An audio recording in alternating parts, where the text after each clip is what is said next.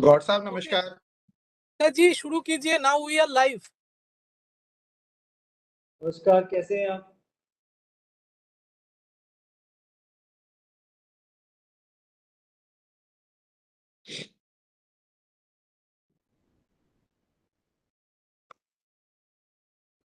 Start.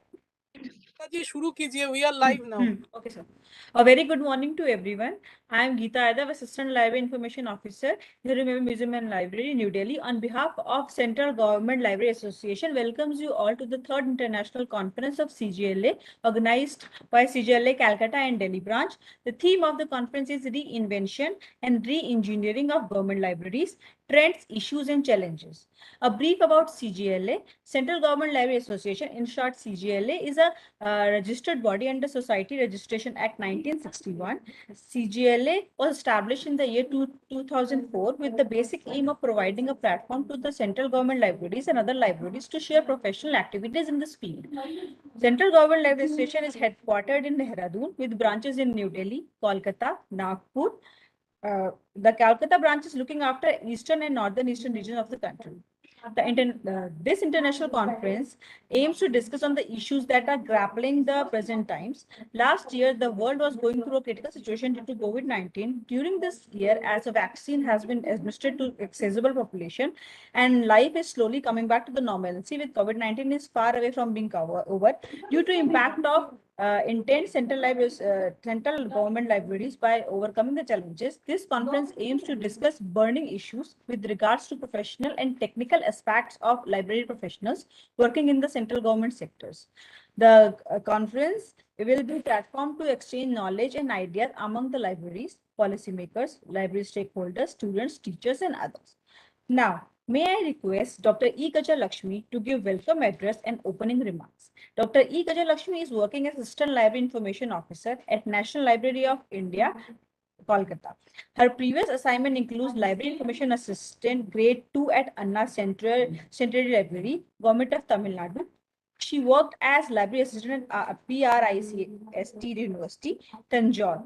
In her 13 years professional experience, she has published 23 journals, articles, conference papers. Dr. E. Gajalakshmi, ma'am, please. Dr. Geeta, for your wonderful introduction. Good morning, ladies, gentlemen, and honored guests. On behalf of Central Government Library Association, I would declare that the third International Conference of Central Government Library Association on the theme Reinvention and Re-Engineering of Government Libraries, Trends, Issues, and Challenges is now open. As we open this conference, it gives us a great pleasure to welcome you all.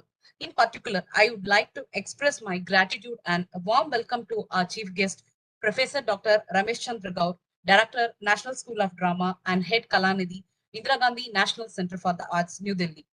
I would also extend my warm welcome to Professor Dr. K.P. Singh, Professor and Head, Department of Library and Information Science, University of Delhi, on this occasion. I also extend my warm welcome to our conference director, Shri.Kumar Sanjay, Director Libraries, NITI, Delhi, and the Joint Conference Director, Dr. Partha Sarathi, Assistant Library Information Officer, National Library of India. I also extend my warm welcome to Dr. Ajit Kumar, Library and Information Officer, Nehru Memorial Museum Library, and Chair of this conference. I also extend my warm welcome to Dr. A.K. Suman, Library and Information Officer, Indira Gandhi National Forest Academy, and Founder President of CGLA.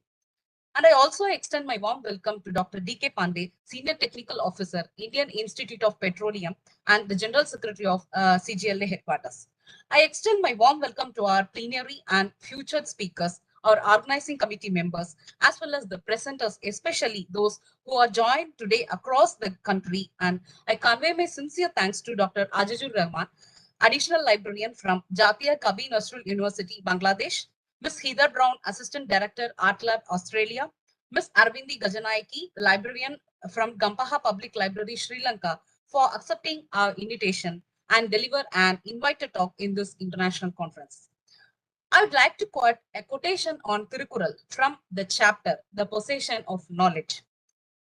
In 421 Kural, Arivatran Kakum Karvi, Seruvarkum Ullarikkalaga Aran. The transliteration is Arivatran Kakum Karvi, Siruvarkum Ullalika Laga Aran. The meaning is wisdom is a weapon to ward off destruction. It is an inner fortress which enemies even cannot destroy the knowledge. So with the sayings of Ayan Thiruvalluvar, it's my pleasure to say a few words about the theme of the conference, reinvention, re-engineering of government libraries, trends, issues and challenges. The objectives of this conference is to discuss about the burning issues about professionals and technical aspects of library professionals working in the central government sector and to formulate some recommendations to be placed before the government of India for the betterment of library profession in India. I hope this platform will be highly useful for mutual sharing of knowledge, ideas, and current trends in LIS among the library fraternity and for the LIS students. The international conference aims to discuss on the issues about the present grappling situation. For the past 2 years, the world is going through a critical situation due to the COVID-19. And as the library professions, the library is very much severely hit due to this COVID-19. Slowly, after the vaccination given to the sizable population in our country, the life is slowly come back to our normalcy. So this is the time we have to re-engineer and reinvent the libraries by overcoming these challenges. As an organizing secretary, I convey my sincere thanks to all of you. I hope you all definitely will enjoy these 2 days conference. I'm sure that this conference will enlighten your knowledge on information technology, the best practices in government libraries, the current trends in library and information science field. I hope you all will get many valuable current informations from our senior library professionals and from our senior faculties of LIS. With these words, I conclude my speech. Thank you once again. Jai Hind. Thank you so much, ma'am. Now, may I request Dr. Kumar Sanjay to deliver presidential's address. Shri.Kumar Sanjay is a practicing librarian and administrator, a researcher, a teacher. Presently working as Director Libraries, NITI Aayog. Previously hold many responsible positions, Chief Librarian cum Documentation Officer in Library and Documentation Center of NITI Aayog, New Delhi, Library Information Officer in UPSC, New Delhi. He has more than 23 years of experience in various institutions, government organizations. He is a member of committee constituted by different government institutions of the categorization of their libraries. He had organized several programs, activities in his libraries, have organized conferences, seminars, and workshops. Dr. Kumar Sanjay, sir. Please. Thank you, Geeta. Very good morning to our chief guest, guest of honor, all guests, senior colleagues, professional colleagues, friends, and participants. It gives me great pleasure to speak to you this morning, to welcome you most cordially at the inauguration of Third International Conference on the theme Reinvention and Re-engineering of Government Libraries, Trends, Issues, and Challenges. I feel honored to be here as the president of CGLA Delhi branch on the inaugurational function of this international conference. My first word must be express my thanks and appreciation of the honor you have done me in electing me as the president of CGLA Delhi branch. It is a great privilege as well as responsibility to hold the senior post in this association, and I shall look forward to carrying out my duties to the best of my ability and in the best interest of CGLA. Central Government Library Association was set up in May 2004. Dr. A.K. Suman, ALIO, Indira Gandhi National Forest Academy, Dehradun, is the main founder of this association. The main objective of CGLA is to work for the benefit of library professionals working in the government libraries. Training, workshop, conferences, seminars are being organized on the regular interval. The library professionals working in the government sector may contact Central Government Library Associations executive members to know how to pursue their grievances in their organization. It also helps in implementation of library software, that is COA, in the library. Before COVID-19, the CGLA Delhi branch had organized second international conference in 2019 in Delhi.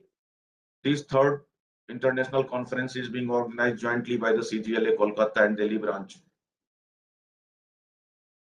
It is the great effort of Dr. Partha, E.Gajalakshmi, Dr. Shri.Kumar, Mukesh Kumar, Mahua Rai, Nutan Kumari, and others. I hope that conference will be successfully organized. Participants from India and abroad will certainly use this platform to enhance their knowledge with the proper interaction, even in the virtual mode. We also feel honored that Dr. Ramesh, Shri Gaur, Director, National School of Drama, and Professor K.P. Singh, Professor, Department of Library Information Science, University of Delhi, and Director Gandhi Bhavan, have accepted our invitation for this conference. Since last 2 years, the working environment has completely changed, and if we will not adjust ourselves in new environment, then we will out from the profession. We have to listen our chief guest and guest of honor, and therefore I am putting an end to my speech. Thank you. Thank you so much, sir. Now, may I request our chief guest of honors, Professor K.P. Singh, to give special address. Professor K.P. Singh, currently working as professor at Department of Library Information Science, Director, Gandhi Bhavan, and Provost PG Men's Hostel of University of Delhi. Also hold top professional positions, founding President SRFLIS and President Delhi Library Association. Ms.Geeta, sorry for interruption, please. Just give me some time because I have to move another meeting. So please, introduction, just directly invite to me with the request of chair. Okay, sir. Okay, sir. To give, may I request Professor K.P. Singh to please give special address, sir. Thank you very much for in between interruptions. Indeed, it's a great pleasure. Let me very outset express my deep gratitude and thanks to the entire team of CGLA, all directors, director of conference, directors. Today we had a very dynamic and dashing professor, practicing librarian administrator, director, Dr. Ramesh Gaur as chief guest, and all the entire team, vice president, senior vice president, and all the secretaries and the entire team of this CGLA for giving me this opportunity to speak. I request Sanjay because 11 o'clock I had to go for another program. So, Mr. Chairman, please forgive me that your turn is first, but I seek the permission from Mr. Director of conference to the director of the this NSD or the today's chief guest. First of all, let me congratulate the entire team of CGLA coming the third series of this international conference. I still remember the second international conference, which was held in the beautiful campus of IGNCA, and I feel honored that CGLA remembered me and honored me with my academic. There were some awards, so thank you very much.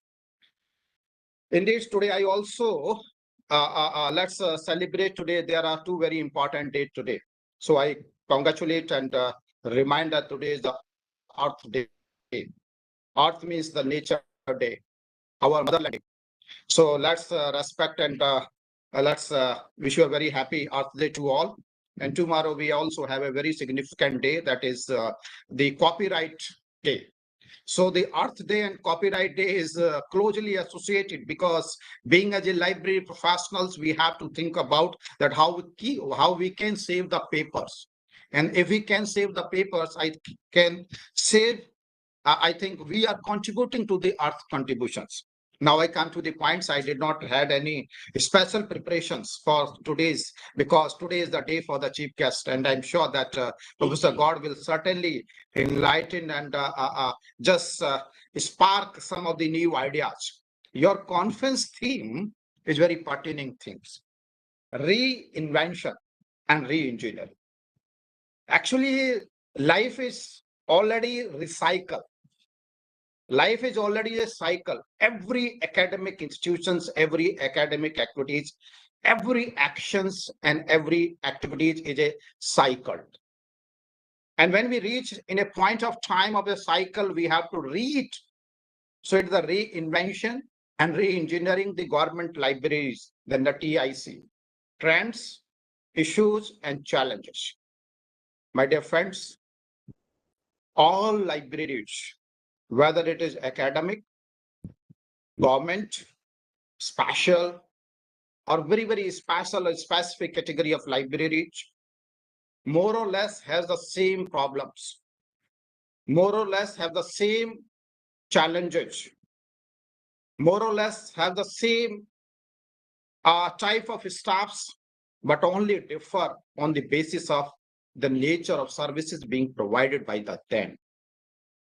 So we have also think about that as a library professionals, we all are working in different libraries, or as a teacher, we are producing the library professionals in the LIC schools or colleges.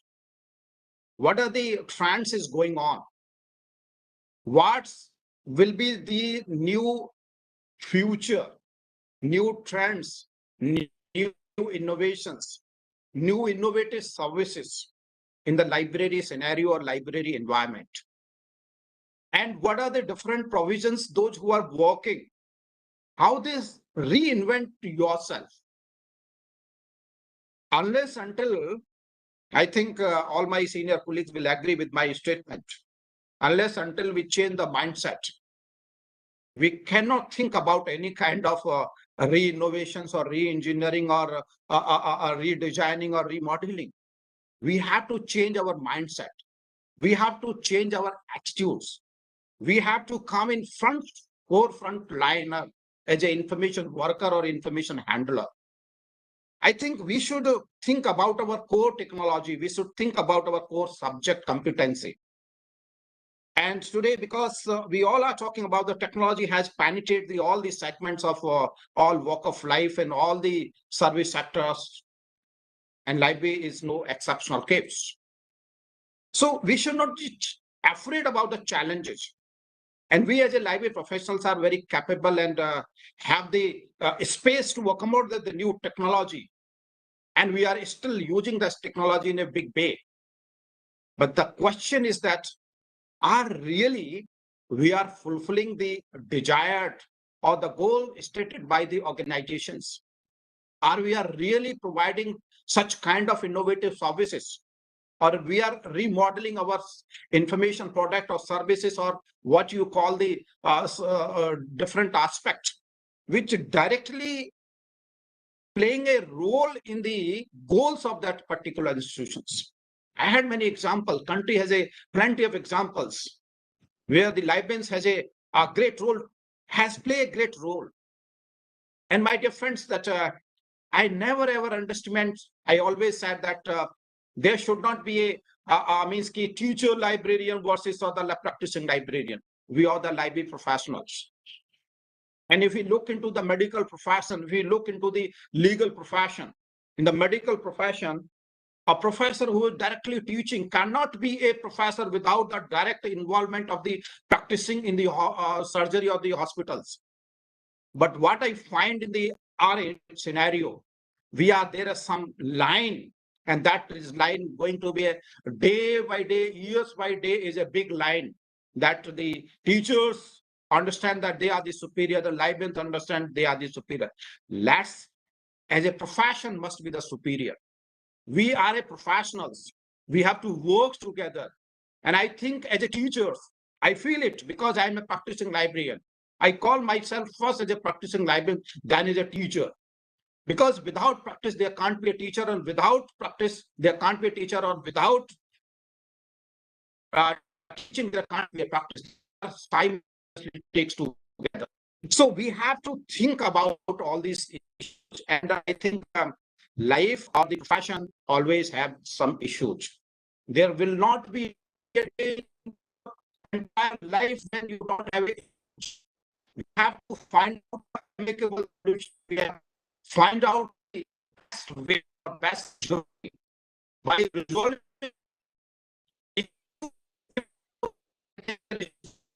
of your life. There is no enjoyment of your work.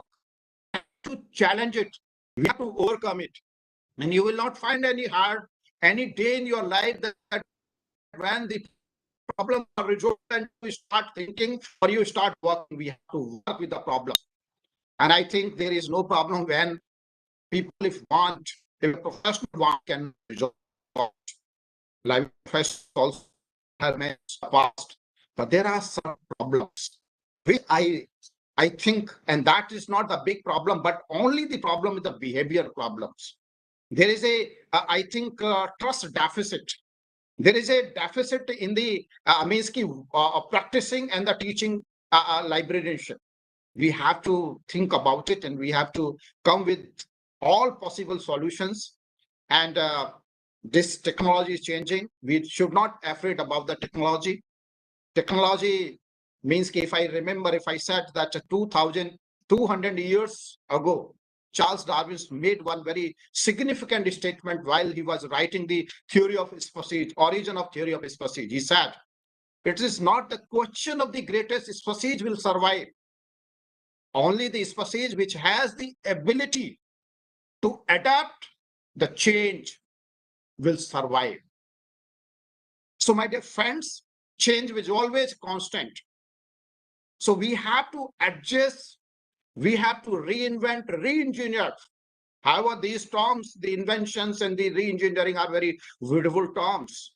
But really, in true sense, we are developing certain kind of such reinvented or re-innovative services. We have to think about it. And the most important, you have a technology, you have a good infrastructure, you have a good staff, but you fail to deliver pinpointedly. You fail to present or market your product and services. If we fail the satisfying the information needs or the demands or the want of our organizations, I think there is no use of big collections or big technologies. There are many examples which Library has a very small collection, but they are providing very excellent services, because providing the service is the symbiosis between your behavior or your relationship. And we, as a library professionals, must remember that we are in the service sectors. We have to provide, we have to serve with the smiles. So I think I will not much take time. Today is the time for the chief guest. So with this opening remarks, I wish you all a very best for 3 days discussions, deliberations, and I'm sure after discussions, all these deliberations of all the intellectual class participating in this conference, will certainly come out some concrete solutions. And please, after compiling that kind of deliberations or discussions, streamline them and send to the concerned authorities, so that whenever they are going to plan or preparing a policy document, they can seek their help from such kind of discussion or deliberation. In true sense, that is the value, that is the meaning of such kind of conference. So thank you very much, one and all. I wish you all the very best for 3 days. Thank you very much. Thank you. Thank you so much, sir, for sparing some time for from our busy schedule for CGLA. Thank you so much, sir. Due to some emergency, with the permission of honored guest and chair, Dr. Professor KP Singh will now lead the inaugural session. Thank you so much, sir.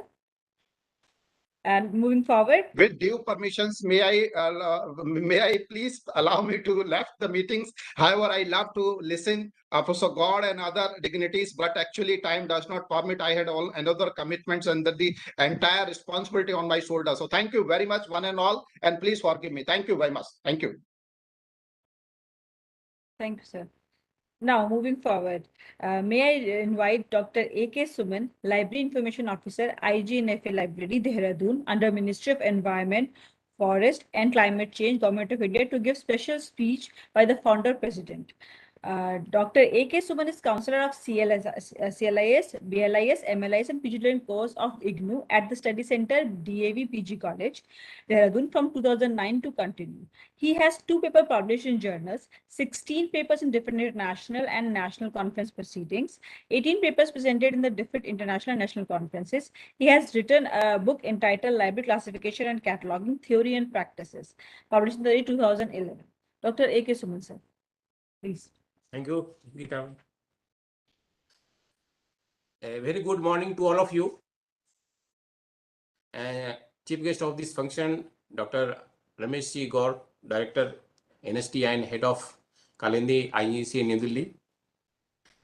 Guest of honor, Dr. K.P. Singh, Department of Library Information Science, University of Delhi, New Delhi. Shri.Kumar Sanjay, Director, Library NITI Aayog, New Delhi.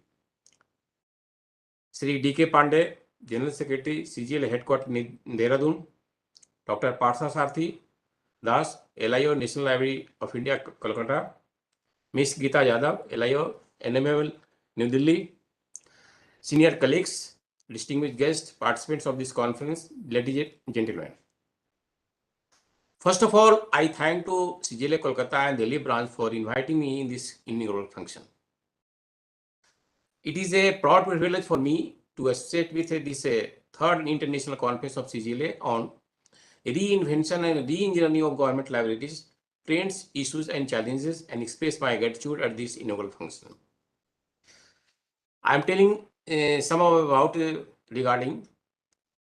We have established the CGLA in 2004.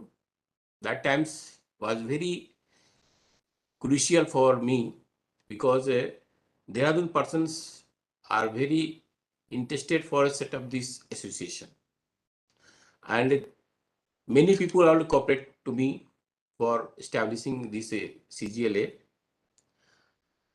And that times we have decided for doing some works for the betterment of the library professionals of the central government employees. Now gradually they have cooperated me, and we are giving some inputs and enhance the and spread the association for all over India. Especially the Delhi, Kolkata, and Nagpur's branches have cooperated to me, and they are already working with me and spread all over the India. And we have, thanks to all the peoples who are already joining in this conference, and I am also thank to all the organizers who already organized this conference. And I hope this conference will be success. Another things, I also thanks to chief guest who already spared the time on the busy schedules.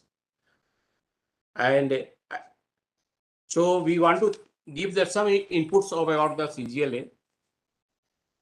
CGLA organized successfully 7 national conferences and 2 international conferences in different places like Mussoorie, Dehradun, Nagpur, Kolkata, and New Delhi.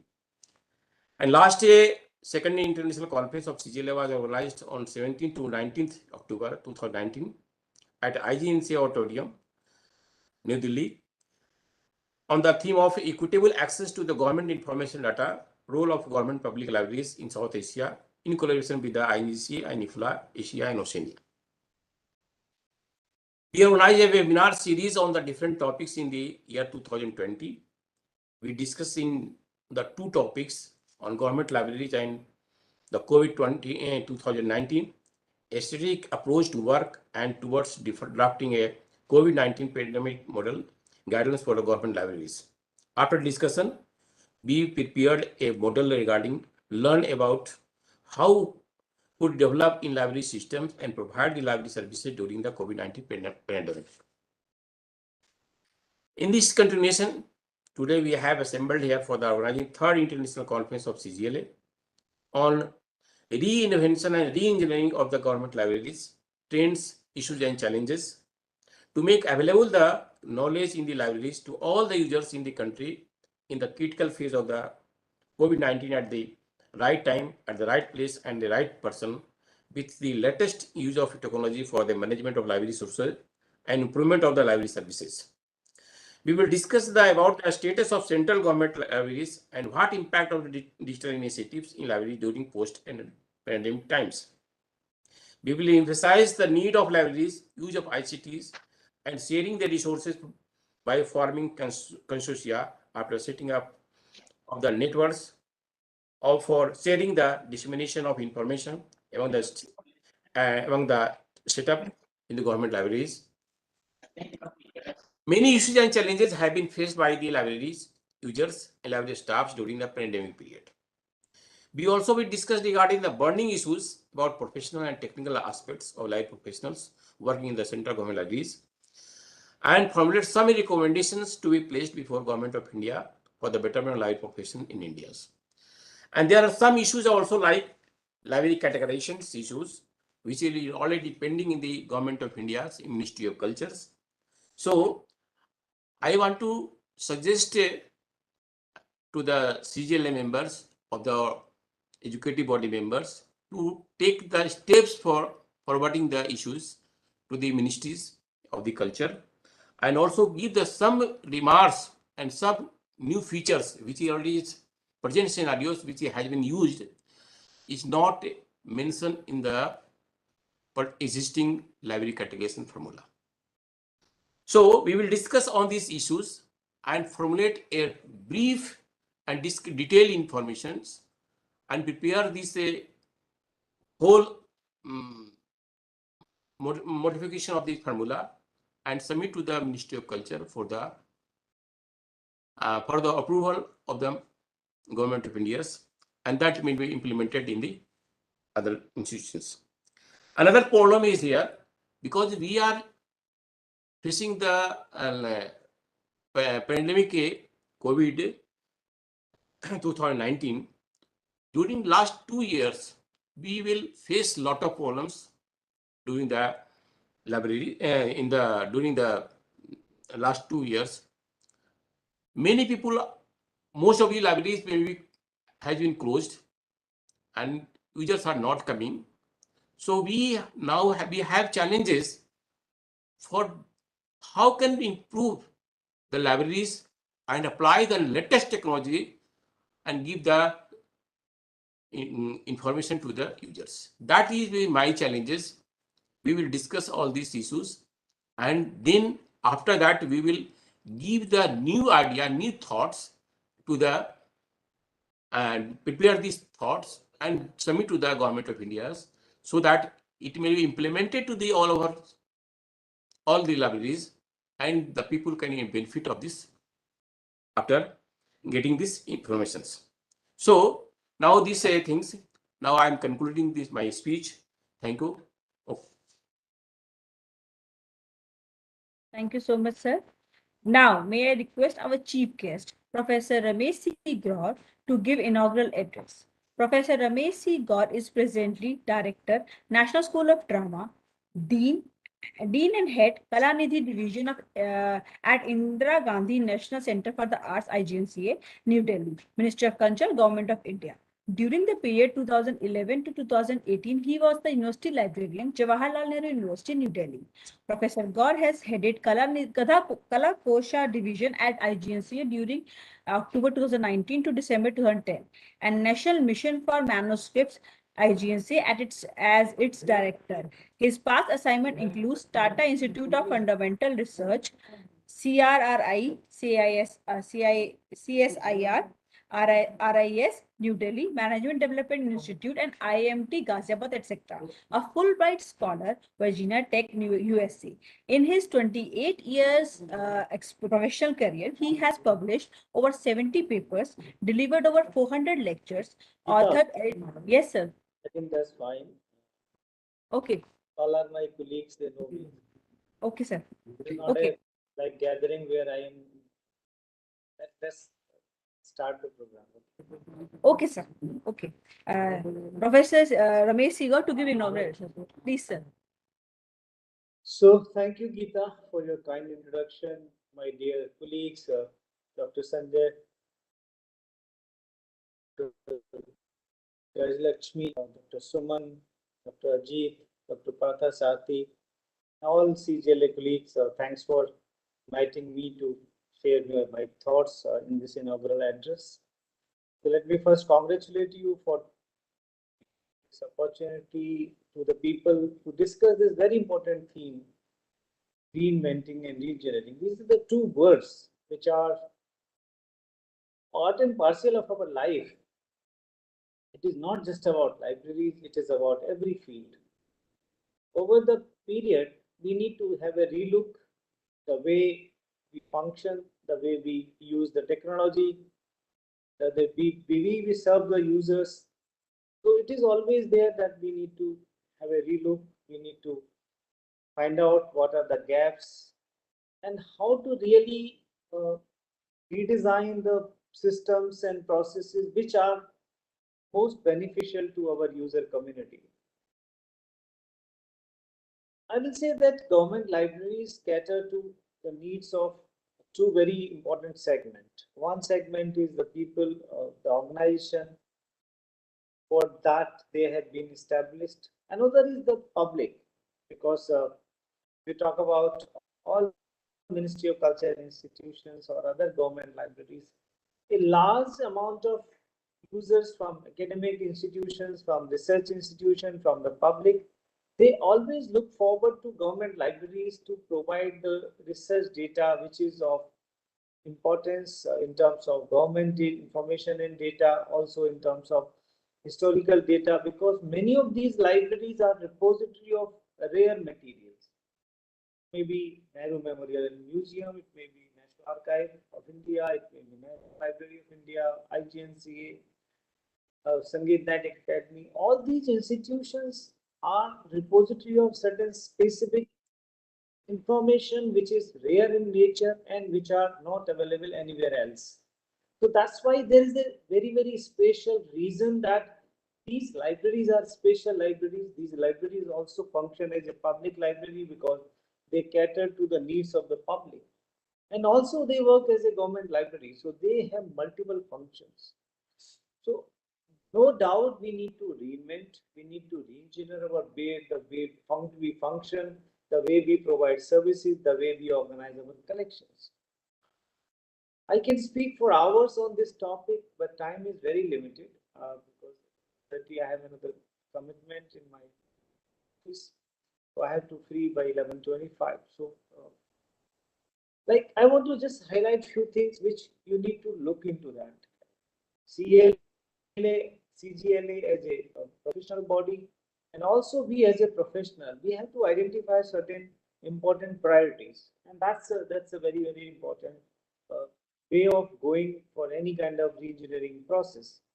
So in this regard, first I would like to share a good information. Like in this re-engineering process, I want to congratulate Mr. Sanjay Kumar Sanjay, the director of NITI Aayog and the president of CGLA chapter Delhi, for initiating a wonderful project at NITI Aayog of integrating the government libraries in union ministries and department. A good beginning has already been made. The plan is being formulated, and I'm sure it is going to be implemented soon.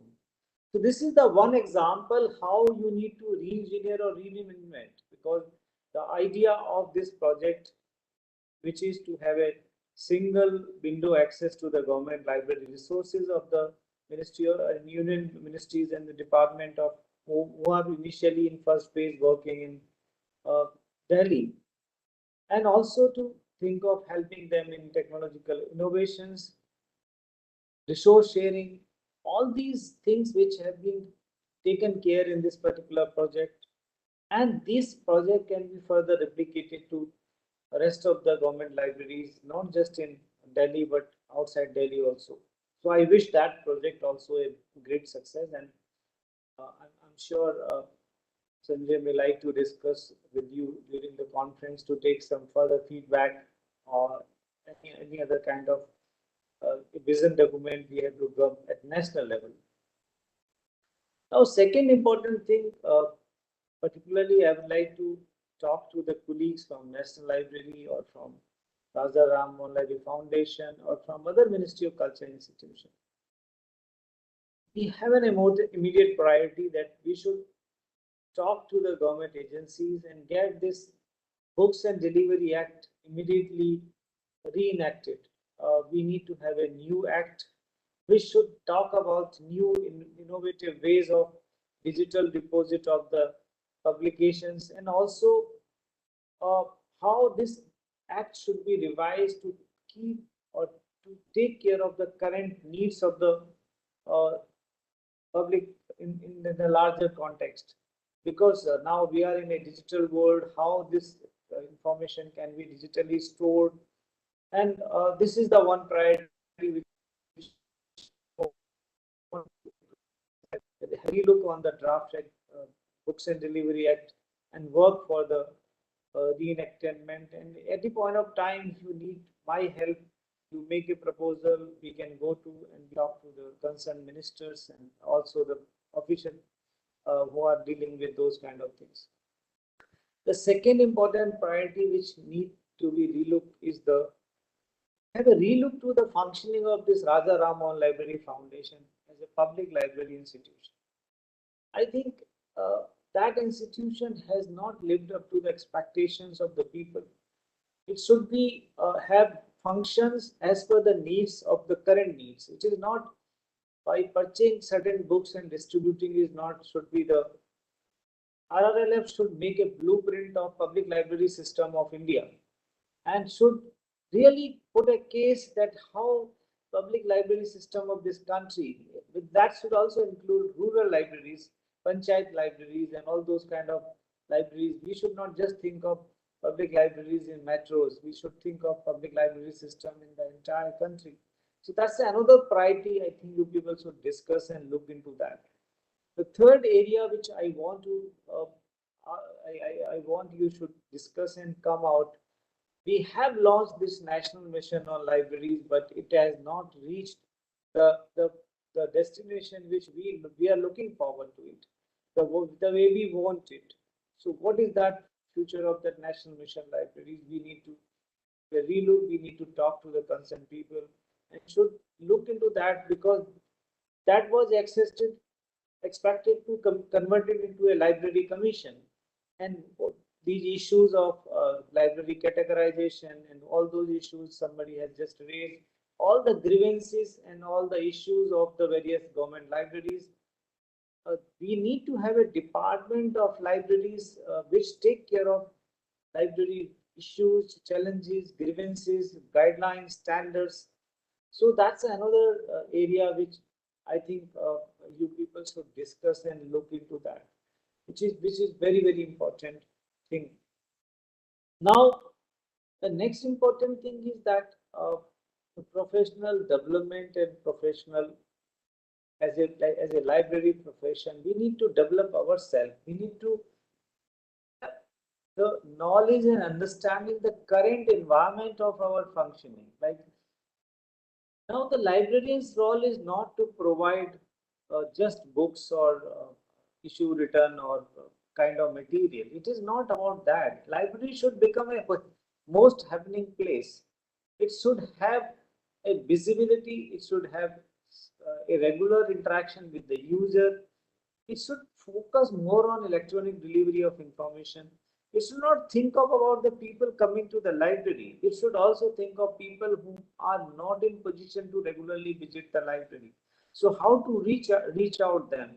So you need to design or redesign your library systems and services, and you have to be a good scholar. You have to understand the needs of the current libraries, and you have to understand the challenges of the people who are associated with the library.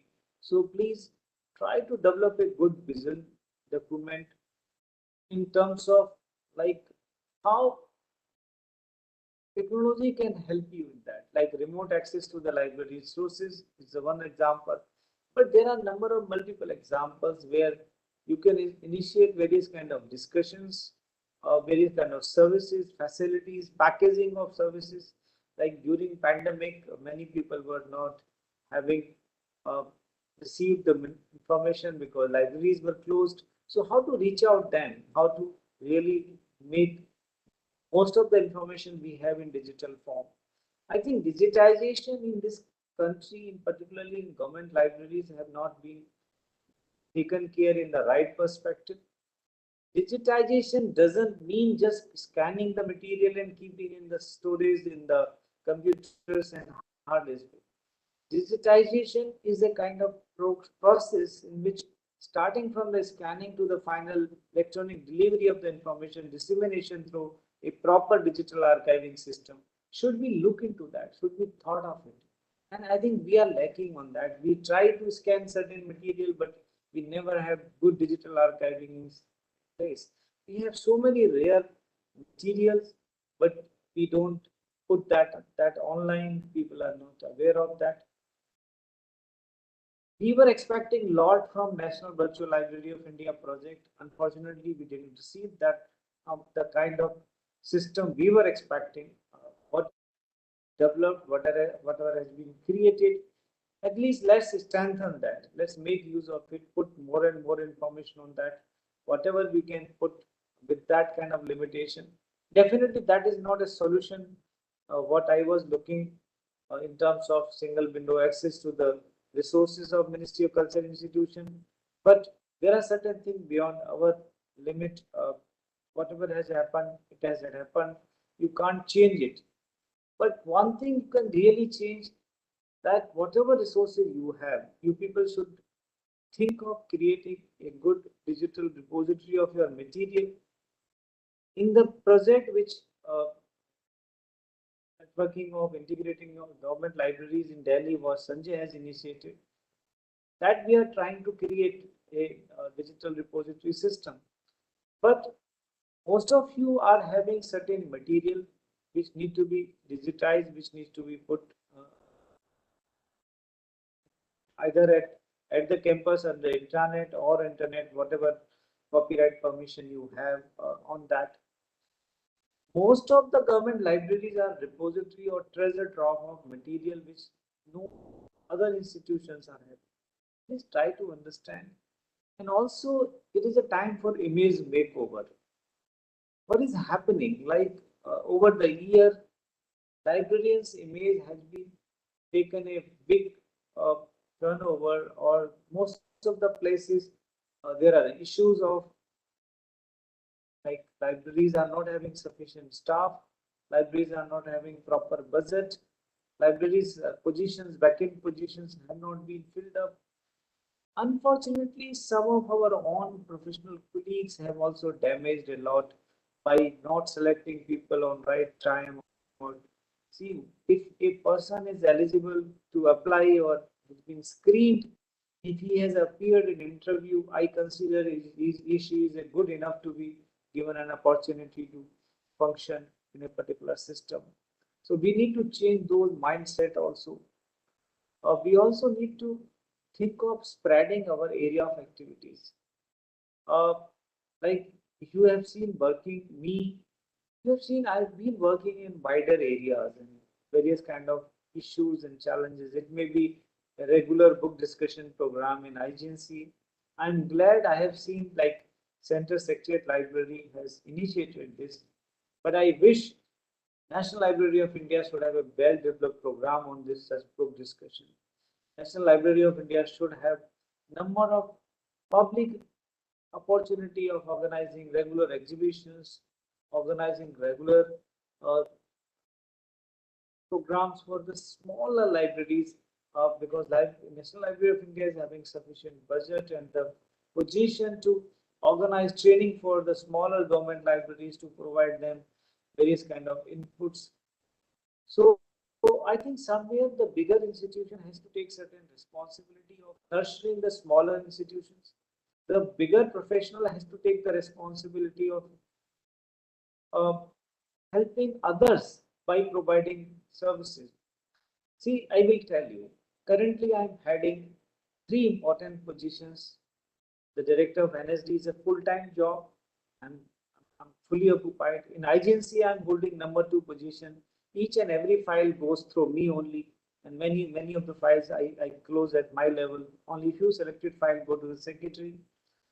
And despite of that, apart from that, I'm also having a position of officer on special duty of Indian Institute of Heritage. These are three big responsibilities, and I'm getting only one salary from IGNCA. Rest of the other places, not a single paisa I've been getting as an honorarium or anything. But that's my motivation, my self-motivation to work. I'm devoting a lot of extra time. My day starts at 5 o'clock and I work till late night at 11 o'clock. So all this work I'm doing, why I'm doing? Because I love my country, I love my profession, I love my culture, and I want to contribute whatever best I can contribute. So when Sanjay asked me to chair the project management committee of the monitoring committee of that project, I took up that initiative. Time to time, there are so many committees are being set up. Just UGC has set up a committee to make guidelines for engaging artists in the university. All these are the very time consuming and hectic activities. I work all these things because I feel if God has given me some knowledge and understanding, I should share with the people. If God has given me some strength, I should do something good for the institution which having faith in me. And I can tell you, you can have multiple roles, you can have multiple responsibilities. Only thing you need to have a fresh look, you need to have some kind of understanding, some kind of uh, and I can tell you, we are people, we should not restrict ourselves with the qualification and experience and knowledge what we have studied. I studied chemistry honors. I did computer science. I did PhD in library science. But wherever I have worked in culture or in management or everything, like you people are having a topic of engineering management. 25 years before I studied engineering management.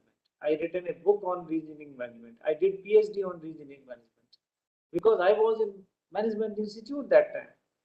When I went to JNU, I developed a specialization on research and publication ethics in IGNCA on all cultural heritage, and now I'm looking after the film, theater, and drama. All these things you can update your knowledge, understanding about the subject by reading, and reading there is no substitute for updating your knowledge by reading. So in that context, I think look beyond your just role as a traditional librarian to be a creative, modern, academic and research person. You should be a person with lot of scholarship, and I can tell you, every one of you can develop that scholarship. Only thing, little hard work, out of box thinking, little creativity and innovations are required. So I feel I've given you enough messages how to re-engineer, reinvent government libraries. Now it is depend upon all of you how to take it forward and how to go for that. So with these words, I just want to thanks the organizers for giving me an opportunity. I wish the conference a great success, and I look forward to uh, joining. If I have the time during the conference, I will try to join. But I wish the conference very best. Once again, congratulations to all of you, and thank you very much. I just want to close it here. Thank you. Thank you so much, sir. Now, may I request Dr. D.K. Pandey, General Secretary, CGLA Headquarters, to give organizational address. Dr. D.K. Pandey, Senior Technical Officer, Indian Institute of Petroleum, Hardwar. He has worked as Senior Library Information Assistant, LBS NNA, Masuri from January 1992 to 2005. Organized and attended many programs and conferences. Dr. D.K. Pandey, sir, please. Thank you, ma'am. Is it audible? Yes, sir. I'm audible? Yes, sir. Yes, sir. Yes, sir. Chief guest of today's inaugural function, Professor Dr. Ramesh Gaur, Director NSD and Head Kalanidhi Division of IGNCA New Delhi. Guest of honor, Professor Dr. K.P. Singh, Department of Library and Information Science, University of Delhi. Dr. Kumar Sanjay, Director Libraries, NITI Aayog. Founder President of CGLA, Dr. A.K. Suman, Indira Gandhi National Forest Academy, Dehradun. Dr. Partha, Organizing Secretary, Dr.E.Gajalakshmi ma'am, and Ms.Geeta Yadav ma'am. So I feel blessed about this role as the founder president elaborated about the establishment of the CGLA. Just few words I wanted to mention. That journey started by a circular putting by the Director, Central Secretariat Library, Shastri Bhavan, New Delhi, asking for suggestions that can be put up before the high-powered committee set up by the Ministry of Culture. This kind of news appeared in a local newspaper in 5th of April 2004. And at that time, there was not a single nodal agency to send the suggestion. And at the same time, there were a number of ambiguities in implementation of the 5th Pay Commission, pay scales, categorizations of libraries, etc. was also there. And as we all know that in Dehradun, there are a number of central government offices are there. And seeing the possibilities and opportunities, we, the central government librarians, assembled and decided to set up an association that could look into the welfare of librarians of Dehradun. And with this way, in November 2004, the CGLA came into existence with headquarters in Dehradun, with the basic aim to provide a platform to the central government librarians and other librarians also to share professional activities in the field. After that, we started many activities which has been already elaborated by Dr. A.K. Sumanji. There is no need to explain it again. And conference is itself is a celebration of knowledge with the intent of active and interactive learning. Kolkata and Delhi branch of CGLA is jointly organizing this 3rd international conference on the topic reinvention and reengineering of government libraries, trends, issues and challenges. I hope this conference will focus on issues of the present time, especially due to the impact of COVID-19.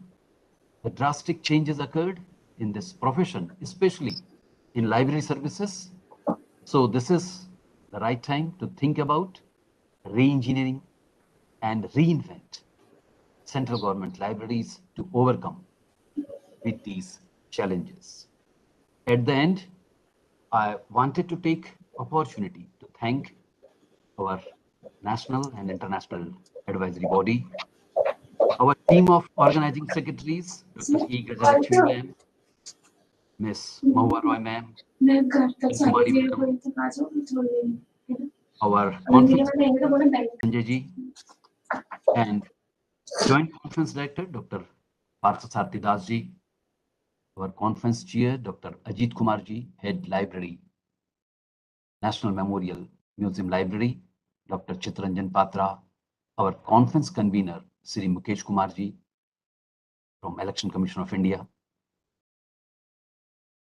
So, and all the office bearer of Delhi and Kolkata branch. And और इन्हीं शब्दों के साथ मैं अपनी वाणी को विराम देता हूं। आप सबका बहुत बहुत धन्यवाद। नमस्कार। Over to Geeta ma'am. Thank you so much, sir. Now, I request Dr. Partha Das to deliver vote of thanks.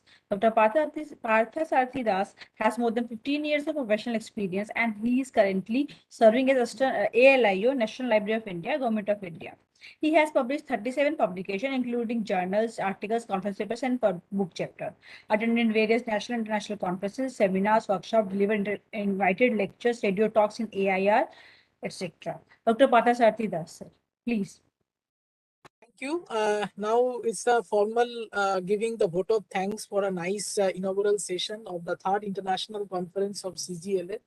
And the Kolkata branch is very proud to host the 2nd International Conference in line Though we have hosted the first international conference in Calcutta 3 years back, and this is our second international conference. Though it is, we hope to physically meet, but it is unfortunately it's online. So next time we will see whether it can be organized offline. So I congratulate the entire team of the CGLA and especially the organizing secretaries, Dr.E.Gajalakshmi and Mohar Roy for organizing the entire conference, and the presidential speech by Dr. Shri.Kumar, Sanjay, Director Libraries, NITI, Aayog, New Delhi. The special address by the founder president of CGLA, Dr.A. Suman, I also congratulate him and give the organizational address by Dr. D.K. Pandey, General Secretary CGLA. I also keep a vote of thanks to him. And especially I want to congratulate and thanks to Dr. Ramesh C. Gaur, Director NSD and Head Kalanidhi IGNCA and New Delhi, and is the chief guest of the occasion. And he has raised some issues and he has pointed to the association some priorities like revision of the Delivery of Books Act, restructuring of RRLF, reassessment of National Mission on Libraries, professional development, reaching the unreached, and image makeover. I also request the association general secretary and the founder secretary to look into these issues, that the ultimate outcome of this conference, we should make us some recommendations to Government of India. So I request them to look into this matter. I also give a vote of thanks to Professor Dr. K.P. Singh, who has given a special address in this occasion as a guest of honor. As Professor Singh has given the synergy between the libraries, practicing librarians and the teachers. And I also, we are very helpful and we are very thankful to him for giving his time. And ultimately, not let the participants who has graced this occasion, we should also thankful to them that they have participated in the online conference, and I hope this conference, two-day conference, will be a big success. And thank you also the Ms.Geeta Yadav for entirely coordinating the session. Thank you so much. Jai Hind. Thank you so much, sir. Now for the first technical session. So we will take a small break for that after a continuation. We can continue already. We can continue. Okay. For the first technical session, may I request Ms. Mohar Roy, librarian IHM Kolkata, to I'm just heading over the thing. Thank you, Ms. Geeta Yadav. Thanks. Good morning, one and all. I would first like to tell the presenters be present before we take on the technical session. I, Mohar Roy, welcome you all to the first technical session of the third international conference of CGLA. The theme for the first technical session is Digital Library and Application of Modern Technologies. We have 8 presenters in this session. Before I hand over to the chairperson of the technical session, I would like to introduce the speaker of the invited session, the session rapporteur, co-chair, and the chair of the technical session. First, I would like to start with Dr. Mohammad Azizur Rahman. He is the international speaker in this technical session. Dr. Mohammad Azizur Rahman is working as additional librarian of Jatiya Kabi Kazi Nazrul Islam University at Trishal, Mymensingh, Bangladesh. Dr. Rahman was the first batch BSS honors student of Department of Library and Information Science, University of Rajshahi. He passed in 1997. After completing his master's degree in the year of 1999, he started his career as a lecturer of Institute for Library and Information Studies, Rajshahi, from 12 July 1999 to 30th June 2000. Then he switched to Cantonment Public College, Mymensingh, and joined as a librarian from 6 July 2000 to 29 April 2008. After that, he started his another job as assistant librarian at Jatiya Kabi Kazi Nazrul Islam University, Trishal, Mymensingh from 30 April 2008 to till now. Later on, he has been promoted to additional librarian, deputy librarian of the same university. He has above 35 publications in the reputed journal and seminar conference proceedings from Bangladesh, India, and Singapore. He has completed 8 professional and IT-related training courses from Bangladesh and India. Dr. Rahman is a part-time faculty of National University of Bangladesh, Asian University of Bangladesh, and Sheikh Fazilatun Nessa, Mujib University, Jamalpur. He is the resource person of professional training courses for National Academy for Primary Education, National Libraries of Bangladesh, and Bangladesh National Scientific and Technical Documentation Center.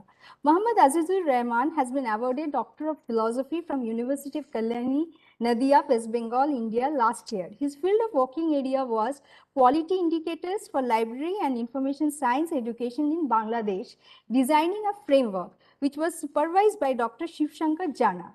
Dr. Rahman is the life member of professional associations such as LAB, BLID Bangladesh, BLA, ISLIC, CGLA, India. So, I would like to welcome you to the first technical session.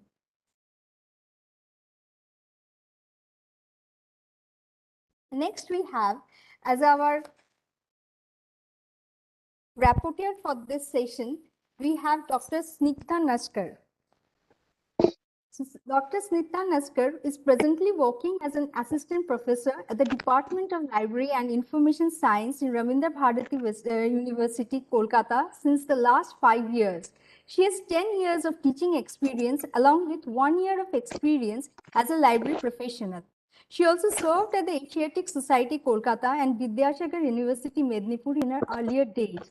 She is a life member of Bengal Library Association and Indian Association of Special Library and Information Center. Her areas of specialization are preservation and conservation of library materials, resource description, cataloging, documentation, LIS education, information system, services and products. She has a number of research articles, publications in reputed journals and in edited volumes. She is one of the editors of the series Trends in LIS Education, Research and Practice, and also a member of the editorial board of RBU Journal of Library and Information Science, UGC KL listed. Since last 2 years, she has been elected as Secretary of Art Teachers Council, Rabindra Bharati University, and an elected member of Executive Committee of Rabindra Bharati University Teachers Association. Ma'am, welcome you to CGLA conference. Next, we have as our co-chair, Ramesh Kumar Goelji has been, and let me introduce him. He has been presently heading Gandhi Smriti Library, Lal Bahadur Shastri National Academy of Administration, Government of India, Missouri, a professional to the core and fully committed to foster library and information service in the country. A founder member and presently president, Central Government Library Association, he has contributed more than a dozen professional research papers published in the proceedings of conference and workshop held on promotion of library and information science in the country. He has eminently played a key role of catalyst and mentor for the youngsters joining the vital library and information service to promote education and training in the country, and has always been deemed as a great achiever in the profession. He is a life member of ILA, Uttarakhand Library Association, and UPLA. So, welcome to the conference. And the chair for this first technical session is Dr. Srinivasa Raghavan. Let me introduce you to about him. He is presently serving as professor and head Department of Library and Information Science, and also chair School of Library and Information Science, and controller of examination at Bharati Sadasan University, state government and UGC funded university, accredited by NAC with A+ grade. He possesses MA in Political Science and Master's degree in Library and Information Science with Doctorate in Library and Information Science. Madurai Kamaraj University is alma mater. He has pursued his PhD as full-time research scholar by availing university stipendiary research fellowships. His area of specialization are management of library and information systems, user studies, information resources, research methodology, e-resources, access management. He is having teaching experience of 30 years at PG level teaching and act as recognized research guide since 2003. He has guided 48 PhD candidates and PhD awarded to 40 candidates. He has published 37 national and 17 international journal publications, conference publication in international 27, national 73, and edited 11 books and 7 edited book chapters to his credit. He has brought out 2 NAC publications as quality indicators for college and university libraries and best practices in LIS. He has been awarded and executed 6 research and development projects for the tune of 94.40 lakhs by UGC MHRD, Education Department, Government of Tamil Nadu, INFLIPNET and ICSSR Impress. He has organized 5 UGC HRDC refresher course programs in LIS and organized many programs and seminars including national and international conferences sponsored by UGC, NAC, INFLIPNET, DST, Higher Education Department, Government of Tamil Nadu, IST, AICT, SRELS, Springer. He is an expert member of university affiliation inspection committees and also peer committee member of NAC to assess and accredit college and universities. He has delivered more than 200 lectures, including keynote address and conference seminars and UGC orientation refresher programs, including Sri Lanka and Malaysia. He has adjudicated more than 60 of these theses from the universities of South India. He served as course writer and reviewer for the BA Honours in Library and Information Science program of Open University of Sri Lanka, Colombo. He has been invited to take part in international academic events at Vietnam, South Korea, Muscat, Malaysia, Sri Lanka, Singapore, and Thailand. So we are glad to have you here as the chair for this technical session. Over to you, sir. Small announcement. Dr. Srinivasa Raghavan is in all of a sudden the minister meeting. So he had to join within 5 minutes. He convey his concurrence to continue with the co-chair for the session. And, so I request the co-chair to start the session and he will join later. Okay. So we have an invited talk by Dr. Azizur Rahman, sir. Am I audible? Am I audible? Am I audible? Yes, sir, you are audible. Yes, sir, you are audible. Sir, with the permission of the co-chair, we would like to start the invited talk. Sure. Sure, ma'am. Thank you, ma'am.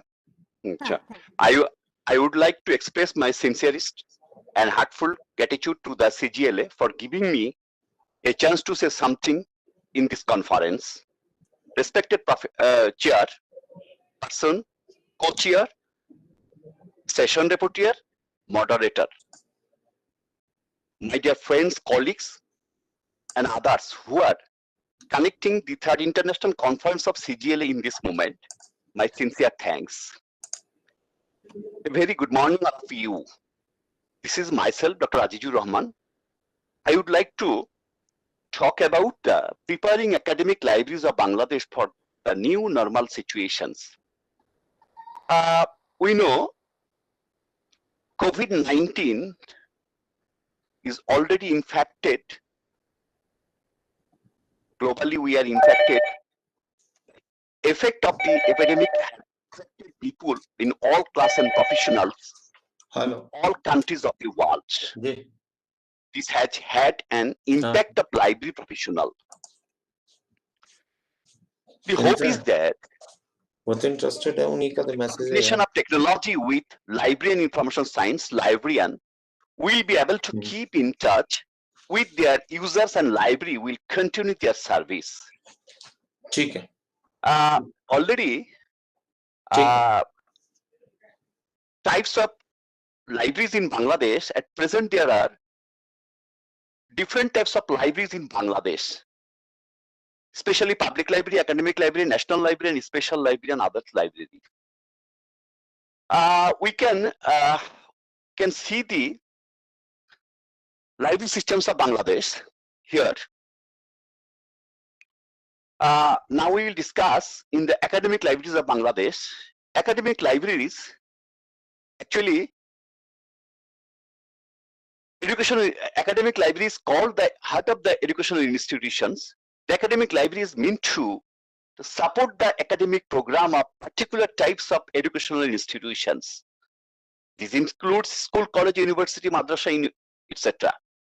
Just here, I will discuss. There are 20,170 school library in Bangladesh, And they are providing a manual service, especially reading and circulation service. Before pandemic period already, we are providing such a service. And side by side college, there are 4,699 college in our country, and they're providing in the manual service. And side by side, they are providing a some e-service. And madrasa in university, there are 9,305 madrasa of our country, and they have a every institution have a library, and they are providing a some service. And there are 151 university of our country, and they are providing a manual service, and side by side they are providing a e-library service. Before pandemic already of our country, we are providing some manual service and e-service. But the pandemic period already, every institution has closed. We are really helpless already what to do. But we have a lot of e-learning facility platform. Already the pandemic already provided an exceptional learning opportunity for the student, teachers and others. And e-learning platform can get a different types of facility, different types of advantage, and anytime, anywhere, without incurring any cost, can access to this platform to gain knowledge and skill at no cost. There are many platforms out here, such we can see Mukto Path, Ghore Boshe Shikkha, Aga Khan Academy, Connect, 10-minute school, Alokito Hridoy, Agami, and English for Today, many Jago Foundations, many platform. Students can access this facility from this platform for their learning and resource. So during pandemic period already, we can access the open education resource, especially e-books, e-journal, and already many open education resource can include full course program, course materials, modules, students guide, teachers notes, textbook, research article, video, assessment tools and instruments.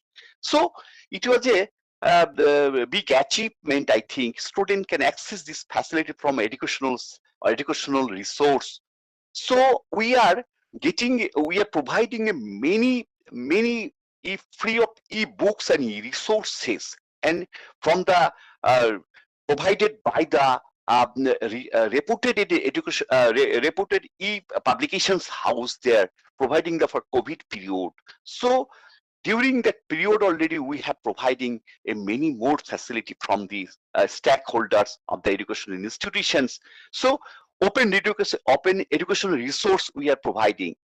Already, I think e-resource facilities for the open books and journal, the renowned e-publications house they are providing during the pandemic period already. So already e-resource facility for the e-books and e-journal we have seen already. IPSCO, Elsevier, Emeralds, and JSTOT library portals, and many more facilities, e-books and journal. So, and other facility, Bangladesh online journal platform. It's already 143 journals are here. So the students can, researchers, student, teachers can access this facility without any free of cost. They can access this and from this site. And especially web portal, Bangladesh, the government already has started, has created a national web portals, many already Bangladesh GovBD, e-Tothokosh, Vision 2021, and many more web portals. They can access the informations from here. And other resources, already Wikipedia, Wikimedia, Wiki, University Digital Library Consortium, Inasperi, research for life consortium, different types of government institution, and giving a service from this source. And lastly, e-library or digital library service. So it's a during the pandemic period already, students, teachers, stakeholder can give the facility from the site, and already after crossing the after overcoming the COVID crisis, but student access the facility from this site. So already all institutions are open here in this moment, and already students can access this facility from this site. And already we are facing some challenges in this moment. Many students don't have the lack of awareness. Awareness already is a big problem. They don't. Libraries should organize an orientation program for this users on how to use, search, and retrieve the resource from the e-sources. So it's a very much essential challenges. So lack of awareness, number one. Number two, lack of infrastructural facilities. Number two, insufficient budget. Number four, lack of inadequate manpower. Skill and IT knowledge manpower is very much essential in this moment. So, and after already overcoming the COVID situations, already library should actively some plan, especially daily sanitization plan, library daily cleaning of library premise, already cleaning sanitization plan, number one. Number two, library activities that keep the distance issue students and users, and already sanitizations in the all the desk, and library reading home area should clean, maintain proper distance between users and reading area, and library section keep reservation system, maintenance time slots, sanitization systems before each use. And already we had to think very seriously. Already due to COVID crisis, already our life, our normal life already has been locked. So after crossing the over all types of situations, we again already our new live our normal life. So we have to think very seriously as per the students' needs and demands. Already we have to maintain, fulfill. Thank you for last but not least, I again convey my gratefulness to the CGL for inviting me to give the opportunity of this platform. Thank you all. Thank you. Thank you, Dr. Azizurji.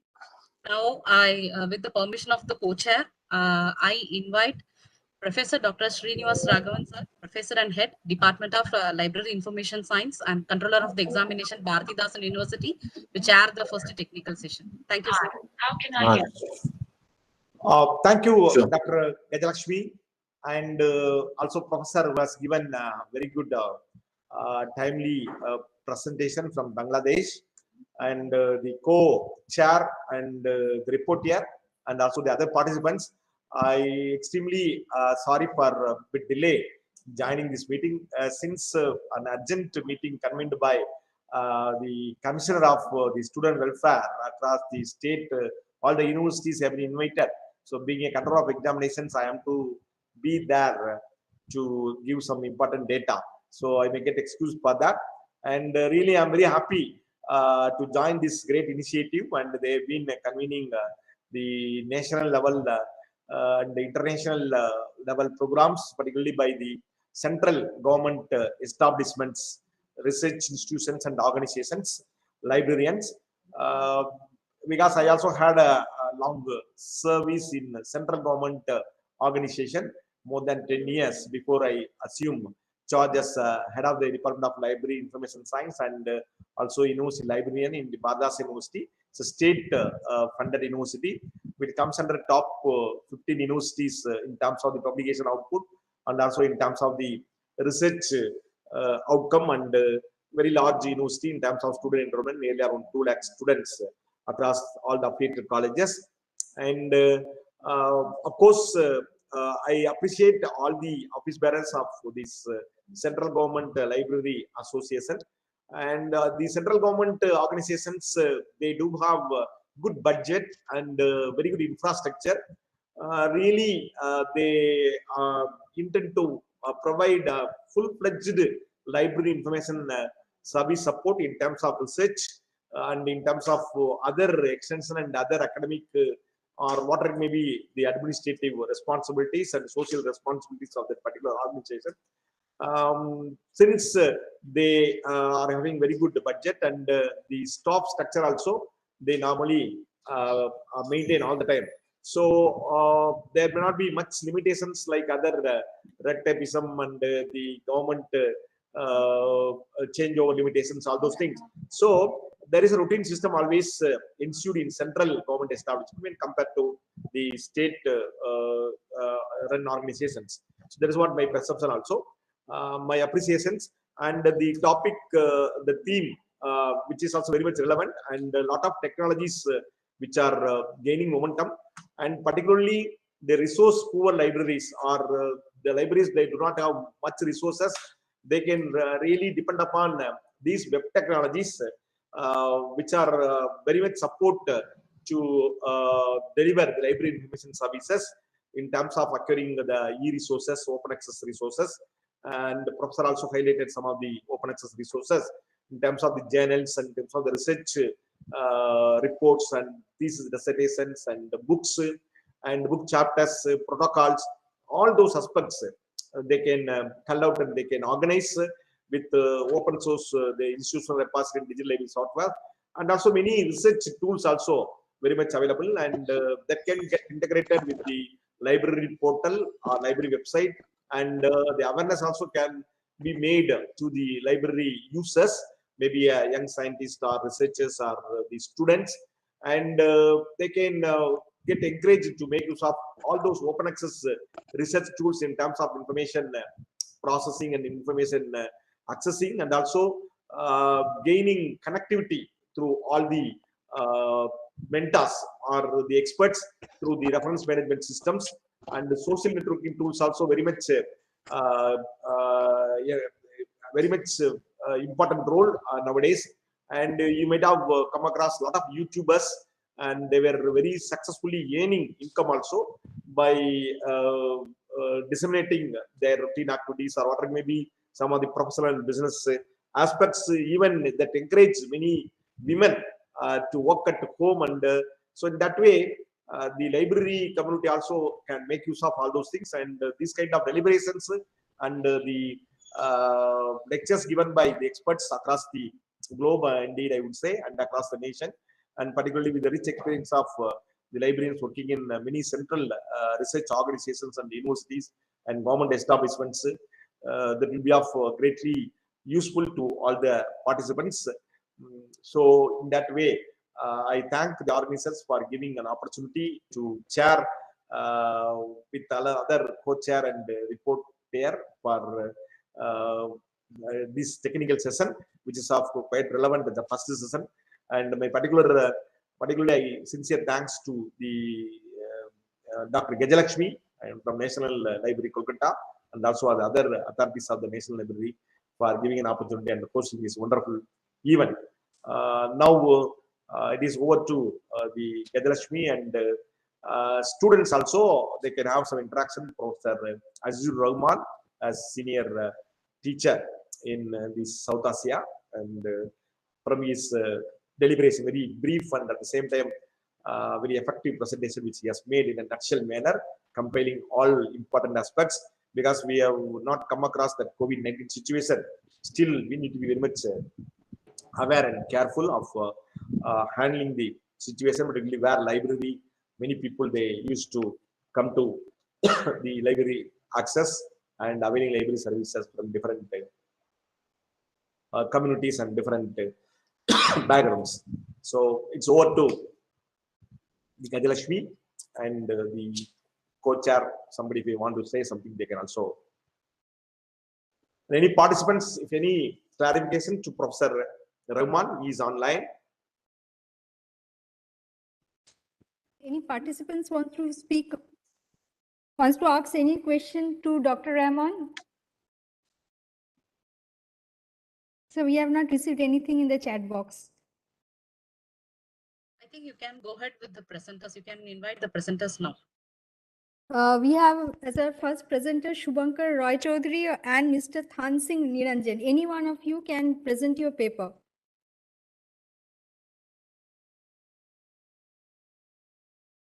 Sure, madam. Just give me 5 minutes to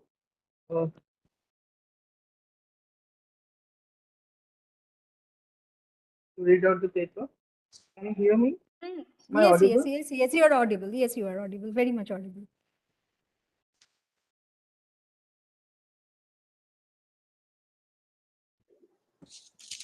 Shubhankar.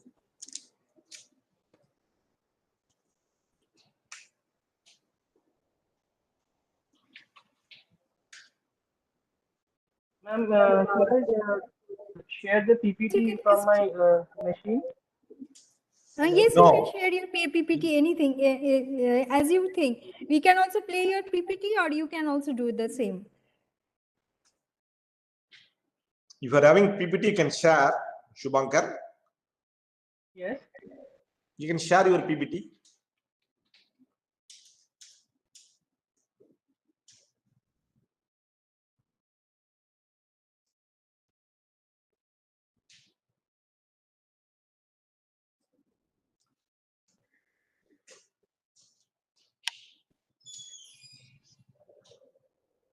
Ma'am, Mahma Roy, ma'am, what is the time? Actual This time is limit?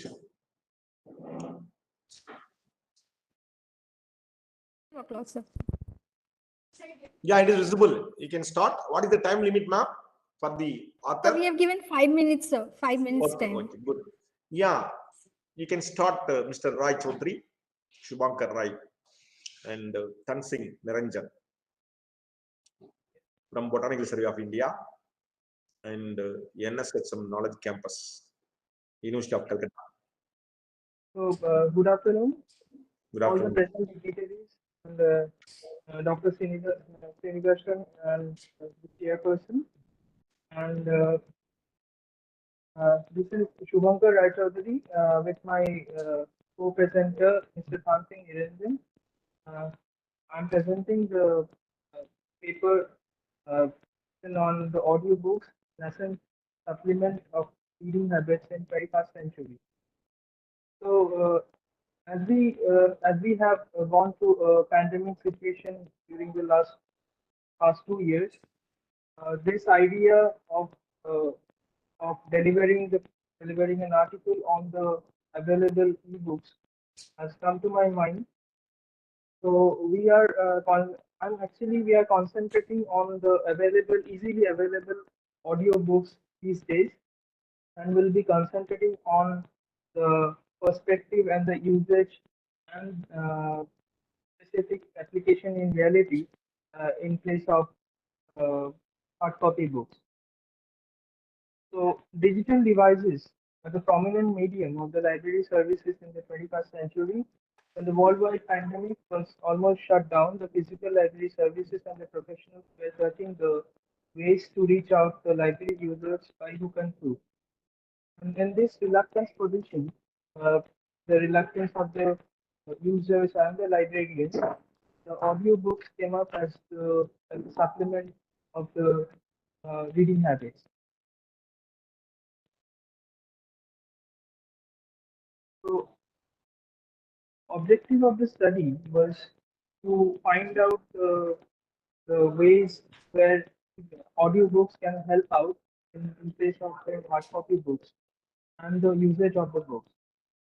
And similarly, to depict the practice and usage of the real statistics of the usage of the audiobooks. Can I have the next slide, please?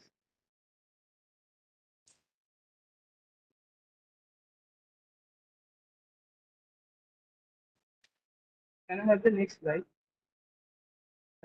Yes. Oh, no. So ma'am, previous slide is where the name of the audiobooks is available.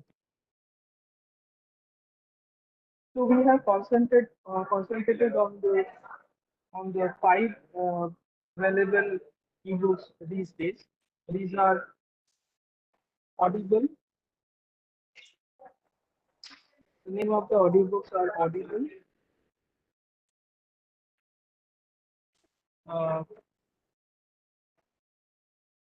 Can I have the previous slide, please? Audible, Storytel, and DV Box. I think the Pocket FM available. So among these, Audible is the most premium usage these days of the as an audiobook is concerned. And audiobook is freely available on the web. Anybody can register themselves by their email ID and other registration criteria, and can easily use the application, where we can find various kinds of ebooks available. Thousands of available ebooks are there, like we can access from this audiobook application. This is free, and also the paid applications also. So other statistics like the usage and the availability of the ebooks is available in my article. So conclusively, we can say that the digital divide may divide the users of the audiobook. Similarly, we have to take into concern the cost of the usage of the ebook during the previously, like before introducing the audiobooks in the library as well. So, uh, so these are the audiobooks available. Can produce in place of the hard copy. Thank you, sir. That's all.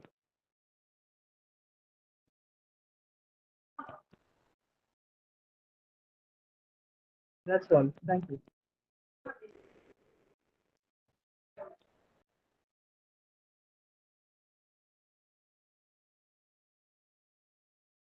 Sir, please unmute your mic, sir. Raghavan, sir. Sorry, ma'am. Sorry. And okay, it's good. And we are short of time actually. If the participants want to throw some questions, you can make it. If you hesitate, you can throw your question through chat also. Finally, we can once all the presenters make their presentations, we can also have it that interactive session also. Because unless otherwise, just one thing I want to add, if anybody can please go to the audiobook name of the audiobooks available on the way, and please check what are the usage and then, and if there is any question, please mail it to me. Okay. Okay, ma'am. Now we can call the next author. We have Karam Shekhar as the next presenter.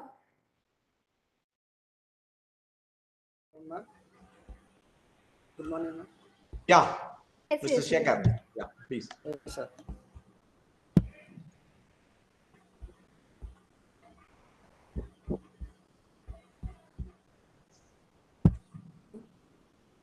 You introduce yourself from where? First of all, thank you for giving this opportunity, sir. My name is Karam Shekhar. My co-author is Revati J. I'm completed in MLIC in Central and South Tamil Nadu. So, 1 minute, sir.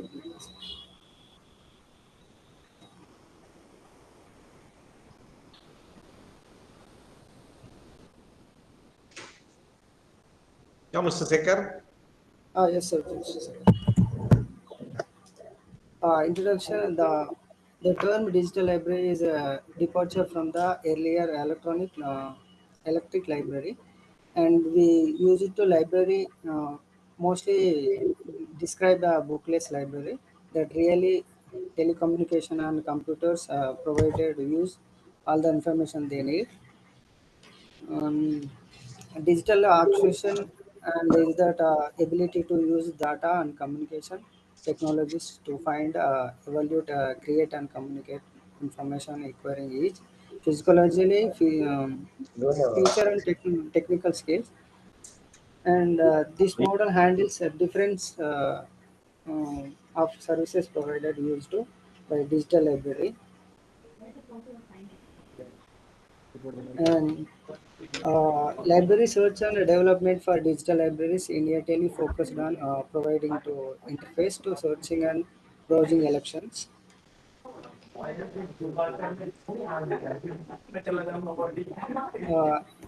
Ma'am, can you slides next? And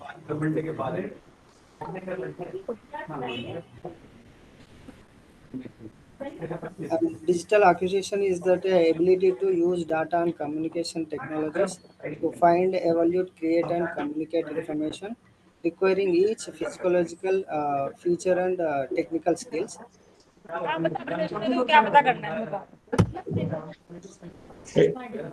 Others can mute, please. And yeah, you can briefly explain and go to the next slide, Mr.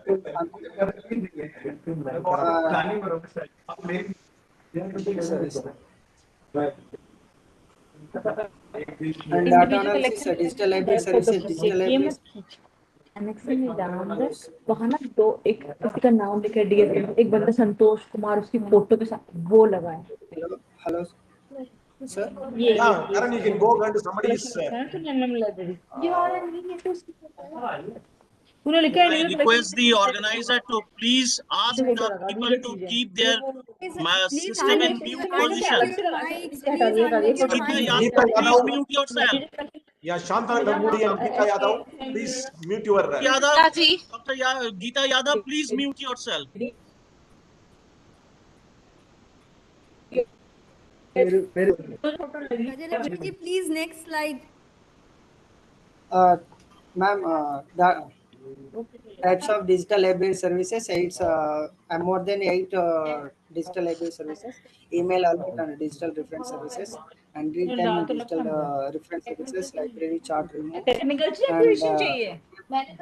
RSS feeds or atom. Sir, noise is so much coming. ये करम शेखर कौन है? Please मैं mute बोलने yourself. Host की थी अभी Karam Shekhar is giving the presentation, sir. Karam Shekhar has to keep his mic on. Okay. Others, please keep your mic off. Geeta Yadav. Geeta Yadav, and please Mahendra Kumar Rawat, and including Dr. Gajalakshmi, please mute your mic. All you request all the participants, please mute your mic. Yeah. Okay. You please go and quickly another. What is the digital library services? Digital library, digital literacy refers to individual library to find, evaluate, and clearly communicate information through lying and the old media, the other media in various digital platforms. It is evaluated by and individual grammar, composition, and typing skills and ability to. Conclusion. The services included email alerts and digital referral services, real-time digital referral services, and sometimes we use RSS feeds and automate referral aggregation, web user training, and personalized electronic document delivery to and ask an expert. I have argued that signal amplification digital literacy would necessarily be exclusive because it is simultaneous improve reverses and recovers and absolutely other aspects. Thank you. And thank you, Mr. Karam Shekhar. Thank you. And your co-author, Revati. Okay, now it's we can call upon next author, ma'am. Yes, sir. Yeah. Any questions? So we don't have any questions in the chat box. So we are moving to the next one. So with your permission, can we move to the next person? Yeah, ma'am, we can go because there is no any questions. Acha, we have Vilas Nimbodkar Yes, or yes, ma'am. Tulsi Good Namaste. afternoon. Any one of you, good afternoon. Any one of you, with the permission of the chair, you can start. Screen Yeah, share. welcome. Yeah, welcome, Good Vilas. afternoon. We both are present. Sonal. Yes, Yeah. ma'am. Yes. Very good afternoon. Vilas, you can continue, please. Yes, ma'am. Screen share, just ma'am.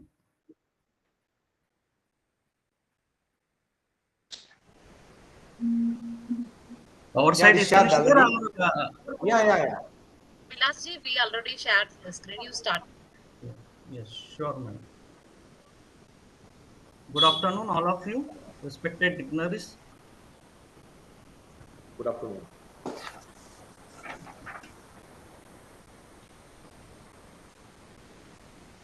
Myself, Vilas Nimborkar, research scholar, Vikram University Ujjain, and my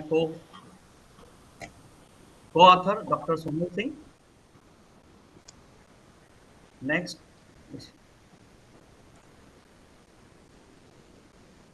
My title is An Overview of E-Resource Management Issue and Challenges.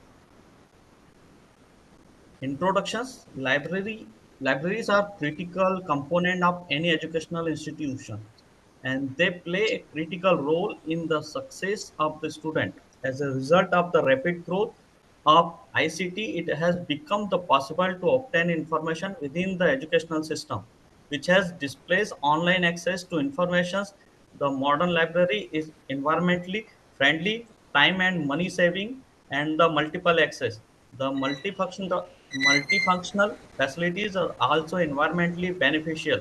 The use of printed resources in library attendance as well as the use of electronic resource as has already. Next.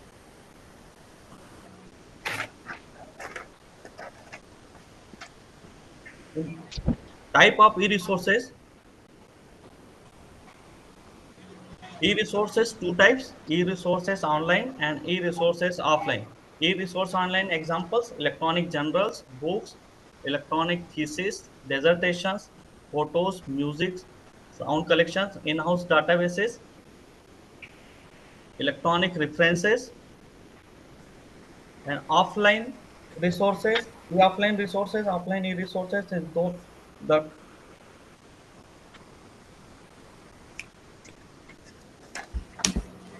emails through uh, CD, CD-ROM through, and the e-resources benefits. The benefits of using e-resources, the following are some of the benefits of using e-resources. E-resources are available 24 hours a day, 7 days a week. Possible to have multiple user access to the same e-resources, allow the users save valuable time, a number of different types of search capabilities, and it is the available immediate download. It is the more cost effective than the print form of the document. It is the compatible with the multimedia apps and to deliver up to date the information that is the required for information's work. Yeah, you can go to directly that issues and challenges. Disadvantages of issues, challenge in field of resources: infrastructure in term for technology, lack of professional skill.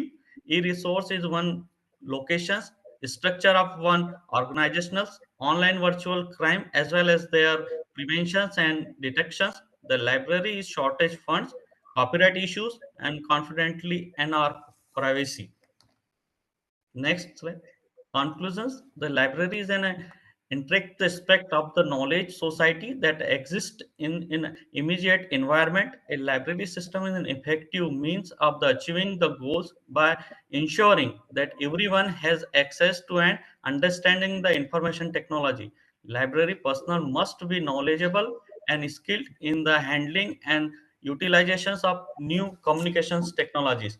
As ICT progress, the cost of hardware and software decrease, making the digital options more appealing. When it become clear that cost sharing would benefit all parties involved, the movement for the resources sharing of digital resources gather the stem.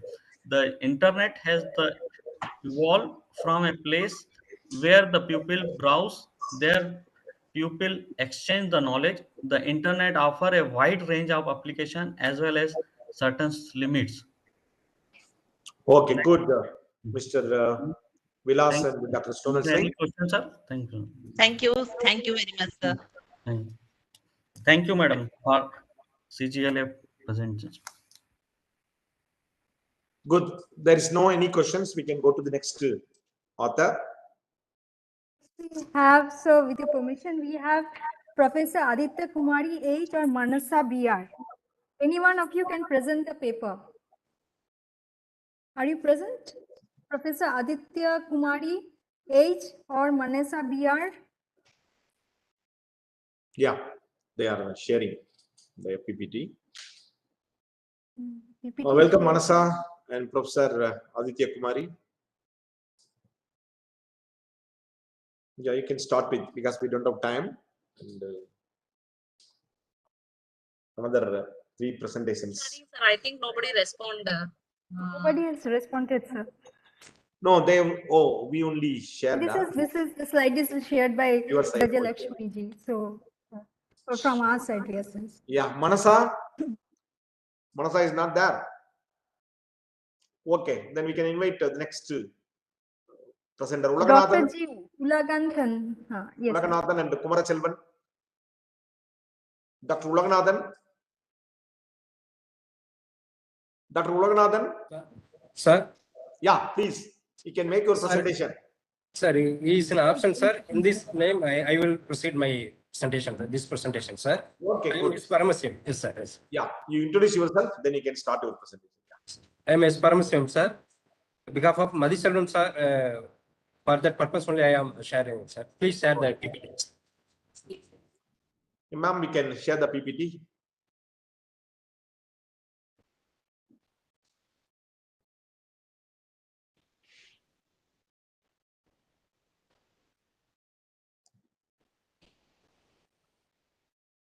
Quickly make your presentation and restrict to 3 minutes, since we don't have more papers we are permitting. Otherwise, only co-authors can present the paper in international conference.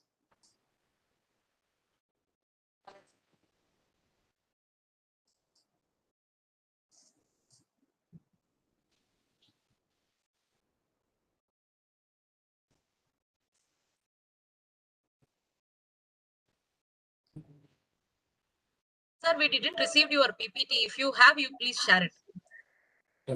Okay, ma'am. I'm not having that, ma'am.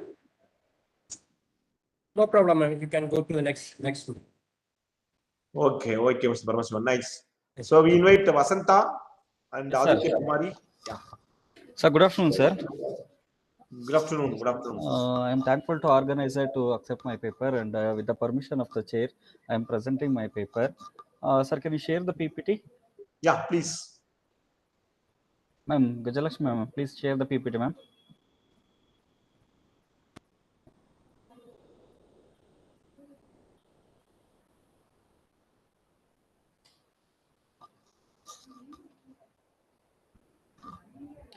I am presenting this paper along with my co-author and my guide, my professor Aditya Kumar here, professor in Department of Library and Information Science, University of Mysore.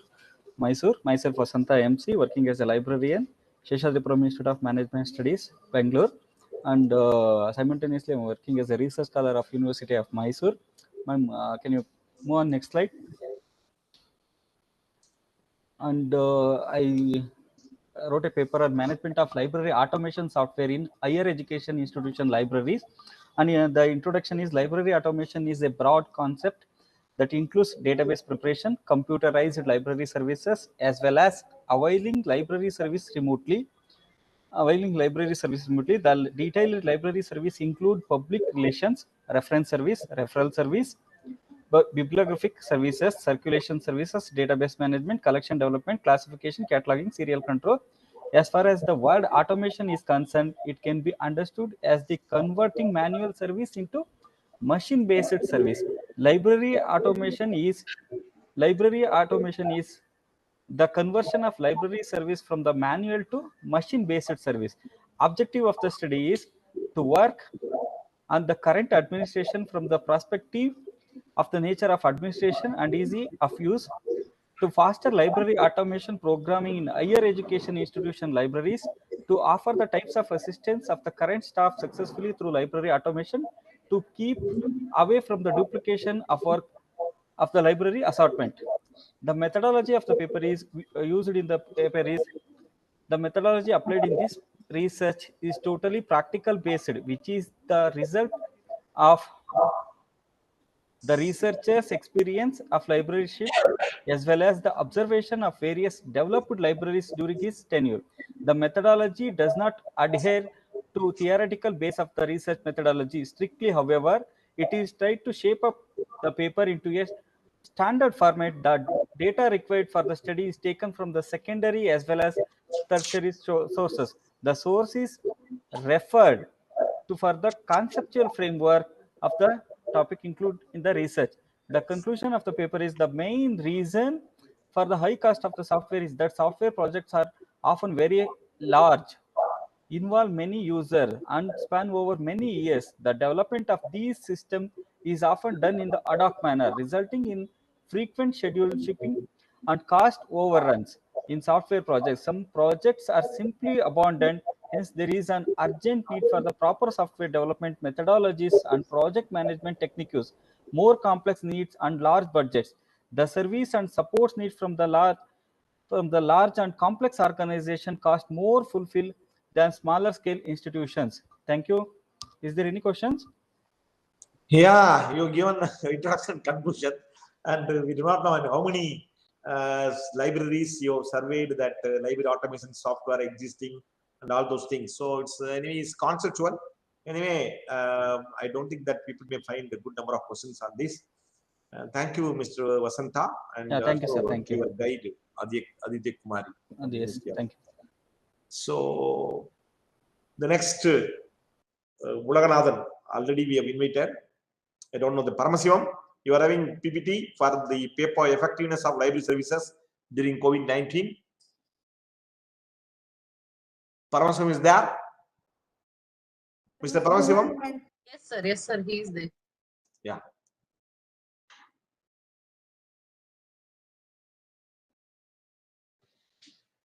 Because already we reached the time.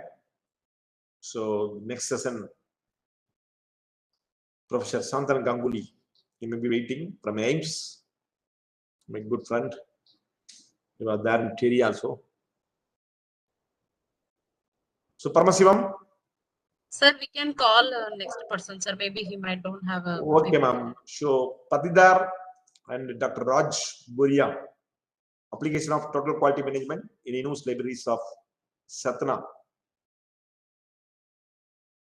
Dashrath Patidar and Raj Boria.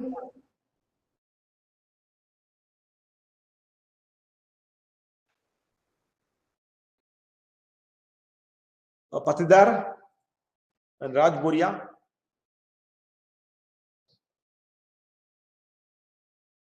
Yes, sir. Yeah, please. Present. You are having a PowerPoint, you can ask ma'am to share. Application of total quality management. We will share because we didn't receive the PPT. Patidar, you have not sent your PPT. Dashrath, father of Ram. Dashrath, line में है नहीं है Dasharath? Yes sir. हाँ, कोई PPT है आपके पास? जी sir. Share कर दीजिए. या just a minute sir, just a minute, I will show you. Just a minute. ठीक है, वेट करो. आपको तो लास्ट पेपर है.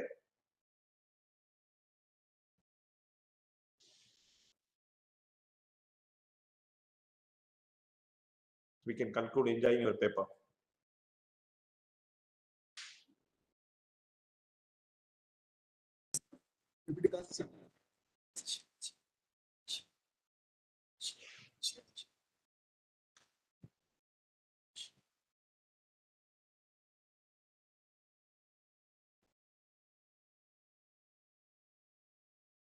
Hello Yeah. Yes sir Yeah, आ रही है. Sir Yeah, you can put it in presentation mode. थोड़ा बड़ा लगेगा. Yes sir Yes, sir. Myself, Dashrath Patidar, research scholar, Vikram, University, Ujjain, Madhya Pradesh. And our co-author, Dr. Raj Boria, sir. He's an assistant professor in Vikram, University, Ujjain, Madhya Pradesh. Sir, I'm audible? Yeah, audible. Okay. Okay, sir. PPT, you can So, put it in will we presentation discuss? mode. So, थोड़ा Yes, sir, बड़ा yes, sir. लगेगा. Yeah. Yes. Now, we will discuss our historical development of universities, libraries in Satna, Madhya Pradesh. So, we will discuss our two universities. First is Mahatma Gandhi Chitrakoot Gramoday Vishwavidyalaya, which was Chitrakoot, Madhya Pradesh. And second is our AKS University, which was private university. It is also Satna, Madhya Pradesh. Mahatma Gandhi Chitrakoot University Gram Vishwavidyalaya by the government by the Madhya Pradesh through legislation by Act is 991 on February 12, 1991. The university is located on the bank of Holy River, Mandakini, near at Chitrakoot, at Satna, Madhya Pradesh. In the year 2015, universities aggregated the grade A by National Assessment Accreditations Counseling, NAAC, is first cycle. Now we will discuss our library and research facilities is Mahatma Gandhi Chitrakoot Gramoday Vishwavidyalaya. The library has 3,56,000 books and journal subscriptions. There was 273. Periodical from different. Dashrath, sorry to interrupt. Your PPTs are not moving. कोई problem है क्या उसमें? Yes, sir. Yes, Slides sir. are not moving. Yes, sir. Yes, sir. तो देख लीजिए. Yes. ठीक है, introduction हो गया. This is our introduction, sir. Libraries is social organization. Sir, PPT are showing? Yeah, PPTs are showing, but लेकिन presentation mode में नहीं है. कोई बात नहीं. Introduction का छोड़ करके फिर you can go to your study actually. Okay, sir. So now we will discuss our introduction. Our topic was libraries organizations. Yeah, that is over. You can go to the other slides. Oh, okay.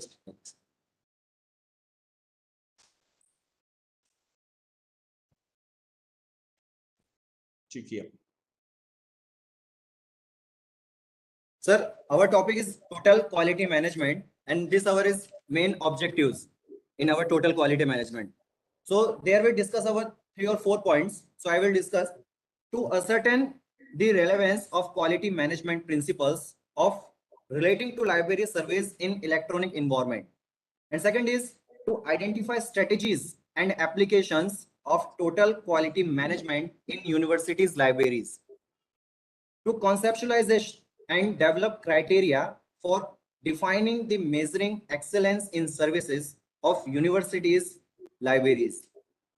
To ascertain quality trends, challenges, and opportunities as are relevant to universities' libraries.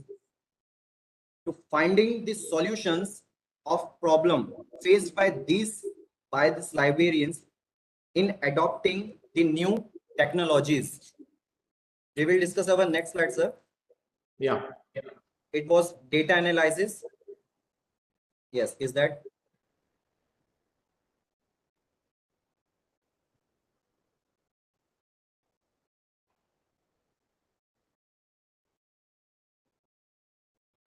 Yes, sir. So there are 2 figures and 2 tables. We will discuss about opinion regarding in participations in decision making. Is highlight for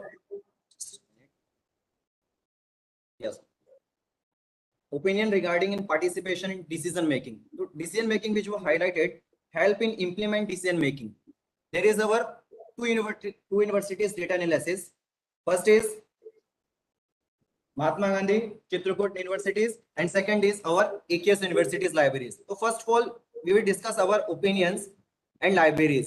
There is serial number 1 and 2 and yes or no opinions. First was CL Central Libraries Mahatma Gandhi Chitrakoot Gram Vishwavidyalaya, and second is our Central Libraries AKS Universities Satna. And there is opinion Mahatma Gandhi universities, there is no, which was dash. And our central libraries, AKS universities, it was yes. And second serial number is no opinion. There is no opinion in Central Library, Mahatma Gandhi Gram Vishwavidyalaya, which was Chitrakoot. And there is no also Central Libraries, AKS Universities, Satna. And there is our second table number, which was 1.2, Total Quality Management, which is TQM, should be applied in library. Which universities are applied TQM? There is our two universities. First is Mahatma Gandhi and second is our AKS universities. And Mahatma Gandhi universities, which was Gram Vishwavidyalaya, Chitrakoot, it was applicable, and also AKS university is also applicable TQM in library system. And second number PPT data analysis, I will show sir, just a minute. Yes, it's table number 1.2. Both libraries agreed on TQM should be applied in library, which was first is there is Mahatma Gandhi universities and second is our AKS universities. Table number 1.3, which was show it's not try to apply TQM, Total Quality Management library in Central Library, AKS University, Satna, it trying to apply Total Quality Management in their library. Table number 1.4, have you applied statistical process to your library? It was question. So first there is Central Library, Mahatma Gandhi University is not applicable, but AKS University Central Library was applicable. And our next slide data analysis is there. It was question, have your library employed additional staff since application of TQM? There was Central Library, Mahatma Gandhi is not applicable, and AKS University was applicable. There is second is table number 1.7 is the library structure change since application of TQM. It was AKS University is yes, and Mahatma Gandhi Gram Vishwavidyalaya was no. And table number 1.8, do you think total quality management bring positive effect? So both universities are no showing. There is our last point, last slide page. It was our conclusion of total quality management. So just a minute, there is our last slide.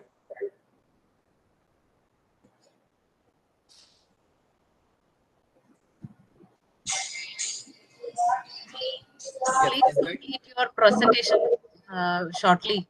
We are already running behind the time, please. Sure, Miss. It was last page. As per our observation, the studies librarian is providing the services beyond on our scheduling timing. As per the both librarian services of the users after scheduled time of their universities. It was recommended that concerned universities libraries be increased as their opinion hours as per the demand.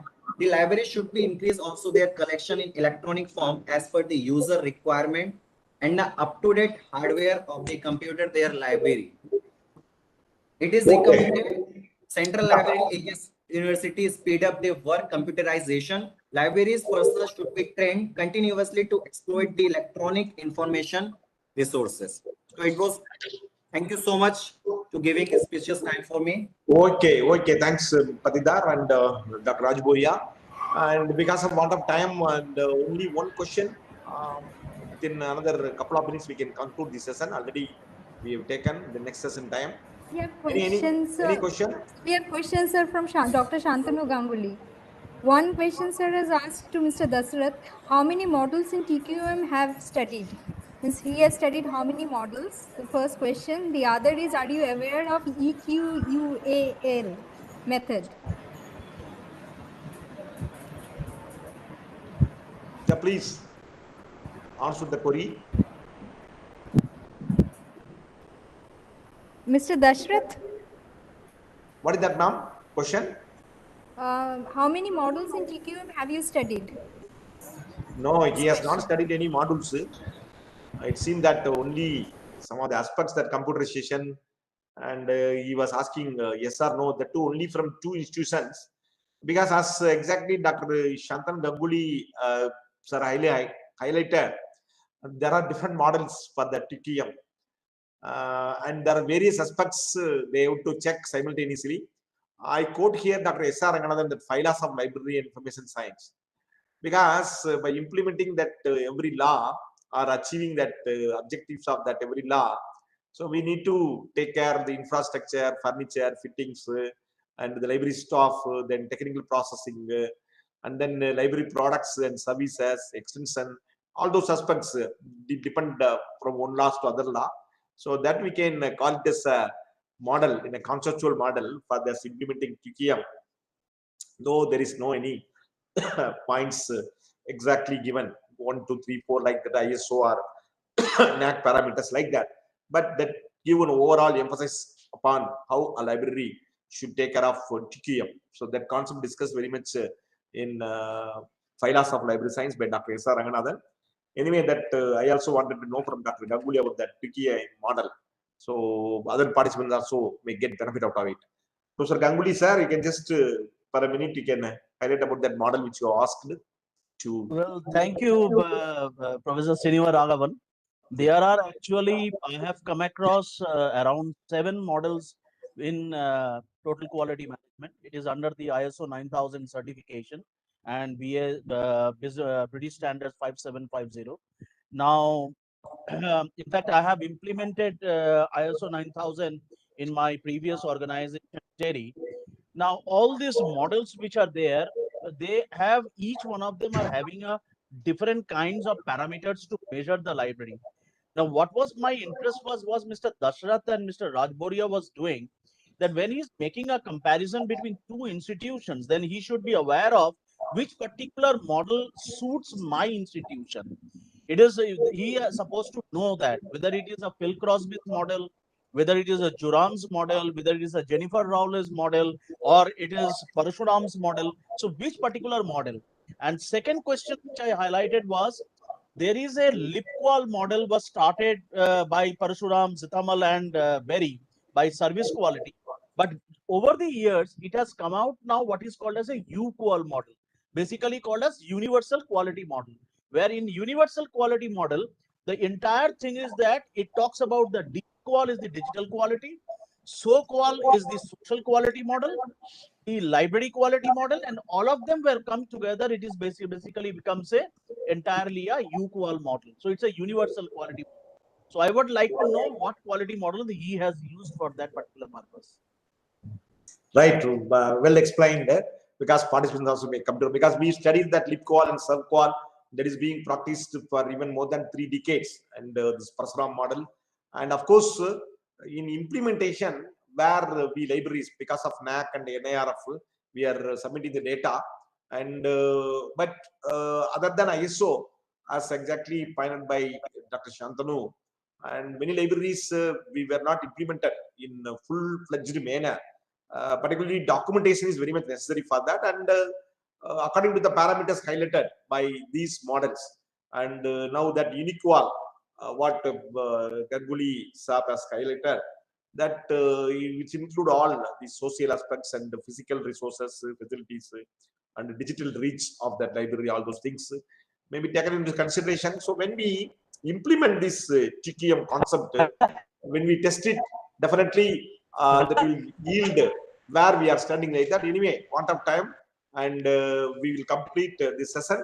Any questions you can throw through this chat box, and concluding remarks are report in general tomorrow. Sorry to interrupt you, Session, sir. they may make it. Sir. Now I thank the co-chairperson Ramesh Goyal from Lal Bahadur Shastri National Academy of Administration, and the moderator Mahua Roy, the librarian from IHM Kolkata, and also the session reporter Dr. Smigda Naskar, Assistant Professor, Department of Library Information Science, Rabindra Bharati University, and particularly the first lecture given by Dr. Azizur Rahman from Bangladesh, that Jatia Kabi Nazrul University. And we do have 5 papers presented in this session that spread across the author across the country, national and international color. We got it for the first session. One is from that invited talk from Bangladesh, and the authors from Tamil Nadu, then south part of the India, Karnataka, and also from Madhya Pradesh, like central part, then from North India also. So we got a true color. And of course, one suggestion here, because of want of time and other things, they couldn't very much emphasize upon the topics or the concepts which they are discussing. But anyway, authors need to even make their presentation within 3 minutes by only highlighting the cream of that content or the presentation what they intend to make it, rather than wasting their time on basic definition and introduction and other things. So thank you, Namaskar. And if the co-chairman or the madam wanted to say a few words within a minute, we can conclude this session. Thank you, sir. Thank you. Yes, sir. Thank you, sir. I would like to thank the chair, the co-chair, the rapporteur, the invited speaker, and the question posed by Dr. Shantanu Ganguly, and all the participants for presenting your paper and completing it on time. Thank you. Thank you so much, sir. So with your permission, sir, we can move on to the next session. Yeah, please. Thank you. Thank you. Namaskar. Okay, thank you and namaskar. So I would like to hand over to Sri Shampa Das, Scientist E, Head IITM Pune. Ma'am, please take over. Thanks, Mahua. Good morning, everyone. I, Shampa Das, on behalf of Central Government Library Association, Kolkata and Delhi branch, welcome the technical session experts, dignitaries, and participants to the second technical session, which is on theme, policies, decisions, and initiatives of Government of India in library development of the third International Conference of Central Government Library Association. After a very successful first technical session, we now have presence of our technical experts, Chairperson Dr. Shantanu Ganguly, Dr. Shivaprasad Senapati as co-chair, and Dr. Snigdha Naskar as session rapporteur for discussing the policies, decisions, and initiatives of Government of India in library development. Welcome. In this session, we have 6 papers on this theme. I welcome all the presenters of this session and request them to be ready with their presentations. I hereby invite Chairperson Dr. Shantanu Ganguly to chair over the session. Along with Dr. Ganguly, I invite our co-chair Dr. Sivaprasad Senapati, and I invite Dr. Snigdha Naskar, our session rapporteur. Before I hand over the session to the chair, let me present a brief about our technical experts. Firstly, let me brief about our chairperson, Dr. Ganguly. Dr. Ganguly is presently serving as Chief Librarian of B.B. Dixit Library, All India. I don't need more than that. I have already requested. Yeah, yes, I think it is a wastage of time, I find it. So I don't need more than that. I am a Chief Librarian of AIMS, is more than enough.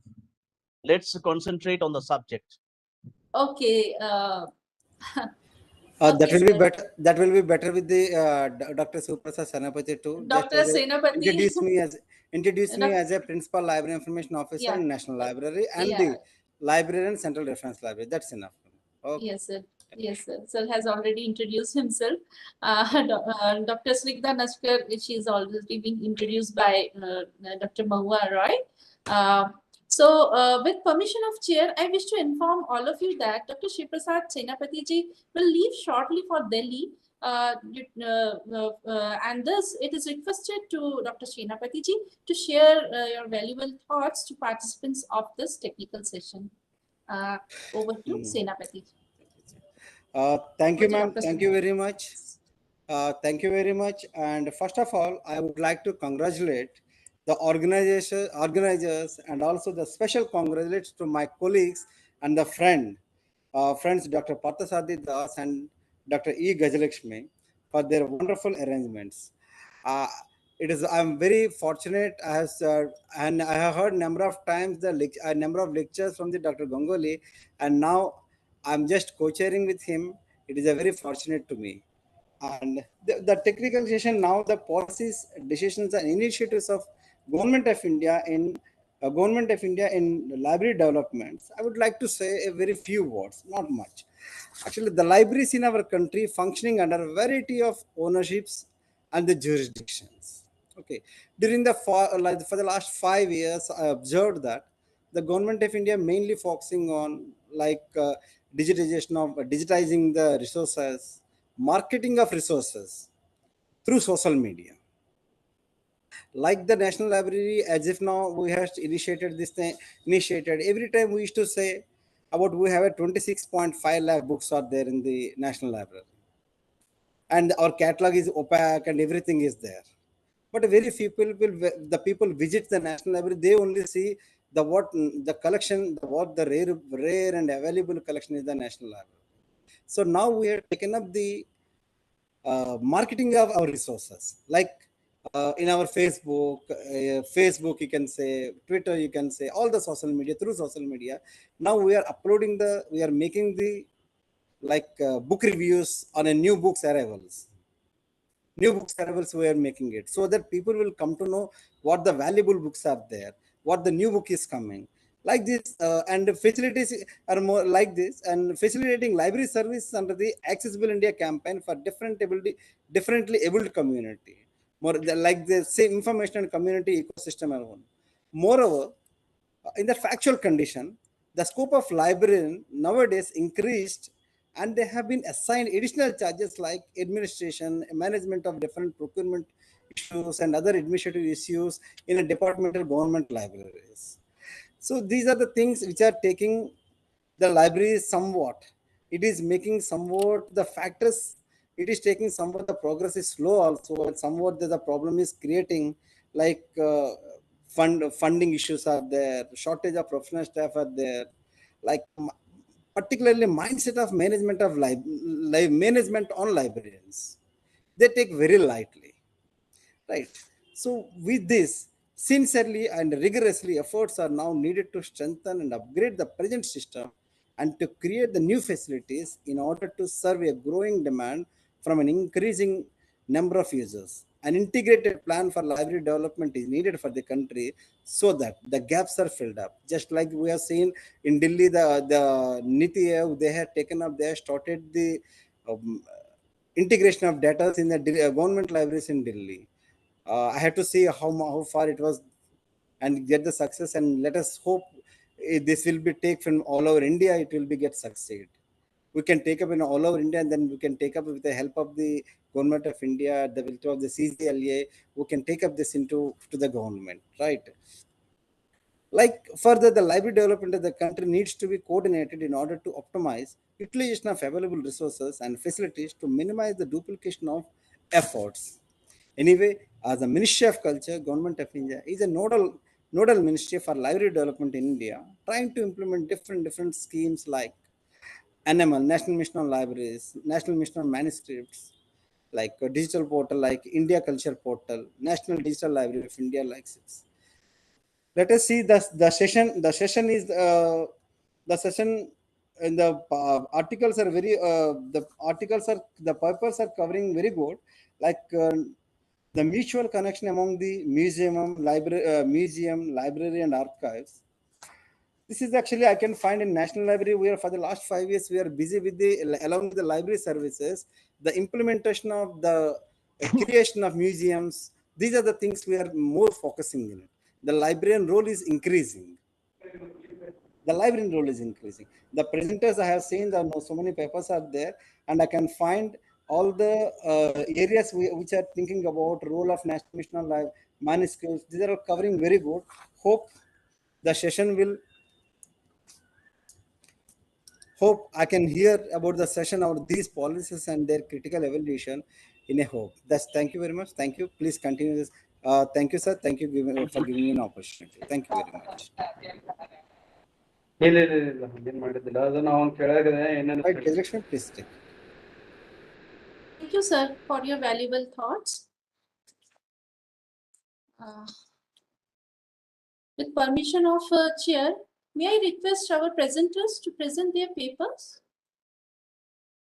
Shampa, can I say something before? Yes, sir. Yes. Permit me to say few words. Yes. First of all, let me take this opportunity to thank Central Government Library Association for inviting me to chair this particular session. Well, thank you very much, Gajalakshmi. Then, my old friend Ramesh and Kumar, Sanjay, and everybody. Well, this is the first time I got a government job central government assignment. So I am a part of this session. Otherwise, I would have missed it. See, the most important thing which I would like to reiterate here, the topic which was chosen on reinvention and re-engineering. These are the two major areas, issues and trends. Well, I have my doubts about the word called reinvention because I'm not sure what we have invented. So we are trying to reinvent it once again. So, I mean, if somebody can educate me on that particular part. But as far as the re-engineering word is concerned, I think we need to understand what is the re-engineering. You know, the re-engineering word, if you look at, I don't know how many of you are aware of it, and many of you are talking on these particular areas. And let me tell you, re-engineering word was started by two people from MIT. Their name is Michael Hammer and James Champy. In one of their book, where they have talked about re-engineering work, please don't automate, but make it an obliterate. And what does it mean exactly? We need to understand those nitty-gritties while, reiterating the words called re-engineering. See, if we look at our entire library systems and processes, and if they are very long processes are there. Suppose in the government system itself, I find that if I have to procure a book, it has to form a requisition to going for a tender and getting the book and through the GFR and GEM, and I don't know what are the process are there. And one fine morning, maybe after 3 months or 4 months of completion of the entire process, the books comes in your place. Now, each one of them is a task. So when we talk about the re-engineering, the most important part of is that can we do a continuous improvement in those tasks? Can we bring out some kind of improvement mechanism to enhance those tasks? And that is where it is extremely important. So we need to look at those two words which we have used, R and R. Actually, reinvent. What is we are trying to reinvent? Well, we need to, educate ourselves. Are we talking about something about the reinvention of the products and services which we are providing to our stakeholders? Or we are trying to re-engineer the process and systems which is in place? If we have to talking about the re-engineering the process and systems, in that case, we should be aware of, it is most important part of is that these are each and every a smaller task. And how do we bring in, in Japanese language, when somebody was talking about total quality management, which is one of the component of the re-engineering also, which is basically called as, it's basically called as, there is a 5S concept in Japanese. It's called series CK. So it's a 5S concept, and it is the entire process. People need to understand those processes, and then only you can make an improvement on this process and all.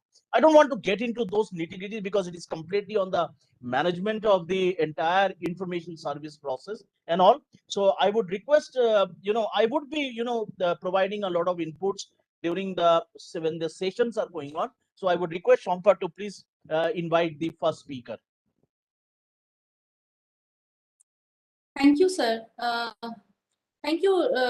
Truly speaking, we are really struggling, as you have mentioned, that the process, each and every process of procurement, not only procurement, all the stages, whatever the activities we do in the central government library are so tedious that it should be simplified, or some easy mechanism should be there. And I think this type of some recommendation should go through this conference, sir. Thank you, sir. I invite the first presenter of the session, Ms. Shikha Patel, to present her paper, Use of Academic Social Networking Sites by LIS Research Scholars of Baba Saheb Bhimrao Ambedkar University during COVID-19 pandemic. Yeah. Shikha Patel. Yes, Are you ma'am. ready with the presentation? Yes, ma'am.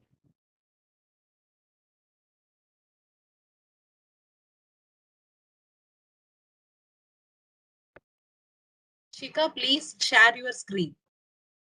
Okay, ma'am. Yes, ma'am.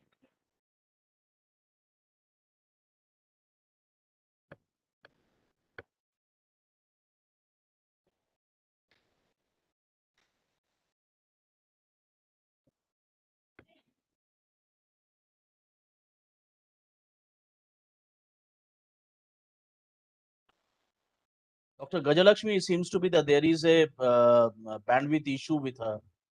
So if you But, have the she didn't send please the do Sara. it. I don't have. She didn't send it. Otherwise, we can call the next person. Yes, it's coming, sir. Yeah. Okay.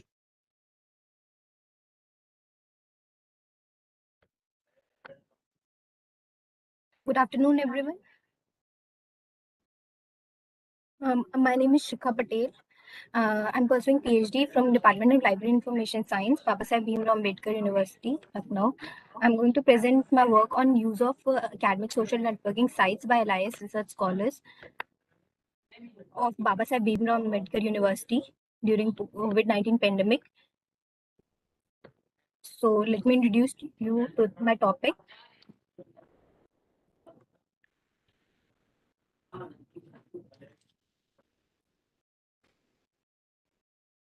Madam, you please go ahead with your presentation. Yes, ma'am.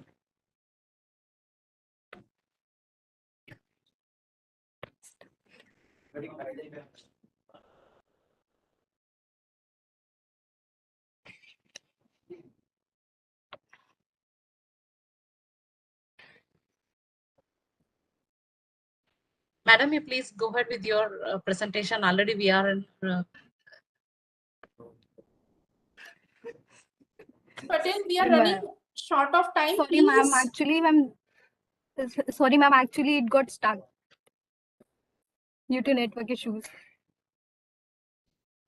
Shika, you can just tell us exactly what you have done. Probably that is better. Instead of Sir, showing the I've conducted presentations, you can. Yeah. Yes, sir. Sir, I have conducted a survey on research scholars of Babasaheb Bhimrao Ambedkar University. During this, I have conducted survey. So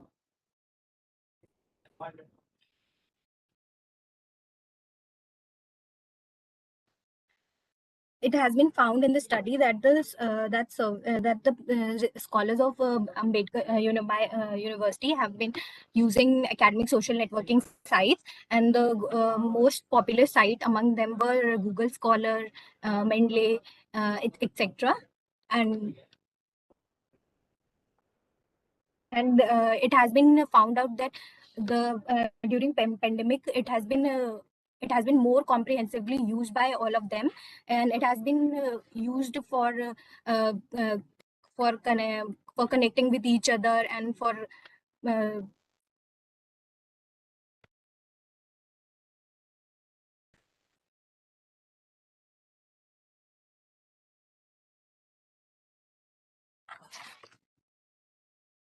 Sampa, I think he is having a she is having a problem with her bandwidth. Okay, so shall we move forward for the next speaker? Just find out. Shika, will you be able to do it?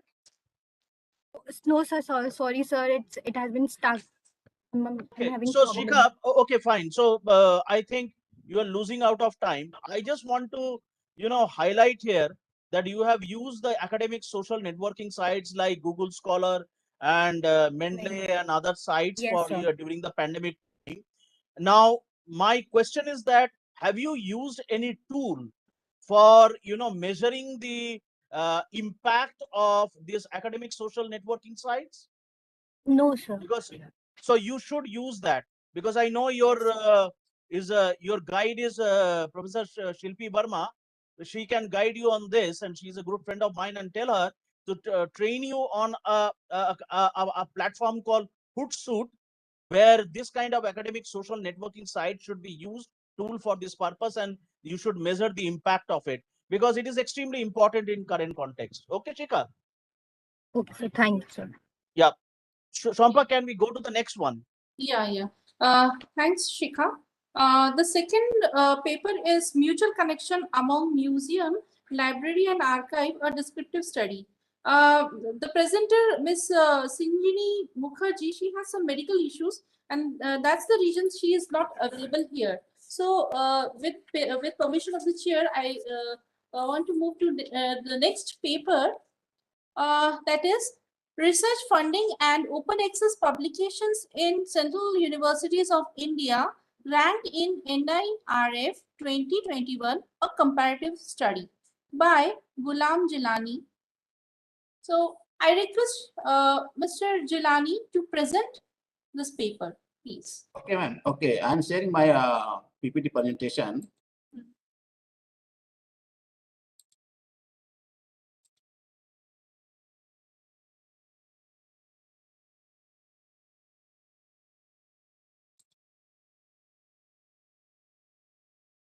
Good afternoon, ma'am. Good afternoon, sir. And thanks for giving an opportunity to present my paper in the prestigious international conference. Myself, Ghulam Jilani. I am working as assistant librarian in Indian Maritime University, Kolkata campus. And the paper is written by two authors, myself and my co-author is Akhlaq Ahmed, Assistant Library Information Officer, National Library, Kolkata. Sir, I have conducted the study on funding agencies and open access research publication in Indian Central Universities, which is ranked in NIRF 2021. This is a comparative study. And the open access publishing in India is growing.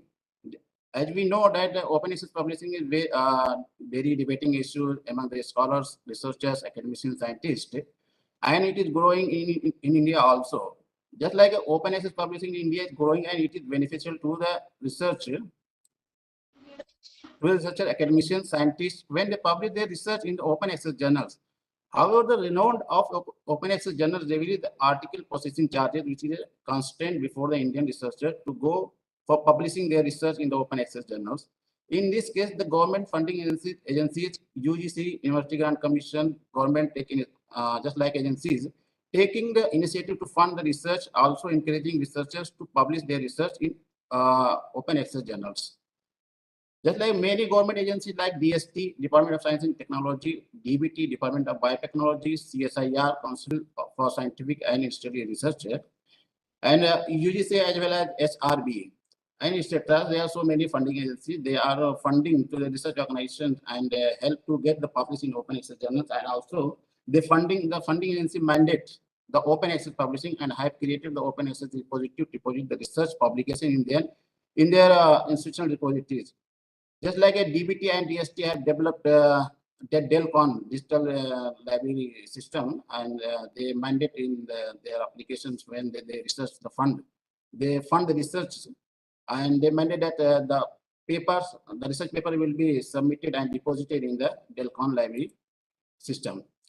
And I study various literature and set the following objectives for conducting the study of funding agencies and open research publications: to find out the overall research and open access research publications in central universities and the type of open access research of central universities. And also we have found that which is the top funding agency.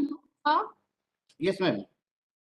Is it अरे audible? नहीं मैं कल कुछ problem हो गया था मेरा वो बैंक का साइट में. Sorry, continue, ma'am. Yes, you please continue. Yes, and also we have found the top funding agency for overall research publications and top funding agency for open access research publications. There we have studied there are two types of research: overall research, and which is included also the open research publications. We find some findings, and also it is discussed here. The study includes 13 out of 54 central universities which are ranked in NIRF ranking system in 2021, indicates that remaining universities are lagging behind in fulfilling the NIRF criteria for being ranked in research performance, may be one of the reasons. There are 54 central universities which is enlisted in under the University Grant Commission, but only 13 universities are ranked in NIRF. It means that there are some lagging of the research performance. It may be reason that they are not ranked in NIRF ranking. And it is also found that BHU has received higher research funding and than other universities. However, overall, as well as open research publications are less than DU. Yeah, it means that BHU got the more research fund, but they produce the less research papers than the DU. And it can be also recommended here that the BHU should increase the open access research publication for wide dissemination of research. It is also found from the study that majority of the universities have less than 30% share of open access research in total research publications. It indicates that more than 70% research are published in closed or subscription-based journals, which are not accessible to the readers. However, universities have received public fund from the government of India or government agencies or public taxes, and the public has right to access it free of cost. It is also noted that open access research performance of DU University is better than others. How it can be noted here that DU has performed very well for the research publication in oral research publication as well as the open access research publication also. However, it received less fund than BHU and other universities. The number of gold and green open access research publications can be increased if the constraint of APC is removed. We have seen that when the researcher want to publish his research paper in the open access journals, there is some constraint, just like article processing charges. They charge, it is very huge amount that cannot be afforded by the researchers. That's why they are not going to publish their research in the open access journals. And this constraint can be removed through the funding agencies. In other words, under the plan S, the funding agencies should provide APC in addition to research grant. It is advocated by the Anubhav Sinha, and Baker also revealed that publishers of open access journals impose the barriers to gold and green roads. It can be overcome by the mandates of funding agencies. And it is also revealed from the study that DST is a major research funder to the central university, followed by CSIR, UGC. As DST has funded the maximum research work of DU. DST has funded maximum research work of DU. It is also interesting that BHU is a single university as a top funding agency. BHU also fund the research project in their own university. BHU has become a single university which is funding their research project in their university rather than DST and DBT or DCSI or UGC. So it is a top funding agency that works at the highest self-research funding agency for its research publication in the university. In case of open access research publication, the majority of the universities have received the research fund from the DST, followed by UGC. DU has produced maximum open access research papers, like 12.51% of total research papers, followed by BHU with 8.94% of open access research papers of total research papers. And DST has become a top funding agency. So we this is concluded from this study that the universities should increase the open access research papers so that it could be accessed by the people more and more. This is the conclusion of the study, and thank you, ma'am. Thank you, sir. Any question?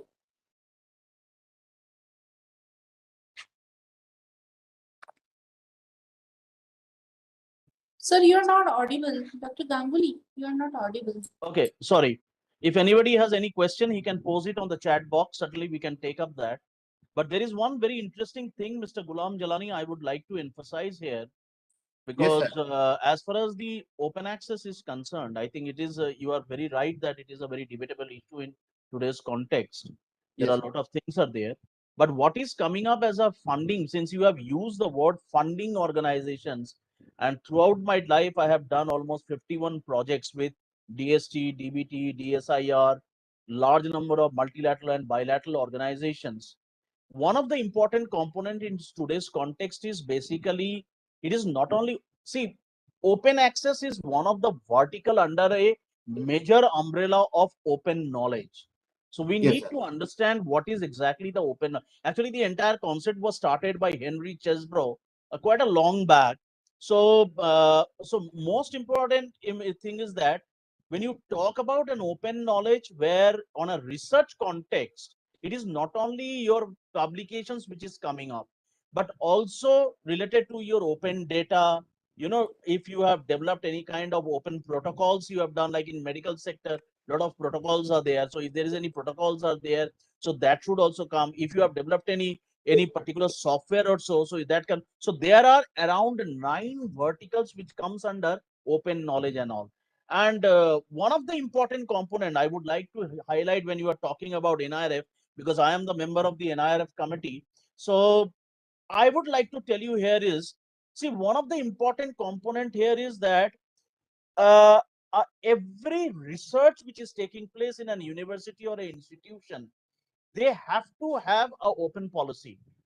A open policy documentation should be there, that how their resources and other things are taken care of and how they have been kept, because there is an open institutional repository is a very, very important area where these things had to be accessed by the people and all. And there is a very interesting platform which is called Dimensions. You must look into it, where it gives whenever you are talking about like BHU is doing or Delhi University is not getting a ranking and all, you should use a platform like Dimensions, where it will show you the entire research information management system. And probably I would request you, all of you, to all my participants here, to join a event on 27th April from 2 to 5 p.m. where we are working with World Bank to show that how the research information management system with context to World Bank, like they are into a lot of fundings and all, how these things are coming up in a big way. So probably these are the new ventures which are coming up. So probably new areas where need to be re-innovated and all. So thank you. Over to Sir Shampa. Thank you, sir. Thank you, sir. Thank you, Mr. Jalani, for presentation of your paper. Now I request Mr. Suraj-Kumar Dwivedi from Babasaheb Bhimrao Ambedkar University, Lucknow, to present his paper, Role of National Mission for Manuscripts in Collection of Manuscripts in Sayaji Rao Gaikwad Central Library, Banaras, Hindu University, Banarasi. Over to Mr. Suraj. Thank you, ma'am.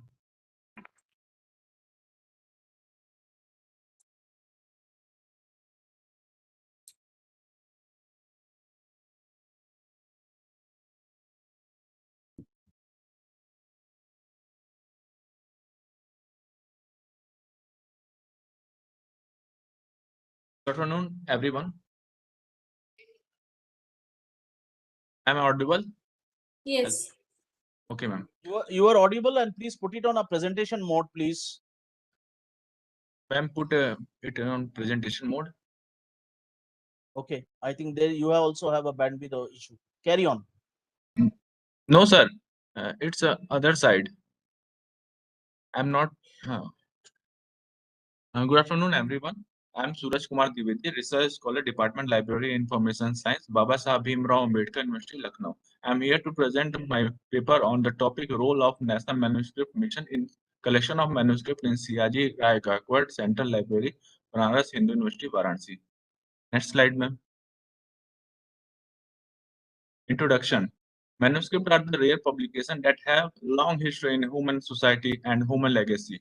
In presentation, I will discuss the presentative types and collection of manuscript, as well as the work of National Manuscript at Banaras Hindu University, which gave the significance of manuscript as a source of historical, cultural information. It is crucial to be aware of the program and project aimed at conserving and making them available to the user. Next slide, ma'am. Here the objective. To attain the following aim, the study was planned and carried out with the following goal in the mind. First, to know the status of manuscript collection in last 50 years. To determine the number of types, language, script of manuscript and rare document available in the library. Third, to determine the oldest manuscript in the collection of the library. And fourth, to determine the type of role by NMML in the library. Next. Here the data analysis. The study was conducted on the following data, and the result revealed the following conclusion. Manuscript in the library has gone by the 16.6% in last 50 years of the library. In the library, the library has the most extensive collection of handwritten paper manuscript, accounting for 92% of all manuscript in the collection. The Devanagari scripts account for the highest portion of overall manuscript collection, accounting for 3,340, that is 43.88%. The discipline covered by the library collection demonstrate that it has large collection of historical and traditional knowledge. The NMM play an essential role in conservation and preservation of manuscript in the libraries, as well as the organization of various programs such as workshop, conference, and seminar. Next slide, ma'am. Here are the conclusion. The CIJ Gateward Central Library has the greatest collection of handwritten manuscript. The library collection and preservation strategies are examined in the study. The library has collection of ancient manuscript written on a variety of the different material and script, including paper, palm leaf, wood, cotton, silk, bark, brick, and more than 5 different scripts. Thank you, ma'am.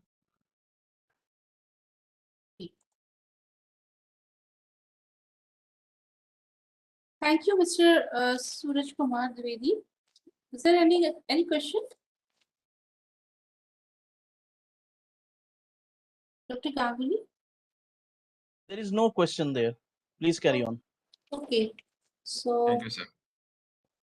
Now I invite Mr. S. Gunasilan from Bharati Dasam University, Tirunachapalli, for presenting this. Yes, ma'am. Yes. Please, for presenting the paper Design Laws in India, a critical analysis with provisions of the Design Act 2000.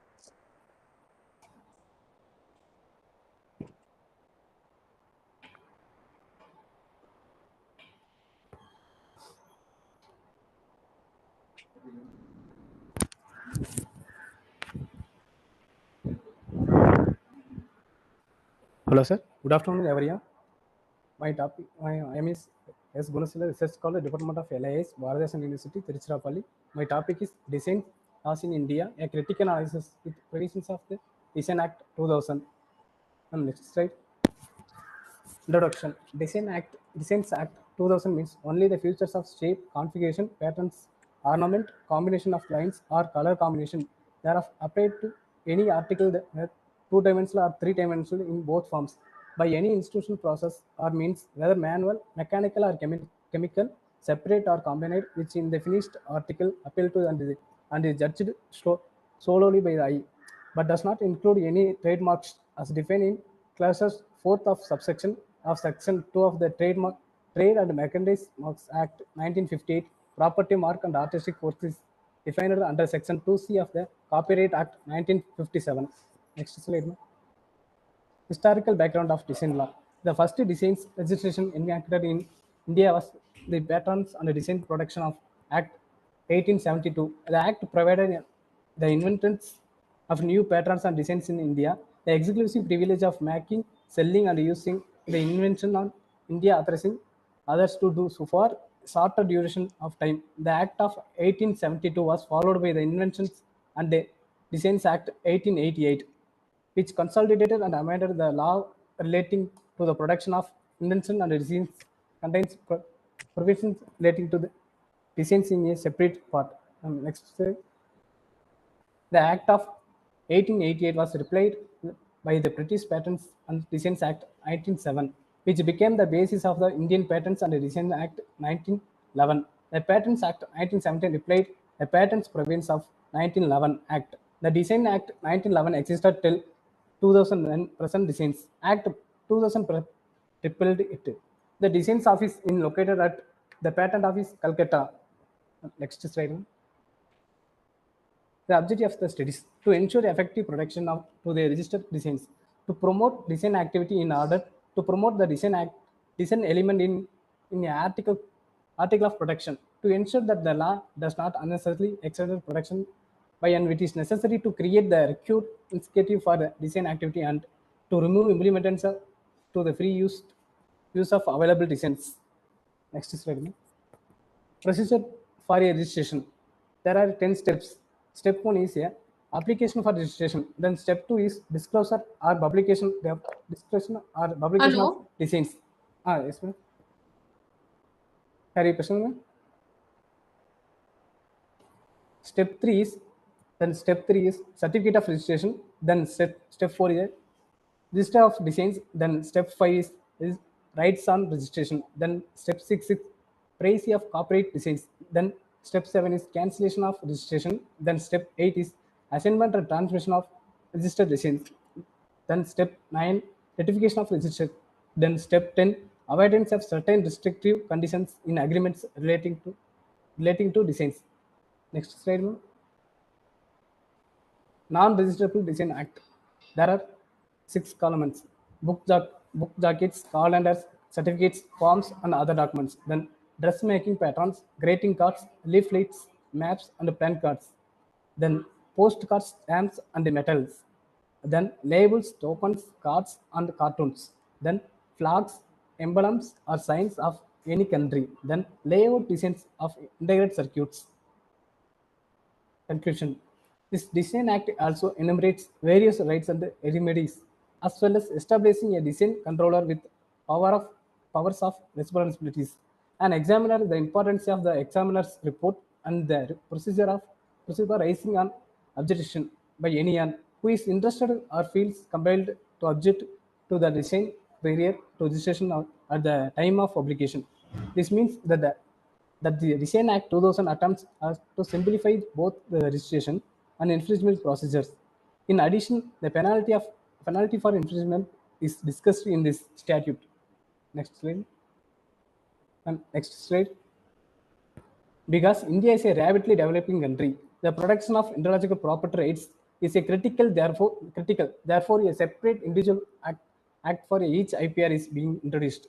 The Design Act 2000 was introduced by the government in the year of 2000, and a bill was introduced in the year of 2001. As this act was passed to comply with the TRIPS agreement, the Indian government will monitor new design laws in India from time to time, and in order to so India will need to correct its design law in connection to the international aspect or view of the world, as well as track into account the rights Indian citizens are registered properties. Next slide. Also, more awareness needs to be promoted among the creators who produce or draw designs that are unique and natural should be registered to the protect them from infringement. Design regulations in India should be protected more effectively and efficiently in this manner. Thank you. Thank you, sir. Thank you, Mr. Gunasilam. Any Thank you, questions? ma'am. Can I give some reflections, Shampa? Yes, sir. Mr. Gunashilan, it's a very interesting topic, but I think it is too theoretical. Since you are a research scholar, probably you have to go a little deep into when you are talking about design laws. See, basically, first of all, you need to understand that design is a part of on the bigger umbrella called IPR, intellectual property rights, where you have already discussed very minutely about the things. So you need to go through in that. Second thing is that you also need to relate it or maybe try to look at it that how the designs is important as far as the information sector is concerned. Say, for example, the kind of furnitures which are used in the library today. There is a there is a BIS standards are there that what would be the size of the racks and all, what would be the space between two shelves. There are certain standards are there. But if you go to some of the international standards, like for example, Gracewell, if you go to the platform of Gracewell, you will find that how the new kinds of designs are coming up. So there is a lot of innovation is taking place as far as the design is concerned. So design is a very, very important area. And one of the important component which I would emphasize that you should work further on this, since you have picked up this topic, is that is on what is called as design thinking. Like for example, a lot of 3D printing is coming up. Now, like for example, in my All Indian Institute of Medical Science, there is on prosthetics, different kinds of artificial limbs are prepared with 3D printers. Now, the thing is that there is a design specific information is required. What would be the size of the first limb, the length and breadth of the fingers, and also that it looks real and all. So there are sort of lot of informations are required from that. So probably you would be able to minimize the gap when you go more deep research on these particular areas. That is what is my observation is on this. Over to Shampa. Okay, thank you, sir. Our next presenter is Mr. Sanjay Kumar Limbachia from Shampa, AMC there is a Dental question, College. I think. Shampa, there is a question from Asha. Okay. Asha Negi, do you want to say something? Okay. She raised her hand. That's why I asked whether she have any questions or. Okay, probably by mistake. Okay, please carry on, Shampa. Okay. So the next presenter is Mr. Sanjay Kumar. He will present on his paper the education role of the Government Medical College Library. Over to Mr. Sanjay Kumar. Yes, ma'am. Yes, you please share your PPT, sir. Yes, thank you.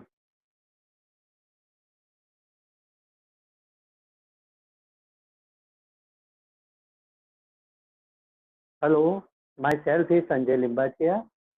I am a research scholar, PhD in the Department of Library Information Science, Sri Govind Guru University, Gujarat. My topic is the education role of the Government Medical College in library. The role of the Government Medical Library has been discussed, keeping in view of the present environment. Today's health science are the constantly advancing the biomedicine, technology, and health education practice. Changes in the health science, education, and technology have led to the emergence of the wide range of the new education role of all libraries. To play this new role, health science library needs to aware of the innovative and Please share your PPT. Hello. Mr. Limbachia, do you have your PPT? Yes. You Yes. please share the screen. Share the screen. First, you should know how to share the screen. Then you make the presentation, Mr. Sanjay. Sir, already sent to mail. No, we can't see it. No, I didn't receive it. You please share from your screen if you have.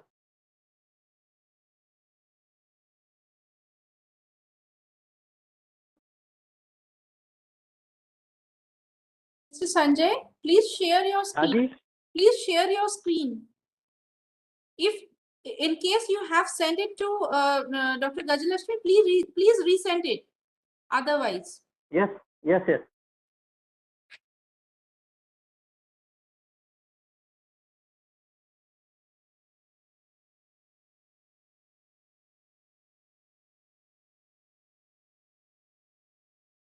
Shampa, can you please go to the next session? Next, please. We are cutting down time. Okay, thank you, sir. Okay, so now we will move to the next. Meanwhile, Mr. Sanjay Kumar, he arranges his presentation with the help of Dr. Gajalakshmi. Let us move forward for the next presenter, Mr. Vinay Kumar Tiwari from Noida Institute of Engineering and Technology, Greater Noida. His paper is Use of Nalanda E-Consortium by faculty members of Noida Institute of Engineering and Technology, Greater Noida, UP, a case study. Over to Mr. Vinay Kumar.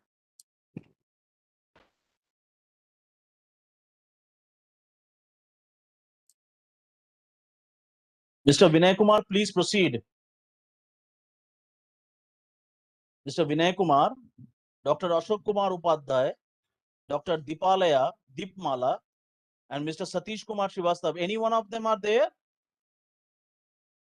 Any one of them are there from Noida Institute of Engineering and Technology, Greater Noida? I don't think so, Shampa. Okay. Just check if Mr. Sanjay Kumar Limbachia is there with his presentation. Yes, sir. We got the presentation. I just shared. Okay.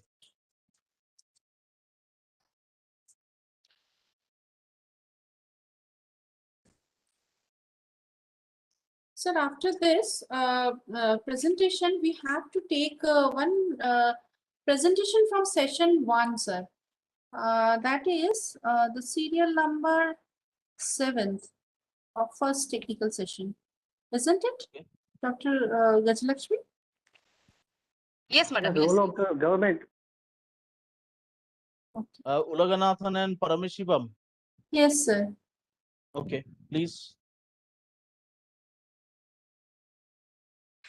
Yes, Limbachia, please Yes, carry yes. on. Yes, yes, sir. Introduction. The role of the government medical colleges library has been discussed in the keeping in view of the present government environment. Today's health science are the constantly advancing the biomedical science, technology, and health education practice.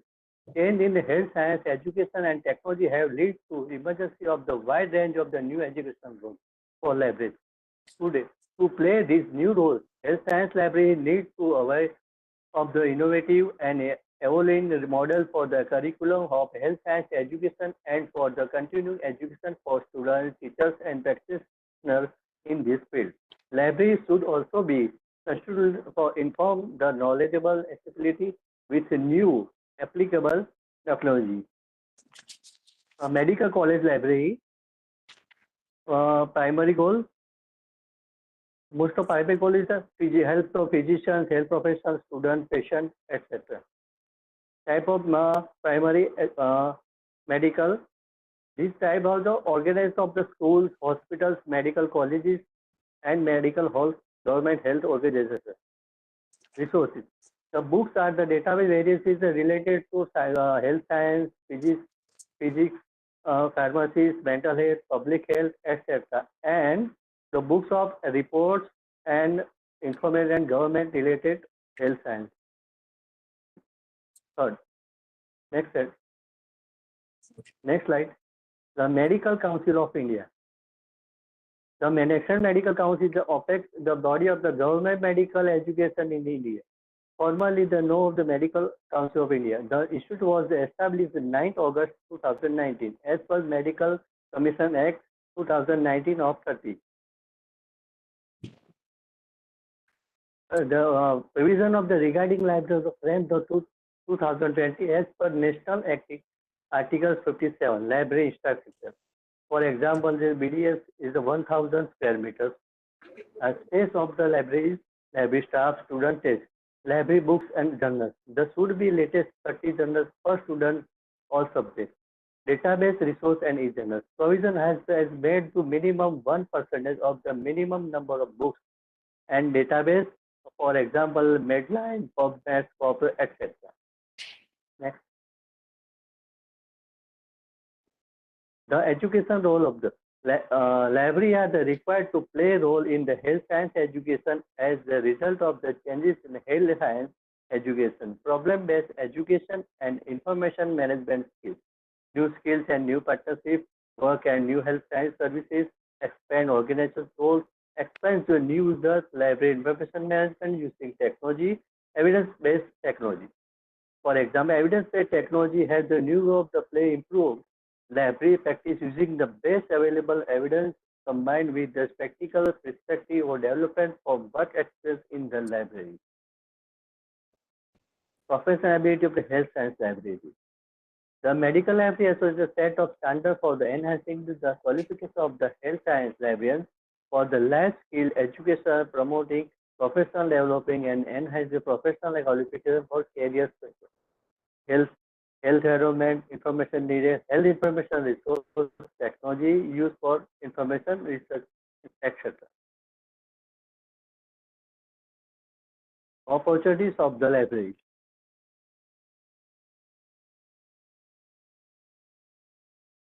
The user of the health science library have the create opportunity for the librarians to take the new of the information. The opportunity arises increase the use of the data set, digital lab tools, and social media outlet used to health science librarians to library collection. Librarian ability of the evaluate the analysis the information, specialist training, continuing education in the field of bioinformatics for the health science. This can be expanded but take additional training for the role of the information library health science, creating the new content in the research and clinical setting. Information professionals have increased in the propensity of the define the role of contribution librarians important area of health science. Next. Mr. Limbachia, can you come to the last slide, please? Haji, discuss this sector that the play of the role. Government medical library is the technology opportunity of the government medical college, keeping the view of present time. Librarians need to constantly update their skills to meet the challenges of the role of the library science. The required constant awareness of the new technology, new educational principle of the field of health, and advance in the field of healthcare. Librarians need to feel the learning movement in the mid to instruction need to their users.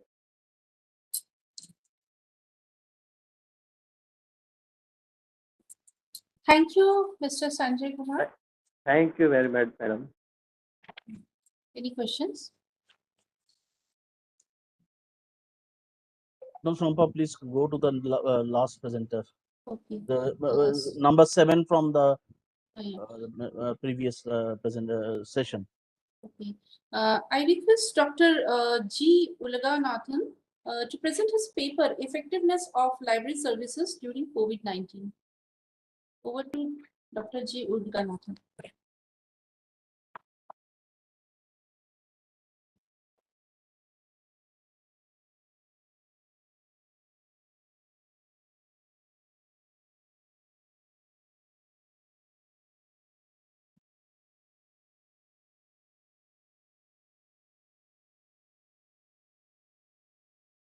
Please carry on, Dr. G. Ulaganathan.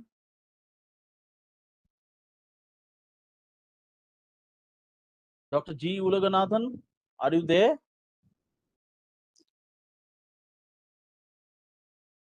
Or Mr. S. Paramasivam? Any one of you there? I think I've seen Mr. Paramasivam. Paramasivam I have seen. He came, I think, and he left.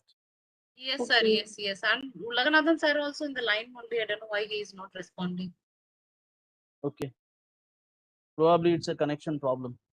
Yeah. So, Shampa, I think they won't be able to do it. Okay, sir. So, shall we conclude? I think probably yes. Yeah. I don't. So, okay. I hereby thank Dr. Shantanu Ganguly, Chairperson, and Dr. Naskar for contributing their valuable and precious time in this conference. Dr. Ganguly, sir, your valuable comments are the most significant takeaways for the presenters and participants on further improvisation of presented studies in this technical session. Thank you, sir, for enlightening us with your new thoughts.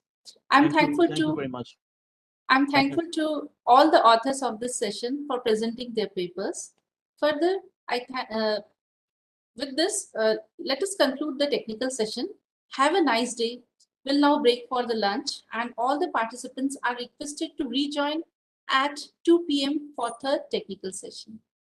Thank you, sir. First, Sompa, I just want to thank Dr. Ganguly Shah because I'm listening him. Sir, namaskar, and thank you very much. You are a good orator and 360-degree, you can say, knowledgeable person. So each and every aspect, you have given the comments and the information to the participants, and you have accepted our invitation. So thank you very much, and you will continue from morning till this time. So in this virtual mode, I am not able to give you the actual lunch. Go to the virtual lunch. Okay. Thank you very much. Thank you. Thank you very much. Thanks, Sir Kumar. Thank you. Thank you. Thank you, Dr. Sinapati.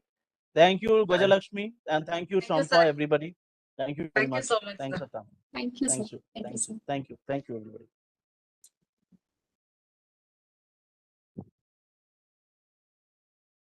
And thank you, Senapati ji.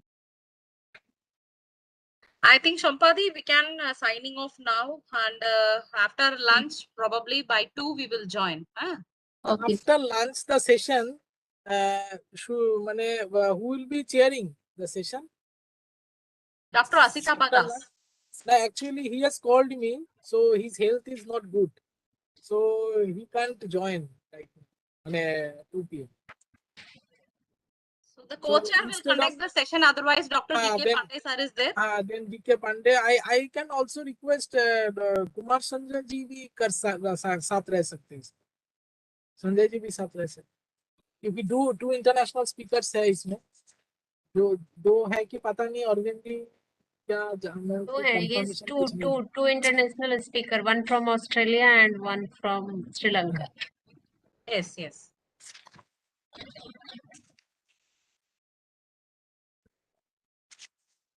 Okay. Okay, thank you for virtual join for virtual lunch. Yes.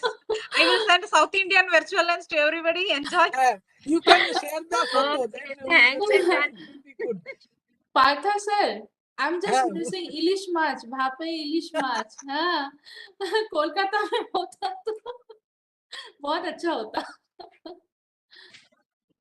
Kolkata आएंगे तो खिलाएंगे आप लोग क्या इलिश मार्च. Next time we will do. Yeah, sure. We will call you. Okay. So I've shared the thali. I think you just have South Indian thali. Delicious. Okay, enjoy your lunch. We'll come back at 2. Much And I received a mail from Heather that she'll join very shortly at sharp 2. So we will start the session at 2 with the invited talk of Ms. Heather Brown, Art Assistant Director from Art Lab, Australia. I thank my librarian, Dr. Shiv Prasad ji, for sparing his time. Thank you.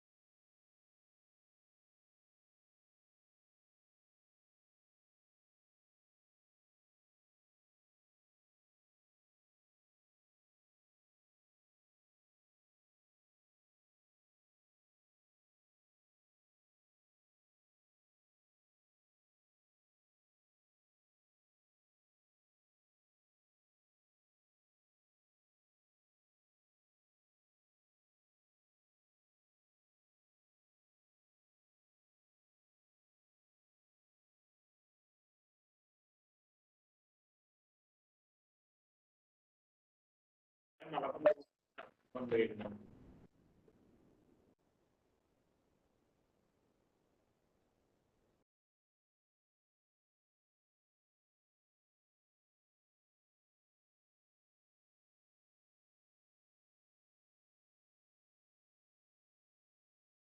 how are you?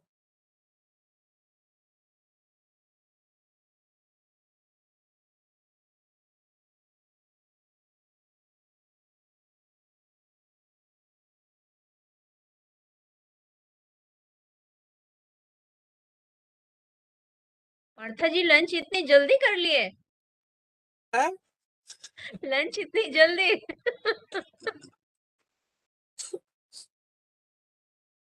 अच्छा चल रहा है। वाह lunch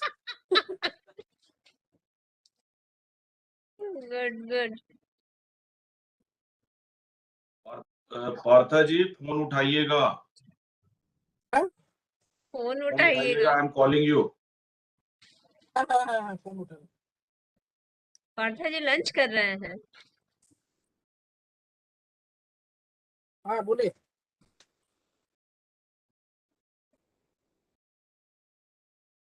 एक minute से।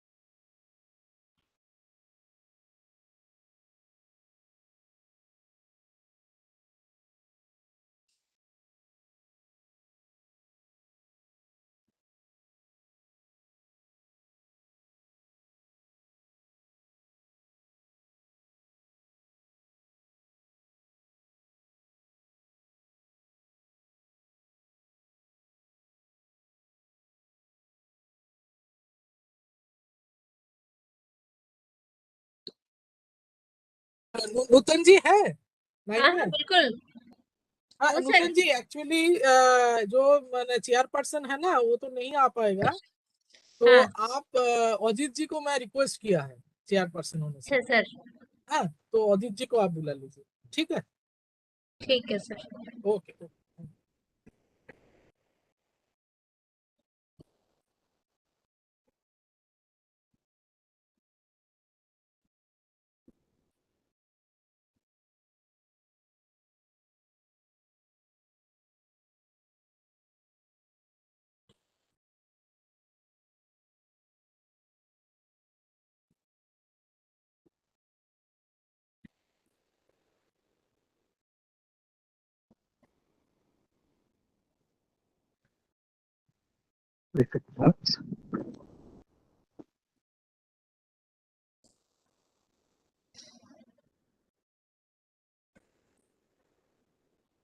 Arvindi, how are you?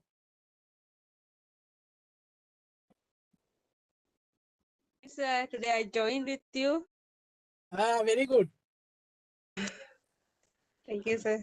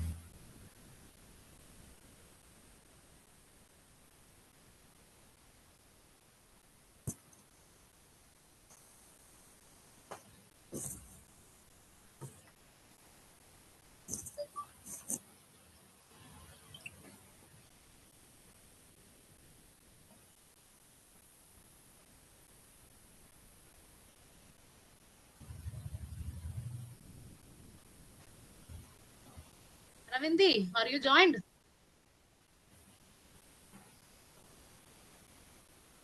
Yes, I was able to join.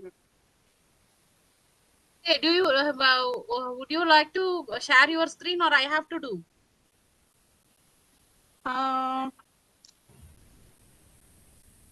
Wait first. I try and Just to check it, huh? You just check it once. Because you have lots of bandwidth issues and all right now in your place. So if it is comfortable to you, you share. Otherwise, you just forward it to me. I will share it. Okay.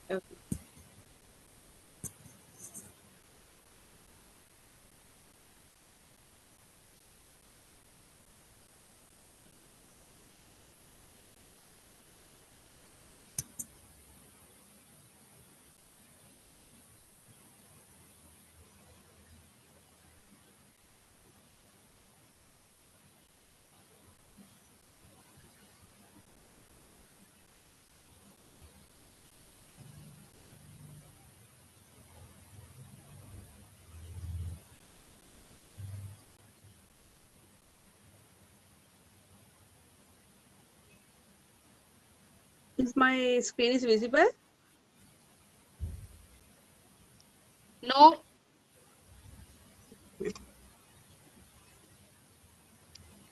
No, it's not visible.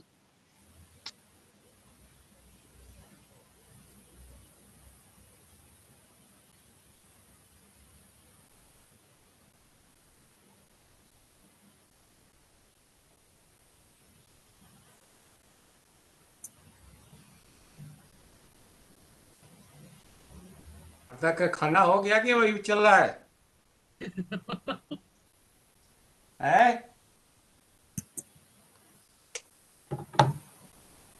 चलता रहता है कुछ भी करा रहा है खाना भी चल रहा है खाना भी चल रहा है फाइल भी साइन कर रहा हूँ सब एक साथ चल रहा है अकेला अकेले खा रहा हो क्यों नहीं तो सामने बैठ के खा रहा हूँ ना अकेला कहा हुआ आप भी तो ले रहे हो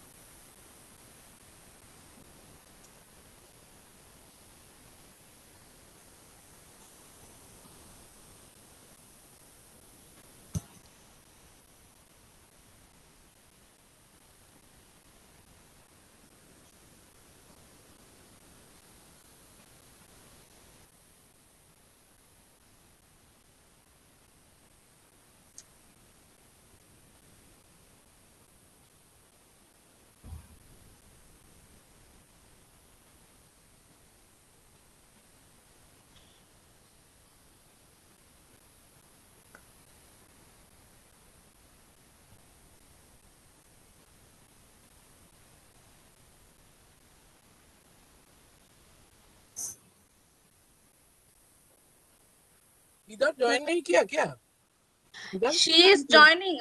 She said to join. By 2 sharp, she told she will join. His name is there. The name is there. Yeah. Either joined. Sir, how are you? Hi.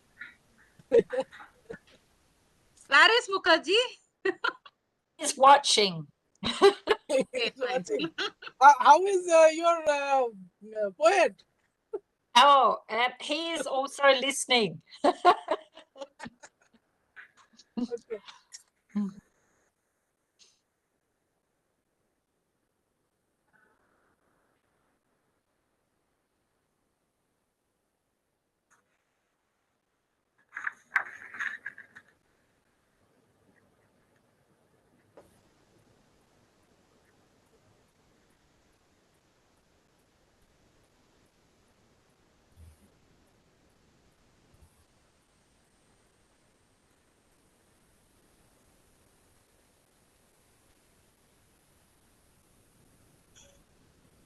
Partha, do you have some delicious Indian snack?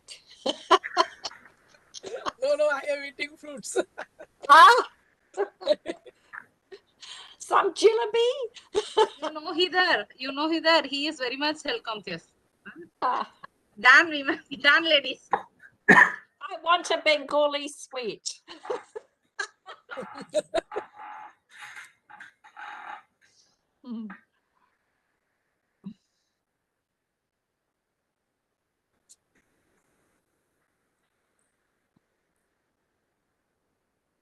I think Mutunji, we can start the session.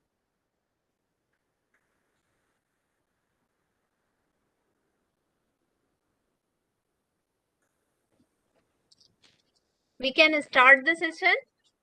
Yes, yes, yes.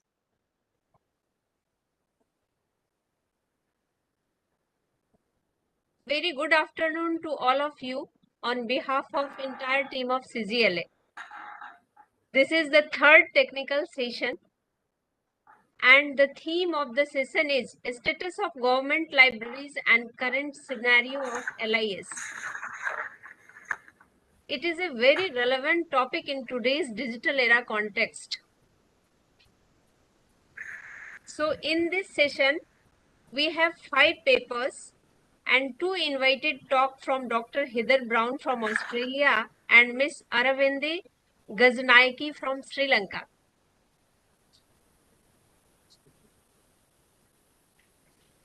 So now my heartiest welcome to Dr. Kumar, presently working as ALIO and head of the library Nehru Memorial Museum and Library, New Delhi. He is a chairperson of this session. And co-chairperson of this session is Shri D.K. Pandey, Senior Technical Officer of Institute of Petroleum, Haridwar. So now I request Dr. Kumar to kindly share your valuable opinion on this theme before starting the invitee talk and papers. So please welcome to Dr. Kumar. Kindly share your valuable opinion. Thank you, madam. Thank you. I'm listening to all.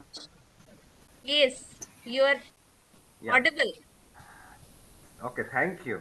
It's my great pleasure indeed. I am just thanking to the organizers giving me the again chance. Yesterday we are discussing about the Koha software and open source software. Today we are going to discuss about the topic today, status of the government library in the current scenario of the LIS in the particular digital era. Before that, before proceeding, before developing my thought, at first I am welcoming our invited guest Heather Brown and Dehradun and librarian from the Sri Lanka, and really we are thankful to them for accepting our request, and they are ready to deliver their thoughts. And basically in the government sector, I'm listening. Some sound are coming from that side. I don't know who is talking. But particularly in the government scenario, we are in the hybrid system. Everybody knows about it. Uh, in this participants, I can see most of the people. It may be they are working in the government organization. It may be some of them they are the research and scholars. But they should know the status of the government library. It may be possible if they will get a chance to work with the government library. Fortunately, government library system are trying to implement the ICT applications in their services, in their housekeeping operations, in every aspects. And and we are in the digital era. So and basically being a library professional, our thoughts should be we have to give the exact right information to the right user at the right time. But in the digital era, we should try to give the information at the desktop of the readers instead of we are inviting to the come in the library. No, it's fact they should come to the library, but somehow I had the experience during the COVID era, not in COVID era, COVID age. People are sitting in their home. They are not in position to come to the institution, but still our library it was open. And what we are doing, we are receiving their requests through email and through different open different software, or you can say the equipment, and we're trying to help it out. And we had given the soft copy of the digital information as per their requirement. And not only that, during that period also we had renew and given the membership to the research and scholars, and we had provided the all research information as per their requirement in that era. So I thought it has to be continue in that way. So now we should proceed forward from the digital or traditional library to the digital library and the virtual library. So we should give the information, and by a click of mouse anyone can access their required information as per their requirement. So I think it's the theme. According to my opinion, we should change our ability, and we should skill ourselves, particularly the person who are working in the government library since more than a decade. They have to develop their skills and compatibility, particularly with respect to the application of information technology, because that is more important for our individual. So I think we had a lot of papers related to the government libraries, like public library system in Tamil Nadu, and promoting public health sector and impact of the pandemic situation. I was talking, sharing with you people. Somebody has given the same kind of paper here, and new technology and its application, the cloud computing in the library. So no, we in the cloud, everything in cloud, and we should enhance our capability and skills. We can cope up with the situation. So with the words, I am just giving the thanks to the all people who are giving me the time, sharing my opinion with respect to the public government library system. So now I think, if the permission of the Nutan Kumariji, we can directly call to the invited speaker, or Pandey ji should speak something. I want, if you want D.K. Pandey sir to say something, so then brief in one Yeah, or two definitely. He lines. should say. Thank you, Ajit ji. Yes. In a Thank you. single line, as you told that we should keep information in a click of mouse. So this is the need of the hour. We have seen this scenario, complete scenario in COVID-19 pandemic. So libraries were open, but the readers were not there. So we have to keep our information, whatever we have in our library, in a click of mouse, or in a digital mode, in a virtual mode, whatever you can say. So this is the need of the hour. So this much I wanted to mention. Thank you, sir. With due permission of chairperson and co-chairperson, I request Dr. Heather Brown, Assistant Director at Art Lab Australia and Librarian in Education and Sector Standards for the Australian Library and Information Association. So just I request Dr. Heather Brown for a special talk. इसको लाख रुपए दे दिया भाई quantum का भी final नहीं हुआ Can you hear? Yes, I can. So would you like me to share my screen now? Yeah. So kindly give your expert or valuable opinion or your talk. Worker आदमी क्या करेगा Just start, ma'am. Okay. So I will give. Some sounds are coming. So I requested to all paper, they are not presenter, please. वही मिले हाँ तीसरी तीनों किताबें इकट्ठी दे दूंगा ना बिल्कुल सुमन सर की आवाज आ रही है सुमन sir Yeah. So shall I start? Shall I commence now? Yeah. Yeah. Yes. Okay. Namaskar.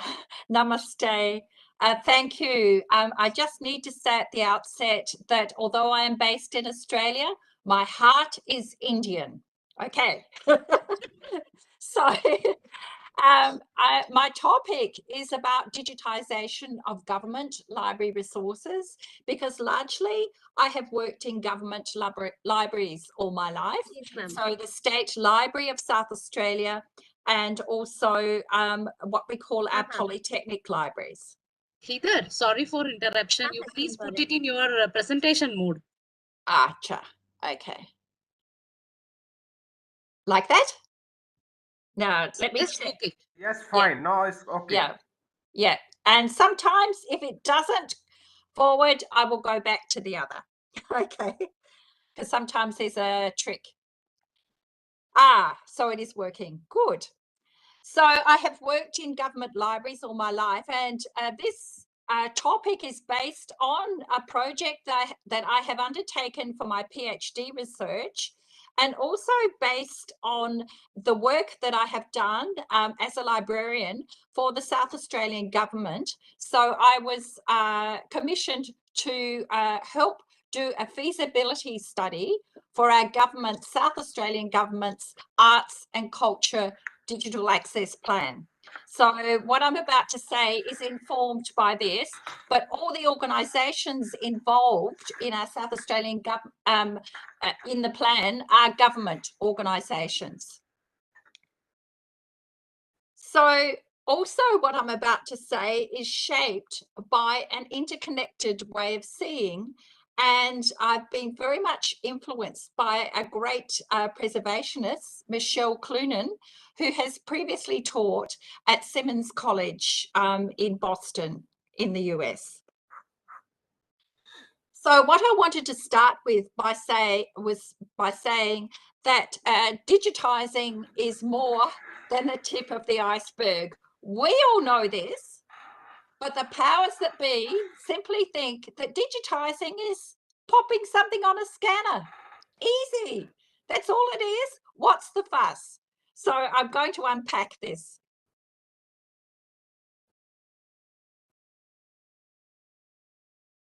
So something has happened to my share. That's okay. I'll share again. Here we go. That's better. So I want to focus on what, why, and that leads to the how. So let me start with the what of your Indian collections. They are absolutely magnificent collections, and I'm so blessed to have visited a number of your government libraries because I have been traveling in India since 1990. So the IGNCA, I've been to the National Film Archive in Pune. I've seen the libraries in the museum library in Kolkata, and there are so many amazing libraries that I have visited in India. And they have India's richness there, a number of manuscripts there, a number of unique items, which are just fantastic. So part of that landscape is these broader international issues. And I just wanted to go through some of them because that's the international context about libraries. And first of all, boundaries are blurring between collecting organisations. They are in Australia, they are internationally. So that means that they're blurring between libraries and archives and galleries and museums, and largely because of the digital environment. So this blurring of boundaries opens up a potential for interconnections, that view that Michelle Clunan had right at the beginning. And that opens up the potential or the opportunity for sharing ideas and practices. But there's also a counterpoint, a conflicting idea that runs through this theme, and that is there's still a divide between the physical and the digital worlds, no matter how well we talk about it, and particularly in the preservation arena. We're also facing incredible financial constraints, and as some of the earlier speakers have alluded, that's all been exacerbated by the pandemic. So I want to go further into the why question and the purpose of digitising, because digitising really is two sides of the one coin. Exika, access on one side of this one coin and preservation on the other. You can't have access without having preserved or cared for the original. And yet, if you put too much emphasis on preservation, then no one will have any access. So having that balance of that one coin is really important. Another part of the why question is selection. And those people working in archives call it appraisal. We simply can't digitize everything. And this quotation that I have actually is taken from our South Australian government's selection guidelines that we are using for digitising. And you can read the words for yourself, but I particularly wanted to highlight this middle part that says, ultimately, what we select for digitising underpins and shapes the scope of our state's digital access. So if we select well, we're going to have high quality digital collections that are going to be fantastic now to reach out to our audiences and also into the future. So selection is the key. And I wanted to spend some time on the selection framework. And I have a reference to an article written by Gertz, who is based in America. And in fact, there's earlier versions of this 2013 article, which go back to the early 20th century. And Gertz asks 4 questions, and they're brilliant questions. And I'll unpack them a bit more. Should they be digitised? May they be digitised? Can they be digitised? And if we're working on a digitising project, what are the implications if we're going to manage this project? What are the dollars? So I'm just going to unpack this a little bit and show you what that means. So the first question, should they be digitised, is really that question that only you know about your collections. What's their significance? What's their uniqueness? I'm thinking about the magnificent collections in the National Library of India, absolutely unique. So the unique items and the significant items are the ones that are going to be priority to digitise. And also think about their future use as well. The question, may they be digitised, deals with those copyright and legal issues, because you may not be able to digitise something that is in copyright unless you just make it available within the organisation. It depends on the laws in particular countries. And in Australia, we also have cultural protocols as well. So, for example, materials related to our First Nation peoples, and in a number of cases, it's not possible to digitise them. The third question, can they be digitised? There's a little image there on the left of a very damaged item, and I'd like to acknowledge Dr. Achal Pandey from IGNCA Conservation Unit for that image. That particular item almost defies digitising. It's got it has a physical condition which makes it almost impossible to digitise. And finally, the project management and resourcing really is about how much is it going to cost, and really scoping the project and thinking about managing in a life cycle, which is what I'll pick up shortly. So that's those 4 questions, and they're really, that article, I have a reference at the end. It's a really good little read. So I want to delve more deeply into the whys and whats and look at some specific evidence that I certainly uncovered when I was doing my PhD research. And also they're based on my observations in Australia, in Southeast Asia, and also in India as well. And that is, I think we all know, there's a wide variation in the quality of digitising. So I guess the answer to that is we need to do it once, we need to digitise once and do it right. Otherwise, it's just a waste of resources if we have to do it again. And sadly, I've seen too many examples in Australia and other countries of this variation in quality, which means things have to be redone. And in that economic climate, in that landscape that I talked about at the beginning, budgets are being cut.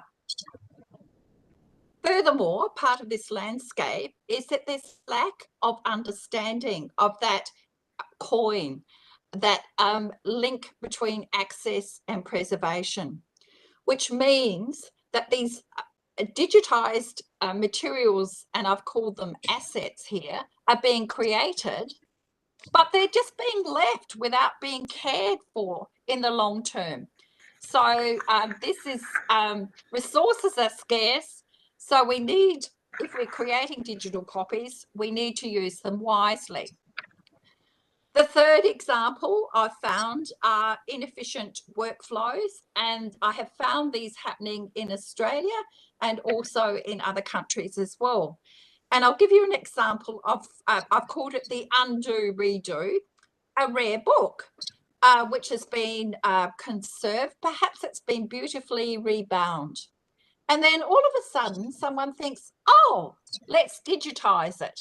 And to digitize it, if the organisation doesn't have those special pieces of equipment that can digitize without showing the gutter shadow, often that book has to be taken apart, undone, to digitize it. And then it has to be redone again. So it's about that seeing that the possibility of digitizing and thinking about workflows. But what I'm saying in the last point is it's more than workflows. It's not just simply workflows. It's our way of seeing things. It's our way of seeing the connections. So the next point I wanted to make was seeing as an interconnected life cycle. And I have a little diagram that illustrates that next. And I just wanted to talk to that diagram and also to challenge you to think about digitizing as an interconnected life cycle.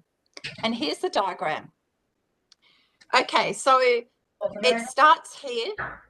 Geeta, please share the diagram. Okay, is it showing on your screen? No? Okay. Sorry.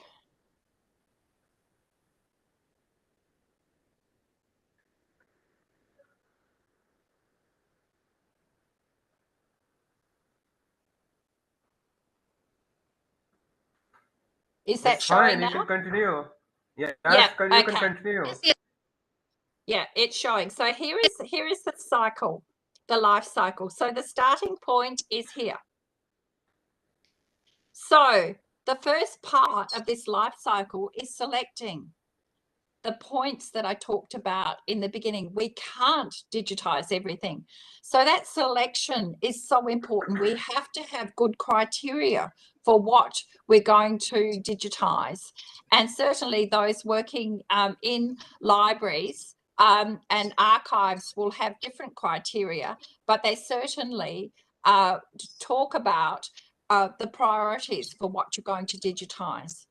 So once you've selected and gone through all those questions that Gert's talked about, then think about whether the originals need to be stabilized in some way.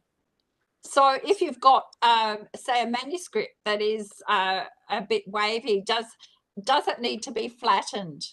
And the staff who are experts in that area, or if they're not, ask for some expert advice, because the conservation staff can advise on the best stage of digitizing.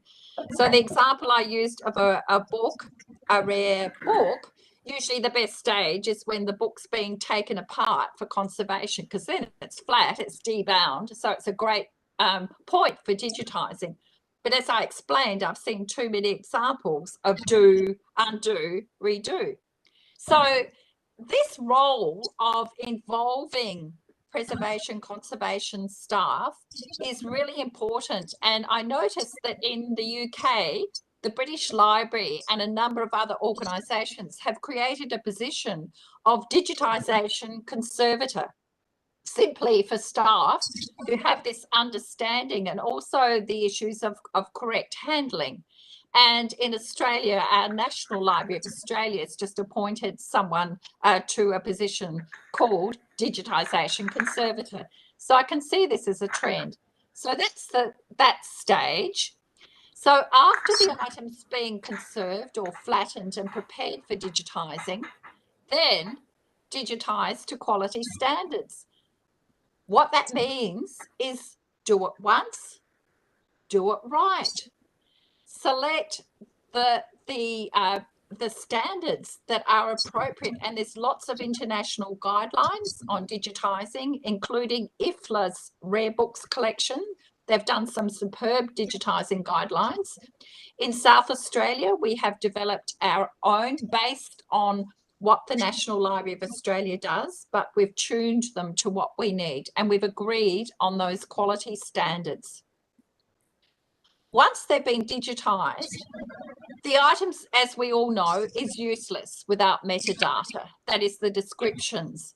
And the metadata is the key to those two sides of the coin, to the access and to the preservation in the long term. And then once the item has been digitised and described with the metadata, it goes out to the platforms, to the portals, whatever we use for delivery. So in South Australia, our botanical gardens send their digitised plant specimens to an atlas, an Australian digital atlas, and that's their portal for delivering their digitised content. Each organisation will have its own platform. I know the National Library of India has a number of its books and other manuscripts that are digitised that are on its website. But finally, as I was saying, in terms of the landscape, it doesn't stop there because we've created a digital access. So that next stage is caring for the digital content. That's an area that India's increasingly building expertise in. And in 2019, which was my last visit to India, I had the pleasure of visiting the IGNCA and speaking with Dr.A about the trusted digital repository, which has been created there and certified. So this is tremendous news for India. And I have to say, India's ahead of Australia because we don't yet have a trusted digital repository in Australia. But I can see India really forging ahead in this area. But at least if you don't have a trusted digital repository, to have lots of backups at different sites is important.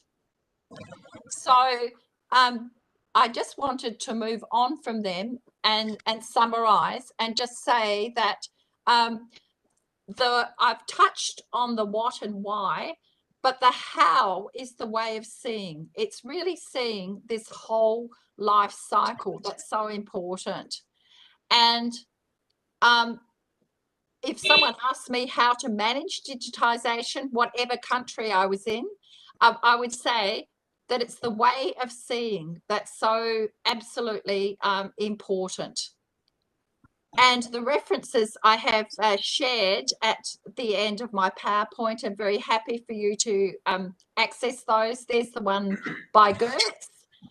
And I just wanted to extend my thanks to all of you for the opportunity to visit India virtually and to be part of this wonderful webinar supported by the Central Government of India Libraries, because libraries are the heart of the nation and libraries are the best places to make connections. I wanted to make also clear that these are my views and not the views of my employing organisations. And they're based on the points I've made about this life cycle and way of seeing is what I have experienced on the ground in the practical work of digitising. So thank you very much. Thank you, ma'am. Thank you. Your presentation is very beautiful and informative. Heather, I have one question. Yes. One you have said that about the policies that you have referred South Australia's digital asset, there is a policy. So one thing I want to ask you, when we are also in the fourth phase of digitization, as you know. Yeah. So the thing we are facing, there are many subjective assessments. Like one question, I am very curious to know, when you are jumping onto digitization project, suppose there is a policy, government policy. So are you going with that policy every time, or you are changing according to your need, your parameters? So can you tell me about this thing, that whether you are sticking to that parameters or you are changing the parameters every time? So, Partha, do you mean the policy for the standards or the policy for selections? A policy for the digitization standards, yes. Not the selection. So not the yeah, selection. so we have in South Australia, which is a small state, I have to say, we had all the directors of the cultural institutions meet, and before they met, it was my role to work with the staff like you in all the different organisations. So our museum, our library, our history trust, which runs all the historical museums, our art gallery. I did a chart for them of what is accepted policy across Australia and internationally, and I got them to agree on the policy that we would use. So that took about 6 months, and also we said that this is, not a stick. It's not a must. It is what we are aiming for, and if it is not possible, then we will document that in the metadata. So we are aiming for that, and obviously some organisations like our art gallery will want the really fine and high level definitions, but other organisations, maybe I was thinking of our performing arts collections, maybe they're doing larger objects, and maybe they might slightly drop that, but they are following what all the directors agreed. So the difference is we got sign off from the director of the museum, the director of the library, the director of the history trust. So that took a bit of negotiating, but they all form an advisory group called the Digital Access Consultative Group, DACG, and I'm an executive kind of like secretary to that group. So that took quite a bit of work. So that's a long answer, but we got an agreement. Yep. So, you were telling that it is a guiding principle, rather than you have to not stick by every parameters. Like for example, I am telling you, when we are digitizing in 600 DPI, so suddenly there is a decision. So why you are not digitizing in 300 DPI? So they want less. Yeah. Less. But there should be some standard benchmark globally. So when we are digitizing the documents in 600 DPI, so it has some disadvantages. It is creating occupying more space. So that goes back to the purpose. Yes. So is there any policy like Question session will be you have to stick on the policy or like that? Parthaji, I'm intervening, and I actually in the Indian government and manuscript and had or UNESCO also given the certain parameters for DPI. Archival document has to be scanned at the 300 DPI, and the rest can be go as per the requirement of the institution. So I think in other institution like in the Australia, I don't know exact. I think Madam is not giving the exact information. So we should discuss later about that matter. And I have one question to the Madam. Madam, as I am audible to all. Yes. Yeah, I have one question, Madam. As you have your presentation was wonderful and very informatics, and a lot of information I received from that your presentation. As I seen you worked in the government organization from many days, so as you have already mentioned, ki duplication is the possibility for the digitization of the same document in any government of India libraries. So So in the Australia, how you have taken the checkpoint? So who can prevent us for duplication of digitization? Yeah, Australia has a secret weapon. It's called Trove, TROVE, which is our national union catalogue. So we would check there, and that's the first question. Should it be digitized? And if someone has digitized it, they should have catalogued with the metadata, the digital copy. So that will tell us. Otherwise, in India, it is very challenging. So, and particularly challenging with manuscripts because there's different versions of the manuscripts.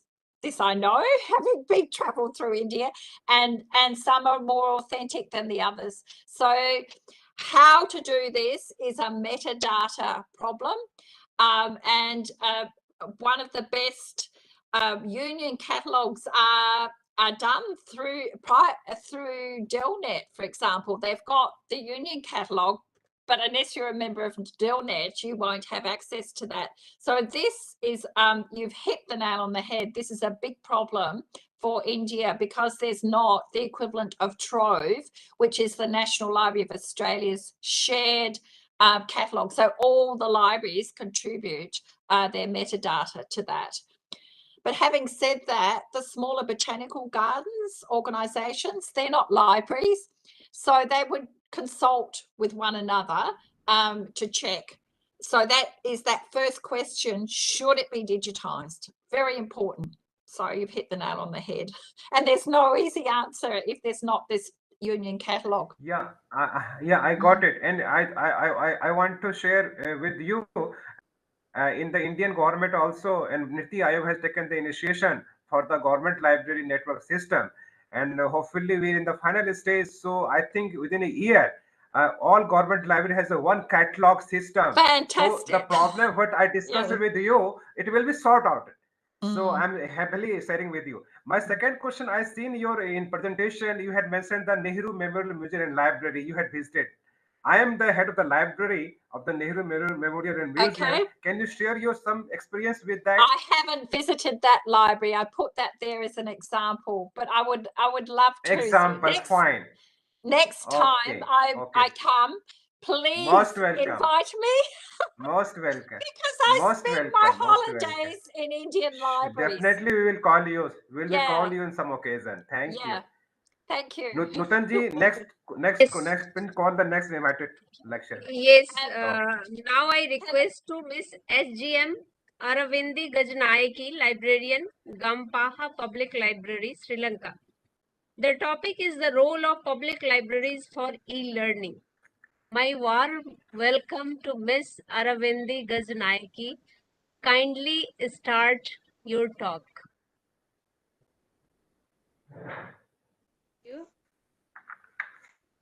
Yes, I have an announcement to Chittaranjan. Please don't share your screen, please. Is it my screen? You please continue. All right.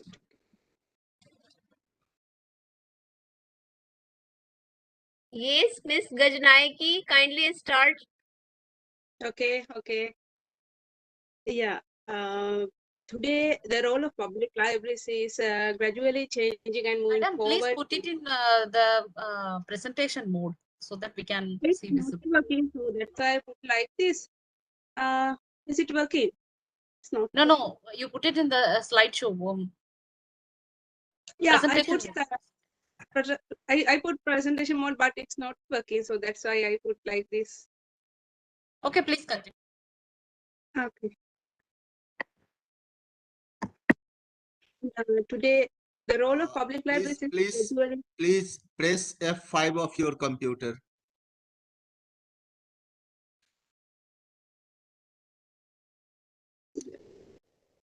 Arvindi ji, please press F5 of your computer. It will come into presentation mode.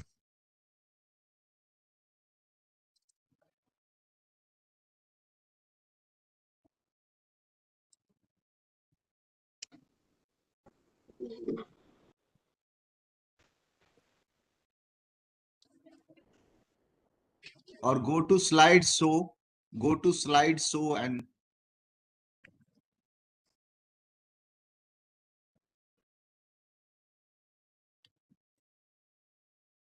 From Yeah, beginning, yes. I put it in one device, but it's not shown in my other device. Fine, carry on. Yeah.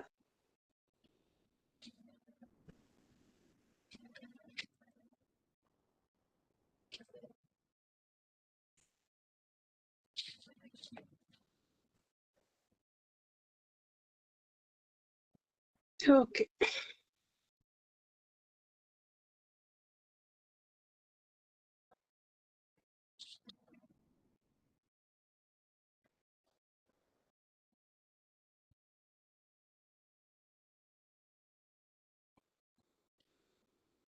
Yes, please continue, Arvindi.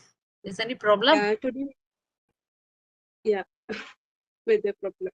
Yeah, today the role of public libraries is gradually changing and moving forward concept. So it's important to make public libraries a lifelong learning center for the use of information technology in meeting the reader's need of this information society. So actually in the conventional libraries, provide information resources, but presently library should be related to knowledge, and public libraries should provide education-based information, improve learning commons, and information literacy among the users. So in this information society, it has been evolved the role of public libraries. So libraries have to provide competitive, effective, and efficient service according to the user. उसी से पता सबसे पहले check वही पता चल जाता है कि कितना distance. E-learning is the use of technology and services to the deliver curricula and ultimately facilitate to the learning. So Horton introduced this as learning experience is created by information and computer technologies. Actually, however, basically e-learning focuses on three components like technology, curriculum, and service. So also while using different type of words for e-learning, the meaning of each of these words based on these three components.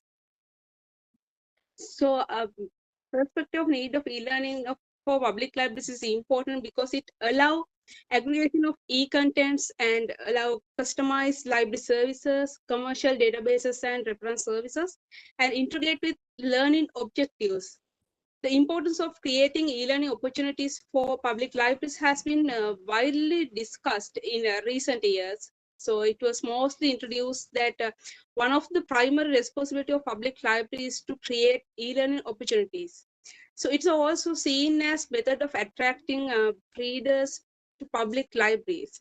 So although some public libraries have lagged behind in this regard due to various external influences, we have to admit that in this developing society, we need to pay more attention for this. It is requested, please go in the presentation mode. Yeah, I know. Is it okay? Yes, please continue. Just continue, please continue. Okay. Why public libraries need e-learning? So we need to focus on why e-learning opportunities should be created for the public libraries. So when creating an e-learning environment in the library, focus on a number of key components, including technology, feasibility, innovation and production and administration, testing, dissemination, and etc. So putting all these factors together, more effective service is created in the library, and actually therefore it naturally become as a learning center. So it can improve community engagement in various ways, and public libraries can support formal, informal, and informal learning methods, and it can provide easy access to the information resources and enhance the learning skills and technology-based skills and innovation skills. So yeah, actually it create opportunity to adapt with global regions and improve education and training opportunities, and actually eligible to use different resources for the education process, and it work as a clock-based service system, and actually this is a value-added service for the library. So actually public libraries always support different user categories. Most important is the ability to support a variety of educational need in the turning a library into e-learning center. So in addition, we should consider some parameters to implement some e-learning platform in the public libraries. The first one is accessibility. How learners should have smart devices and internet connections and could access any educational materials, data banks, and relevant and reliable e-resources. Other one is instructor and learner relations. How we can develop it. How learner interact with teacher, moderator, or coach. So what are the pedagogical curriculum? What kind of topics, modules, and lessons can learn? Is it support to construct their own knowledge? And what are the degrees available? What kind of diplomas, masters, and degrees can be learned? And what kind of assessment and evaluation we can do? How we can evaluate the learners? Is it support to learners to build up clear objectives among them? And suitability of learning systems. Learners are not limited by age, gender, job origin, or background, a place of time. The system should be considered all these categories. And learners' skills. E-learning system could enhance their motivation, creative thinking, and time management skills. Can this system enhance these skills of the learner? And the learning system and time consuming, and how it's fast way of presenting some lessons, and can learner retrieve and save the lessons and resources to revise anytime and anywhere? And what are the expenses? Can learners save travel expenses, course materials, accommodation fees by applying for these courses? And what are the environmental impact? And e-learning is paperless education system. How it is save power and other resources? And what are the technical barriers? Communication and technology barriers could limit the e-learning process. So we should consider these kind of things for develop some e-learning platform in the public libraries. There are three basic components are important when creating an e-learning platform in the public libraries. So the learner develops it into a lifelong learning based on the self-directed and self-motivated. And teacher should develop knowledge and skills, understand learning needs, and in order to create learning opportunities for the users. And the administrator creates a learning environment, provide infrastructure and resource for lifelong learning. Here, the librarian acts as the administrator. So library should develop learning atmosphere by the librarian. So as a student, the e-learning platform can have many benefits. They will help them develop skills, get a quality education, and pathway to become global citizens. As a teachers, the professional advancement as well as the ability to prepare for the modern work environment and create quality educational opportunities.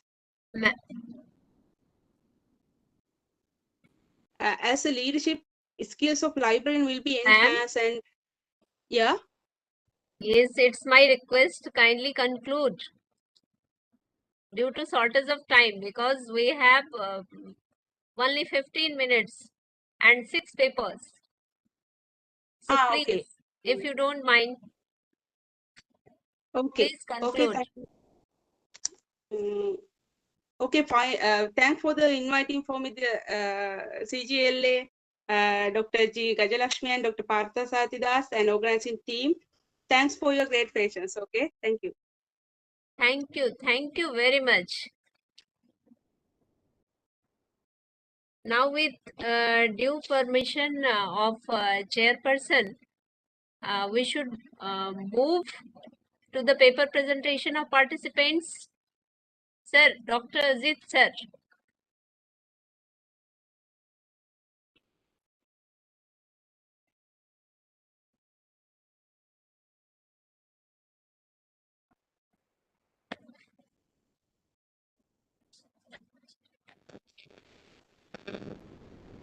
Yes. Now, I welcome all the participants. Before starting the paper presentation, just I want to share with you all the participants that we have very short of time only 15 minutes, and 5 paper presenter is in this session, and one is added from previous session. So we have 6 presenter. So kindly cover the. So you have hardly 3 minutes each one. So kindly cover in brief Before introduction, Nutanji, I objective, want to data, conclusion. Nutanji, I want to interrupt you before starting the presentation. Yes, Presenters should start ready. I have one question to the previous talk. SGM In the Arvind. Sri Lanka, this is French. Madam, are you here? Yes, I am Madam is here. there. So your question And is other from? thing is my yeah to the Madam Aravindiji from Sri Lanka. Hello, ma'am. Is there? SGM Ravindi-Gajalakshmi ma'am is there. You are in the session, ma'am. I think she left, Nutanji. Okay, then leave it. Continue the paper presentation. Fine.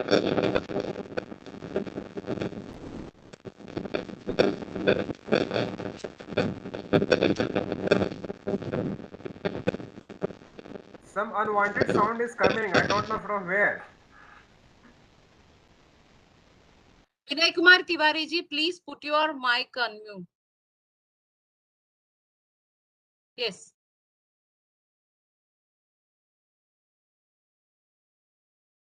So, Kamal Veni is the first presenter. Kindly start. Kamal Veni. Your title of paper is Public Library System in Tamil Nadu, its origin, growth, present status and future prospects, a study. Please, Kamal Veni ji.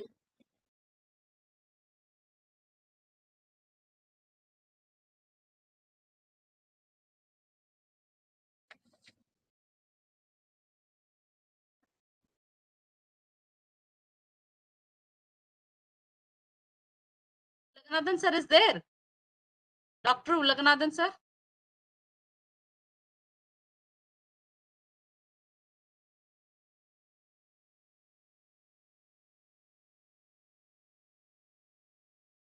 I think she is not. He is not here, I think. Next, you please proceed with the next. Yes. Second paper is from Chitranjan Nayak, Dr. Arun Kumar Chakrabarti. And the topic is the paving the way in promoting public health for the medically underserved rural people by adopting e-health solutions in medical and public libraries. A crucial study of the Balasore district of Odisha. Okay, madam. Thank you, madam. Good afternoon, everybody. Honorable chairpersons, co-chairpersons, and good afternoon, everybody. My topic is paving the way in promoting public health for the medically underserved rural people by adopting e-health solutions in medical and public libraries. A crucial study of the Balasore district.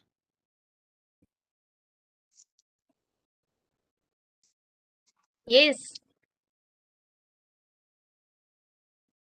And everybody knows that health is a basic need of every individual, which plays a vital role in socio-economic development. And every person depends upon it. And in most people in India, the rural people in particular who are poor economically, socially and educationally, do not have adequate resources and proper knowledge for ensuring healthy living standards. Today, the information communication technology supports electronic gathering, storage, processing, exchanging of information to treat diseases, prevent illness, and promote healthy lifestyle.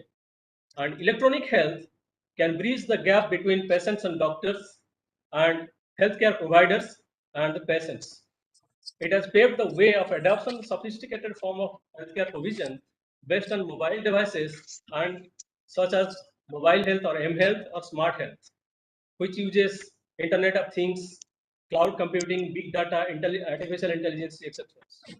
And the public library is redefining its roles as becoming one-stop information center for medically underserved rural people and in partnership with the medical library embedded with the medical institutions or hospitals, a public library can establish health information center in its premises, provide healthcare information to its users, especially for the rural people, by adopting e-health solutions and promoting public health.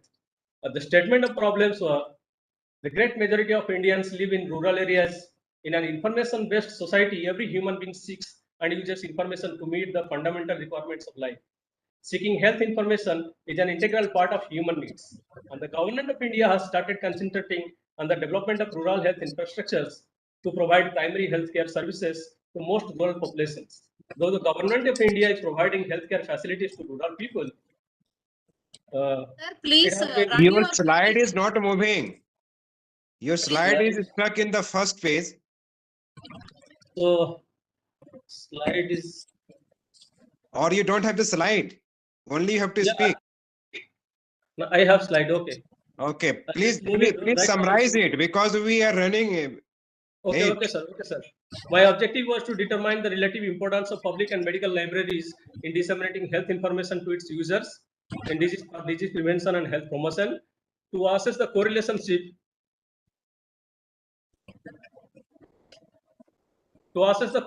between the public and medical libraries, to determine the digital health communication strategies. And the methodology was data collected from the sample study from the medical officers of the Baleswar districts, Fakirimon Medical College. I am interrupting you, my dear. You did very good job. Comes to the conclusion and finding and suggestions of your paper. Okay, okay. Thank you, sir. Thank you. Please.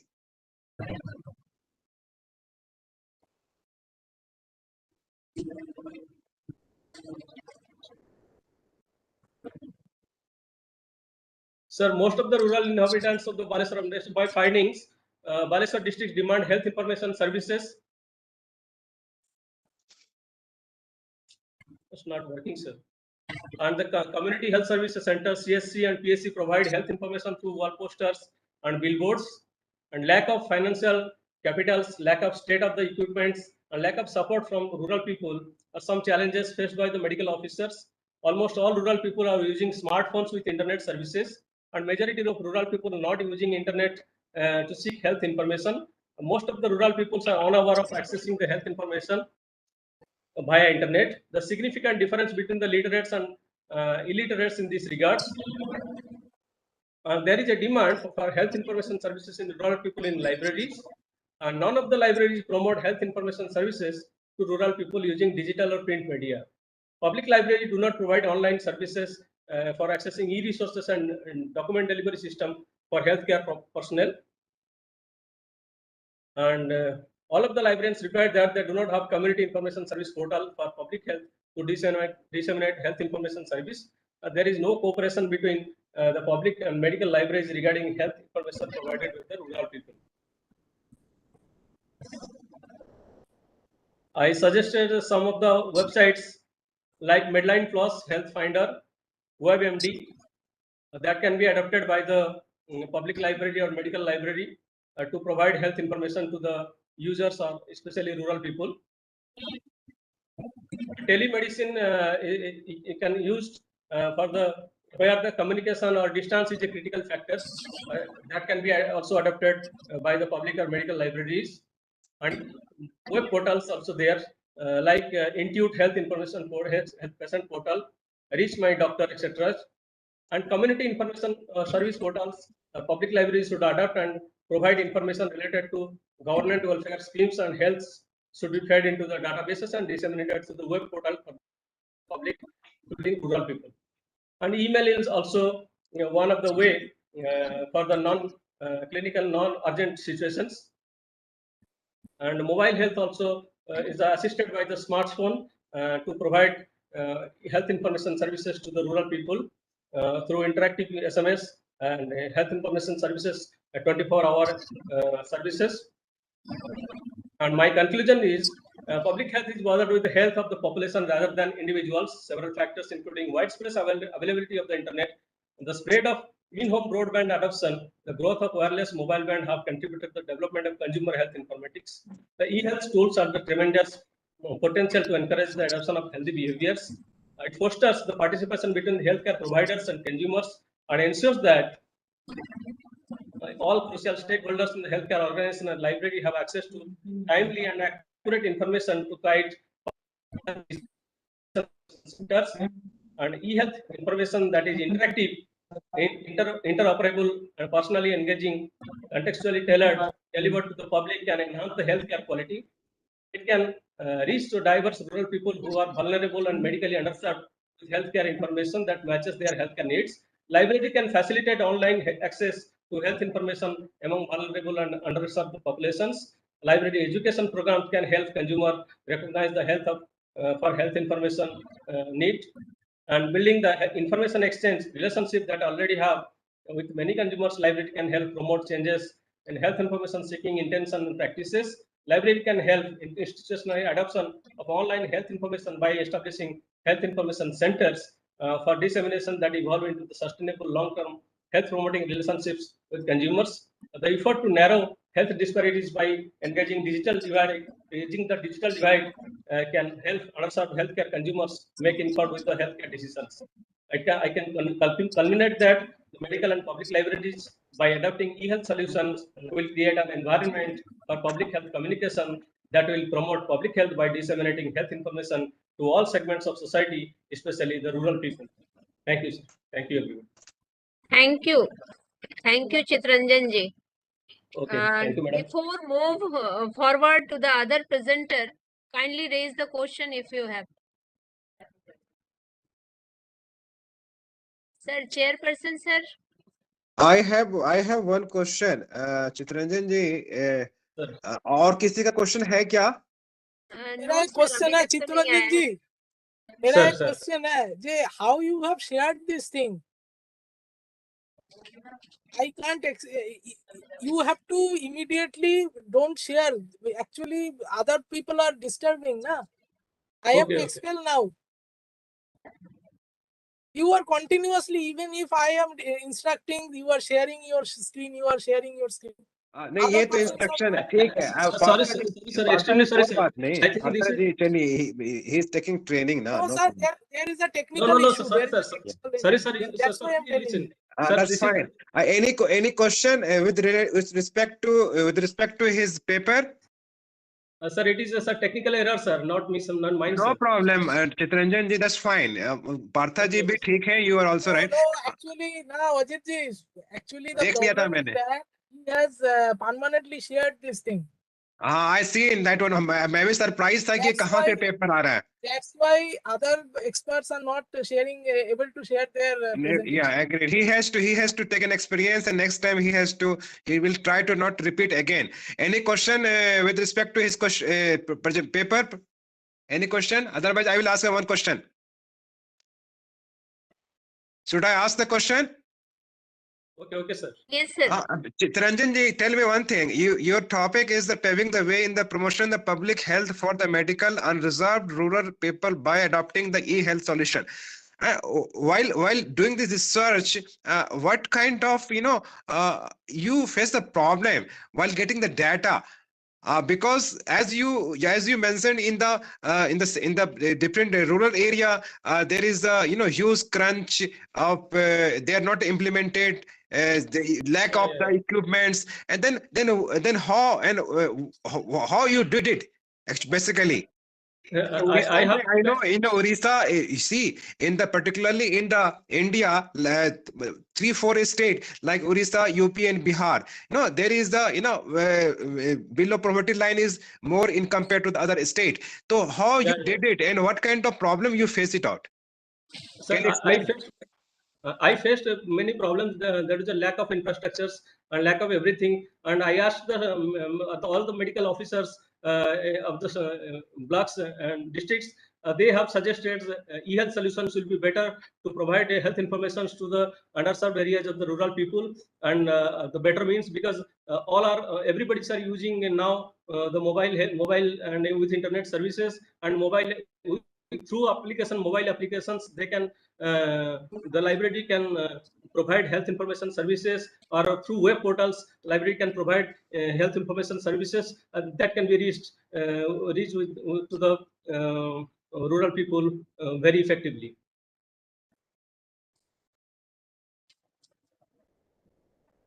You got Anything, sir? answers, sir? इनकी आवाज नहीं आ रही चितरंजन जी की. आवाज नहीं आ रहा sir? अब आया. हाँ सर. तो sir, yeah. My basic question is that you are the you are the library professional, and how the topic you have chosen and how it will be help for the development of the nation. Whether you try to submit your this paper to the district Orissa, the health department, head of the department of the health department in the Orissa. Yeah, sir. This is the one of the of my PhD research, and this is the part of my PhD research, and I have. So, have you completed your PhD or in the process? In the process, about to submit, sir. Okay, thank you. It's a good work. Okay, madam, you can call the next presenter, please. Yes, now Thank you, over thank you, to Ms. everybody. Sasa Negi. Ms. Sasa Negi, your topic is impact of pandemic situation like COVID-19 on libraries, library professionals, and library services. Good afternoon, ma'am. Good afternoon. Kindly Good start afternoon, the all of paper. you. Yeah, wait a second. Just a second.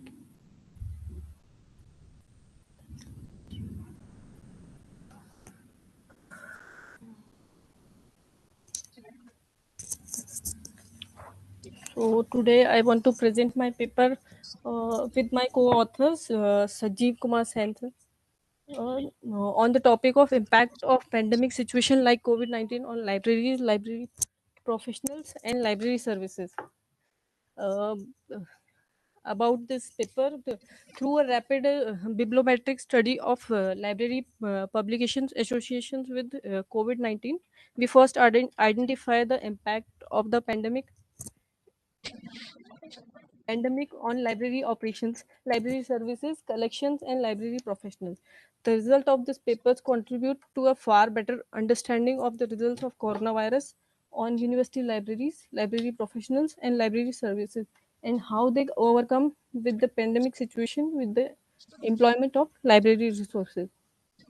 The study provides guidelines and systematic procedures for assessing the impact of epidemic pandemic situation like COVID-19. Asha ji, sorry, I am intervening you and I'm disturbing you while presentation. So we are running behind the schedule. So it's my humble request to you, directly go to the objective, do objective, not more than that, and conclusion and findings. That's it. Okay, sir. It's more than enough for us. We know what you did. Yeah. Okay. The objectives of this paper is to discuss the importance of library professionals during this pandemic situation, discuss different types of library digital platforms accessible around the world. Library professionals give the correct information within the right format and at the correct time for various kinds of users. About data analysis, library professionals can distribute all the data through web-based network stages. Library professionals can play with the accompanying ICT instruments and spread the data to the local area. Or library professionals can give open access, open course products, open learning assets, or virtual classrooms. And then conclusions, in the epidemic pandemic situation like COVID-19, library professionals need to do everything. Virtual library is in demand in this sort of pandemic circumstances. And library professionals and data professionals should be prepared to meet the necessity of per users, whether it is for coronavirus or some other pandemic circumstances. The social obligations of library professionals is to give the data admittance to the users. Data request is likewise expanding in this short of pandemic circumstances. Thank you so much. Thank you. Any questions? Any questions related to this paper? Or move forward? No, I have one question from the Please. Asha ji. Yes, Please, Asha ji, Asha ji, and you did a good job and Yes. is good paper. Because in the pandemic, we thought, as you mentioned in your paper, Yes. we should very careful while disseminating the information through internet or through social media or whatever it is. Yes. What kind of precaution is to take? Sir, we have to cross-check the information. Yeah, what's the parameter? See, it's very difficult to say. You have to Yeah. check what's the parameter and steps you should take. We should take as being a library professional through email or through the IT applications. One has to give the correct information, right information to the right readers. Yeah. So what steps you should, because you did the research work, so you had to analyze. You have to some output, and you have taken some decision. You have taken some steps to prevent it. So, Okay, fine, no problem. yeah. No problem. I want to add on it. Whenever you are trying to send the information to the information seeker, we have Yeah. to speak carefully what actually his demand, and we have to go through their topic minutely, and accordingly you have to judge what actually we have to send them. So we should try to send the only the exact and concrete. For that purpose, whenever you have to work in a 2-3 phase manner. Suppose you have to suppose you receive some query from a researcher, we should give that query to your reference section. And after reference section or somebody who is doing the reference work, you have to receive the collected information from your reference section, first level filtration. Second level filtration, your subordinate, second level, they have to check whether the received information is as per the requirement of the readers or not. And finally, before sending the information, the head of the library is their moral responsibility to check whether information is sending in the proper way or proper information is going to or not. That's it. Yeah. Thank you. Good Copyright. presentation. Yeah. Thank you. So much. thank you, ma'am. Thank Now I over to Anjana R. Bunkar. Anjana R. Bunkar. The topic is library and information science professionals. So just to start, with due permission of chair. Yeah, only objective and conclusion. That's it. Okay, sir. Good afternoon to all. As you've seen, my topic is Library and Information Science Professional Perception about Research Data Management Services of Agricultural and Agricultural University Libraries of Gujarat. It's a part of my research work. I have taken 4 agricultural library to fulfill the purpose. To fulfill the purpose, for a state government agricultural university library were chosen with the aim of find out the level of awareness among library professionals and what type of training and opportunity they require to expand their knowledge, or whether there is a policy to manage RDMS in libraries in future, and what are the motivating factors for planning RDMS, and the most important, the barriers and the challenges exist in adopting for developing RDM services in the libraries. Questionnaire was prepared, a structured questionnaire was prepared and was used to collect the data. Google form was used to create on a Google questionnaire, and the analysis was completely based on the data collected. The study finding shows that while the concept of research data management or RDM is new to the library professional, but many of them are familiar with the term RDMS or research data management. And most of them are believe that the library is the best place to provide RDM services, and they also regard it is an important service. And they also believe that RDMS will increase the visibility of research, as well as gives the opportunity to develop and improve the library images among the user community. And as I have already said that this is in early stage, so maximum library professional are thinking to plan of implementing of RDMS for their users in near future. In question regarding what type of services they must provide in RDMS, the outcome disclosed that maximum 75% of them agreed to provide access to data and extended support of search and retrieval for the external data sources. And majority of them responded prefer to assist in the archiving and preservation of data sets and providing training and orientation to user community. But this study also shows that there is a majority of libraries still doesn't have any RDM policy in their library, and maximum 50% of responded agreed that there should be a separate team mainly dedicated to managing research data search and retrieval or research data management services. And majority of them anticipated that library administration will have to organize in-house staff training and workshop, as well as encourage their staff to attend conferences or workshop, and the staff should enrich their subject knowledge skills by attending or enrolling in RDMS related online courses which are easily available right now. And the major issues regarding the adoption of research data management in libraries, where a lack of in-depth subject knowledge, though they are know about the RDM, but in-depth subject knowledge among the library professionals lacking, and also the management unwillingness of financially supports libraries, and also the one of the major factor is researchers' unwillingness to share their research data openly. So come to the conclusion from the it is possible to conclude from this study that the library should take a lead in adoption and development of RDM, as library is always known as the core of any institution, and library and librarians can help an important role in the development of research this type of service, as libraries are traditionally engaged in organization, preservation and access of information. And library should collaborate with the university research cell and ICT. ICT is very important because lot of technical work is required in this. So should be focused on developing and to developing a clear research data management policy.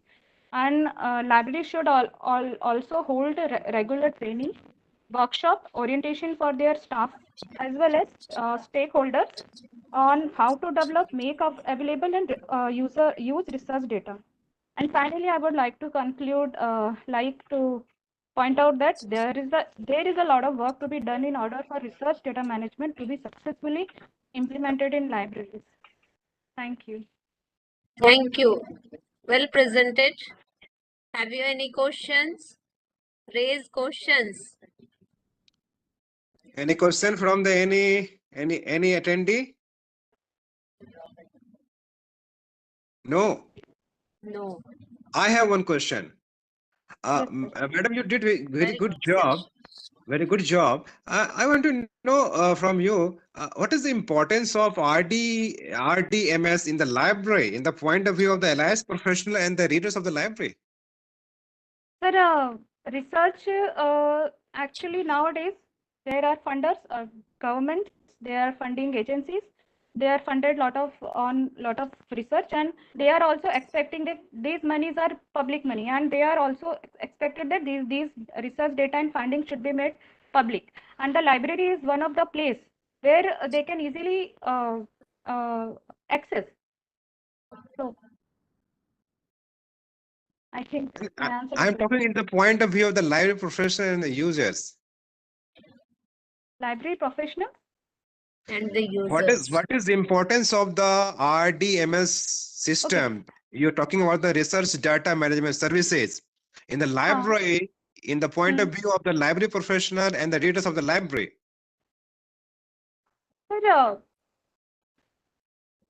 It means what's the benefit? See, in the layman, suppose we are implemented the research data management services in the library. What's the impact of that? All alliance professionals will be benefited, or the readers will be benefited. Can you tell me? Sir, it will added in one service. It will, ठीक है, it will fine. save. That's okay. I can understand they can give the enhanced and advanced services to the readers, and the data of the researchers will be made available across the world. Anybody can access through the internet or whatever it is. And Yes, second sir. question is this: what do you think while your research work, LIS professional need to develop their IT skills? What do you think? Requirement Sir, of the development of the IT skills among the LIS professionals? if we are providing this type of service, we required, and because lot of data or I think lot of That's great. What are you doing? You're doing PhD work or what Yes, sir. research work? PhD work. Okay, good, PhD. good job. Good. Keep it up. Okay, thank you. I have one question. Is there any open source research data management services available? Available in? Open source research data management software or platform in open source? Or it is a paid source? Some are paid, but many of them are free also. Oh, free also. Okay. Thank you. Okay, fine, Nituji. You can go for the next one. Yes. Thank you, Bunkar, Anjana Bunkar. Now over to Dr. G. Ulaganathan and Dr. Muruganantham. Please. Yes, ma'am, I will be there. Yes. Their topic is new technologies and its application of cloud computing in libraries. Yes, ma'am.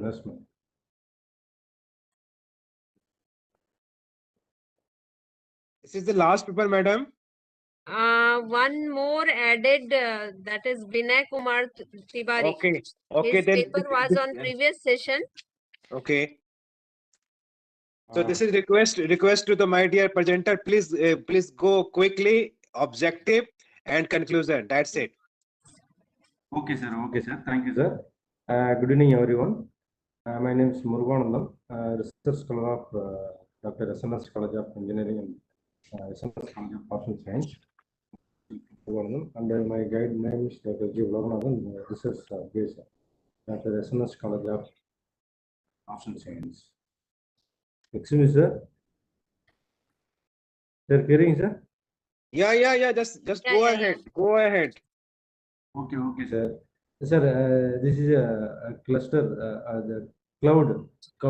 It is a cluster. It is a supercomputer. It is a data store. It is a Superman. That's a cloud. Another one is types. Please go to your objective.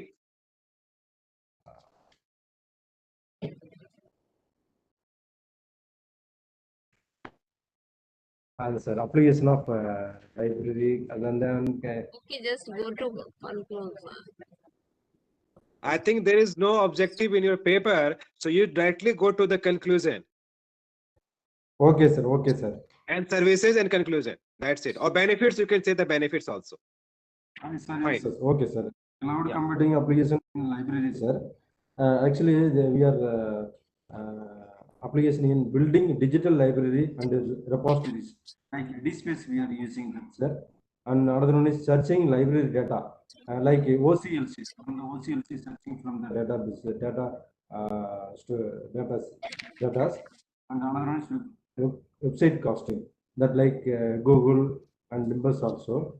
And another one is file storage, Skype drive, Google drive, Dropbox file storage. And another one, last one, library automation, like acquisition and cataloging.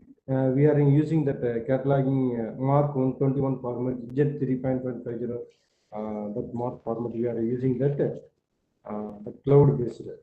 Another one is cloud computing benefits, sir.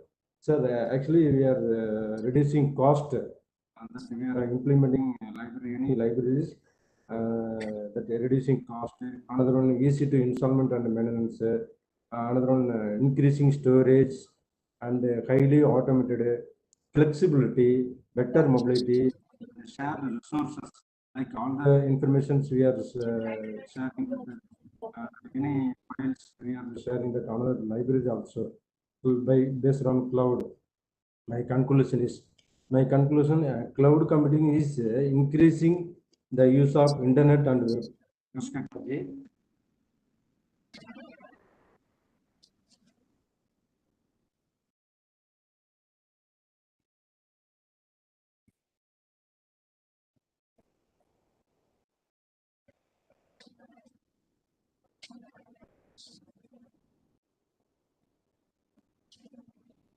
Your sound is not coming.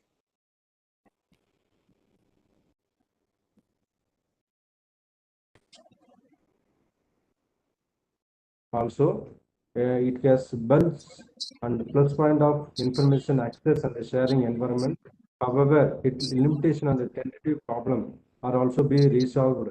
The data security, privacy, ownership, and are serious concerns involved in this. Future trend in the field may suitable on many of the existing issues and application will be useful to decide its adaptability in the library environment. Thank you, sir.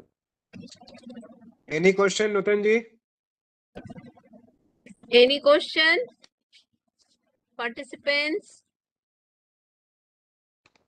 No question, sir. I have one question. Dear, have you implemented the applications of cloud computing in your library? Or is still you just a theoretical part you have?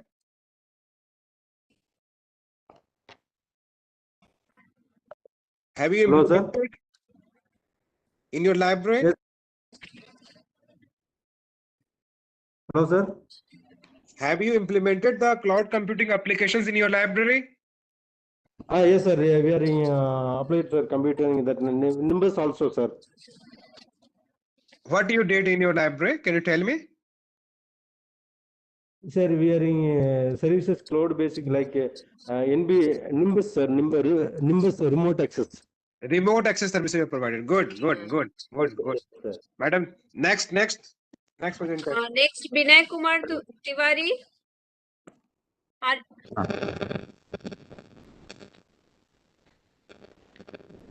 Please share my. Yes, ma'am. Please share. Okay. Myself, Vinay Tiwari. My topic is use of Nalanda E-Consortium by faculty members of Noida International, Noida Institute of Engineering and Technology, Greater Noida. Excuse me. Please unmute. Mute कर ले. जो लोग को बोलना नहीं है, ऐसा unwanted sound is coming. You can continue. Please continue. Yes, about the Nalanda E-Consortium. This consortium brings together 756 institutions of AKTU affiliated institute located in Uttar Pradesh. Nalanda E-Consortium is dream project of the university to promote the use of e-resources to its affiliated institution to get access and affordable cost. My objective of this article is to know the different type of e-resources and services available in the library, to know the awareness of e-resources among the users, to study the purpose of frequency of use of the e-resources available in the library, to find out the implement encountered by the user accessing and using e-resources, to study the impact of e-resources on the academic performance by the user, provide suitable suggestion and recommendation to the improve e-resources and services for the benefit of the users. Role of Nalanda, or you can say different kinds of e-resources are there. IEEE, Springer, Elsevier, Science Direct, Taylor and Francis, etc. The objective of Nalanda is to improve and advance the academic and extensive use of the digital content accessed by e-consortium. Kindly log in the user MyLog platform and utilize the e-consortium resources. Utilization of methodology, we have adopted the research method to understand how to analyze the Please go to the conclusion. The finding is of study. Most of the respondents to know about the consortium. Most of the respondents, 40%, are utilizing Nalanda e-consortium once in 2 days. Majority of the respondents are giving their need to e-resources of the central library. Respondents are utilizing in Nalanda e-consortium resources examination of direction. most of the 58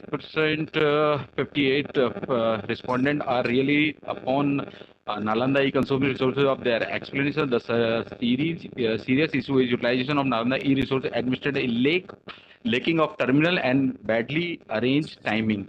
Out of the 113 responded from 150 questionnaire were distributed, and 83 were responded to our need ready to get and download e-resources from the Nalanda e-resources. My conclusion is, in the review of respondent faculty member who took part in the summary are particularly mindful of the utilization of electronic resources. The majority of the respondents utilize these web-based resources of their exploration and updation their insight regarding the matter. Respondents are keen to utilization the Nalanda e-consortium e-resources just in local library, and the respondents are happy to their these resources. Study purpose that books keeper and staff should direct preparation project to improve and more significant utilization of electronic resources. Thank you. Thank you, Tiwari ji. Shall we conclude the session, Chairperson? Any question? Yeah, Tiwari ji.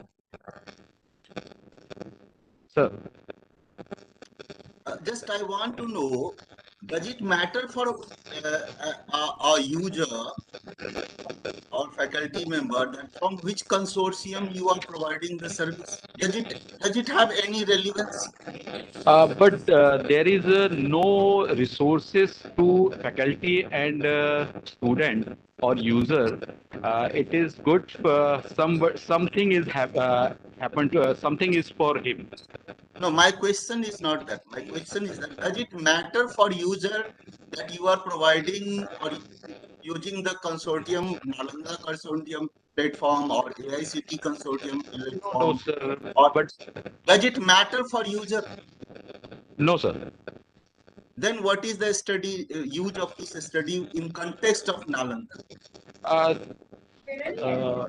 Before 2 or 3 years, the AKTU library, AKTU. The study should be the utilization of resources and its efficiency for the faculty or the users of UP institutions or universities.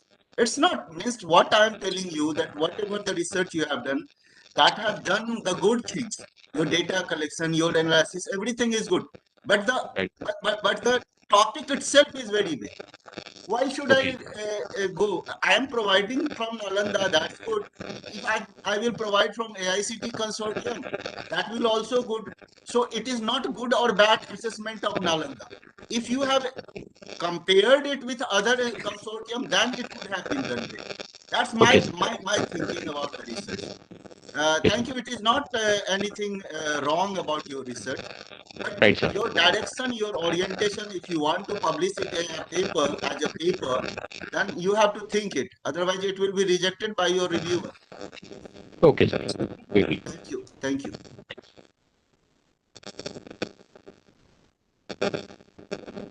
Shall we conclude the session, sir, Chairperson?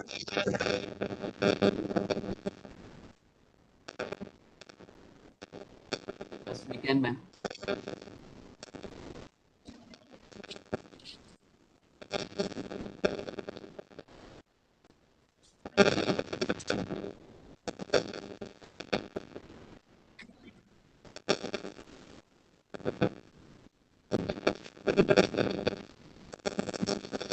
Unmute the sound.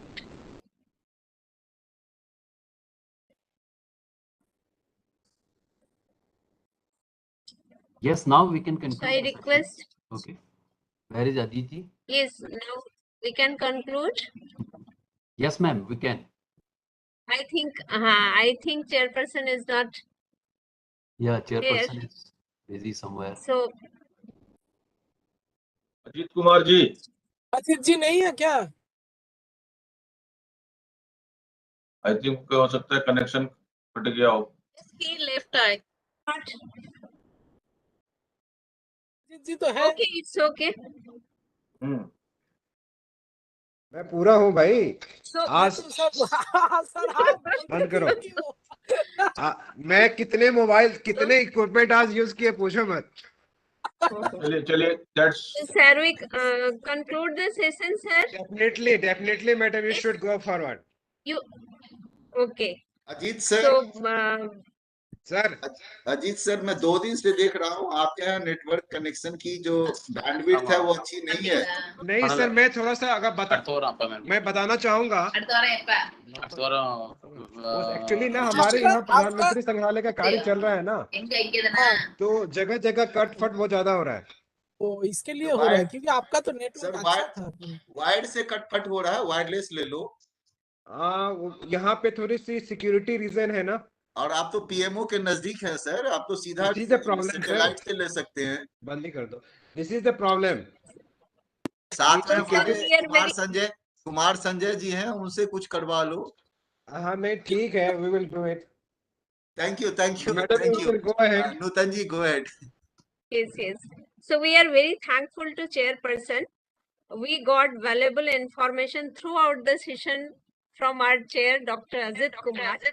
And I hope ki participants got the very valuable information and they will be benefited very much.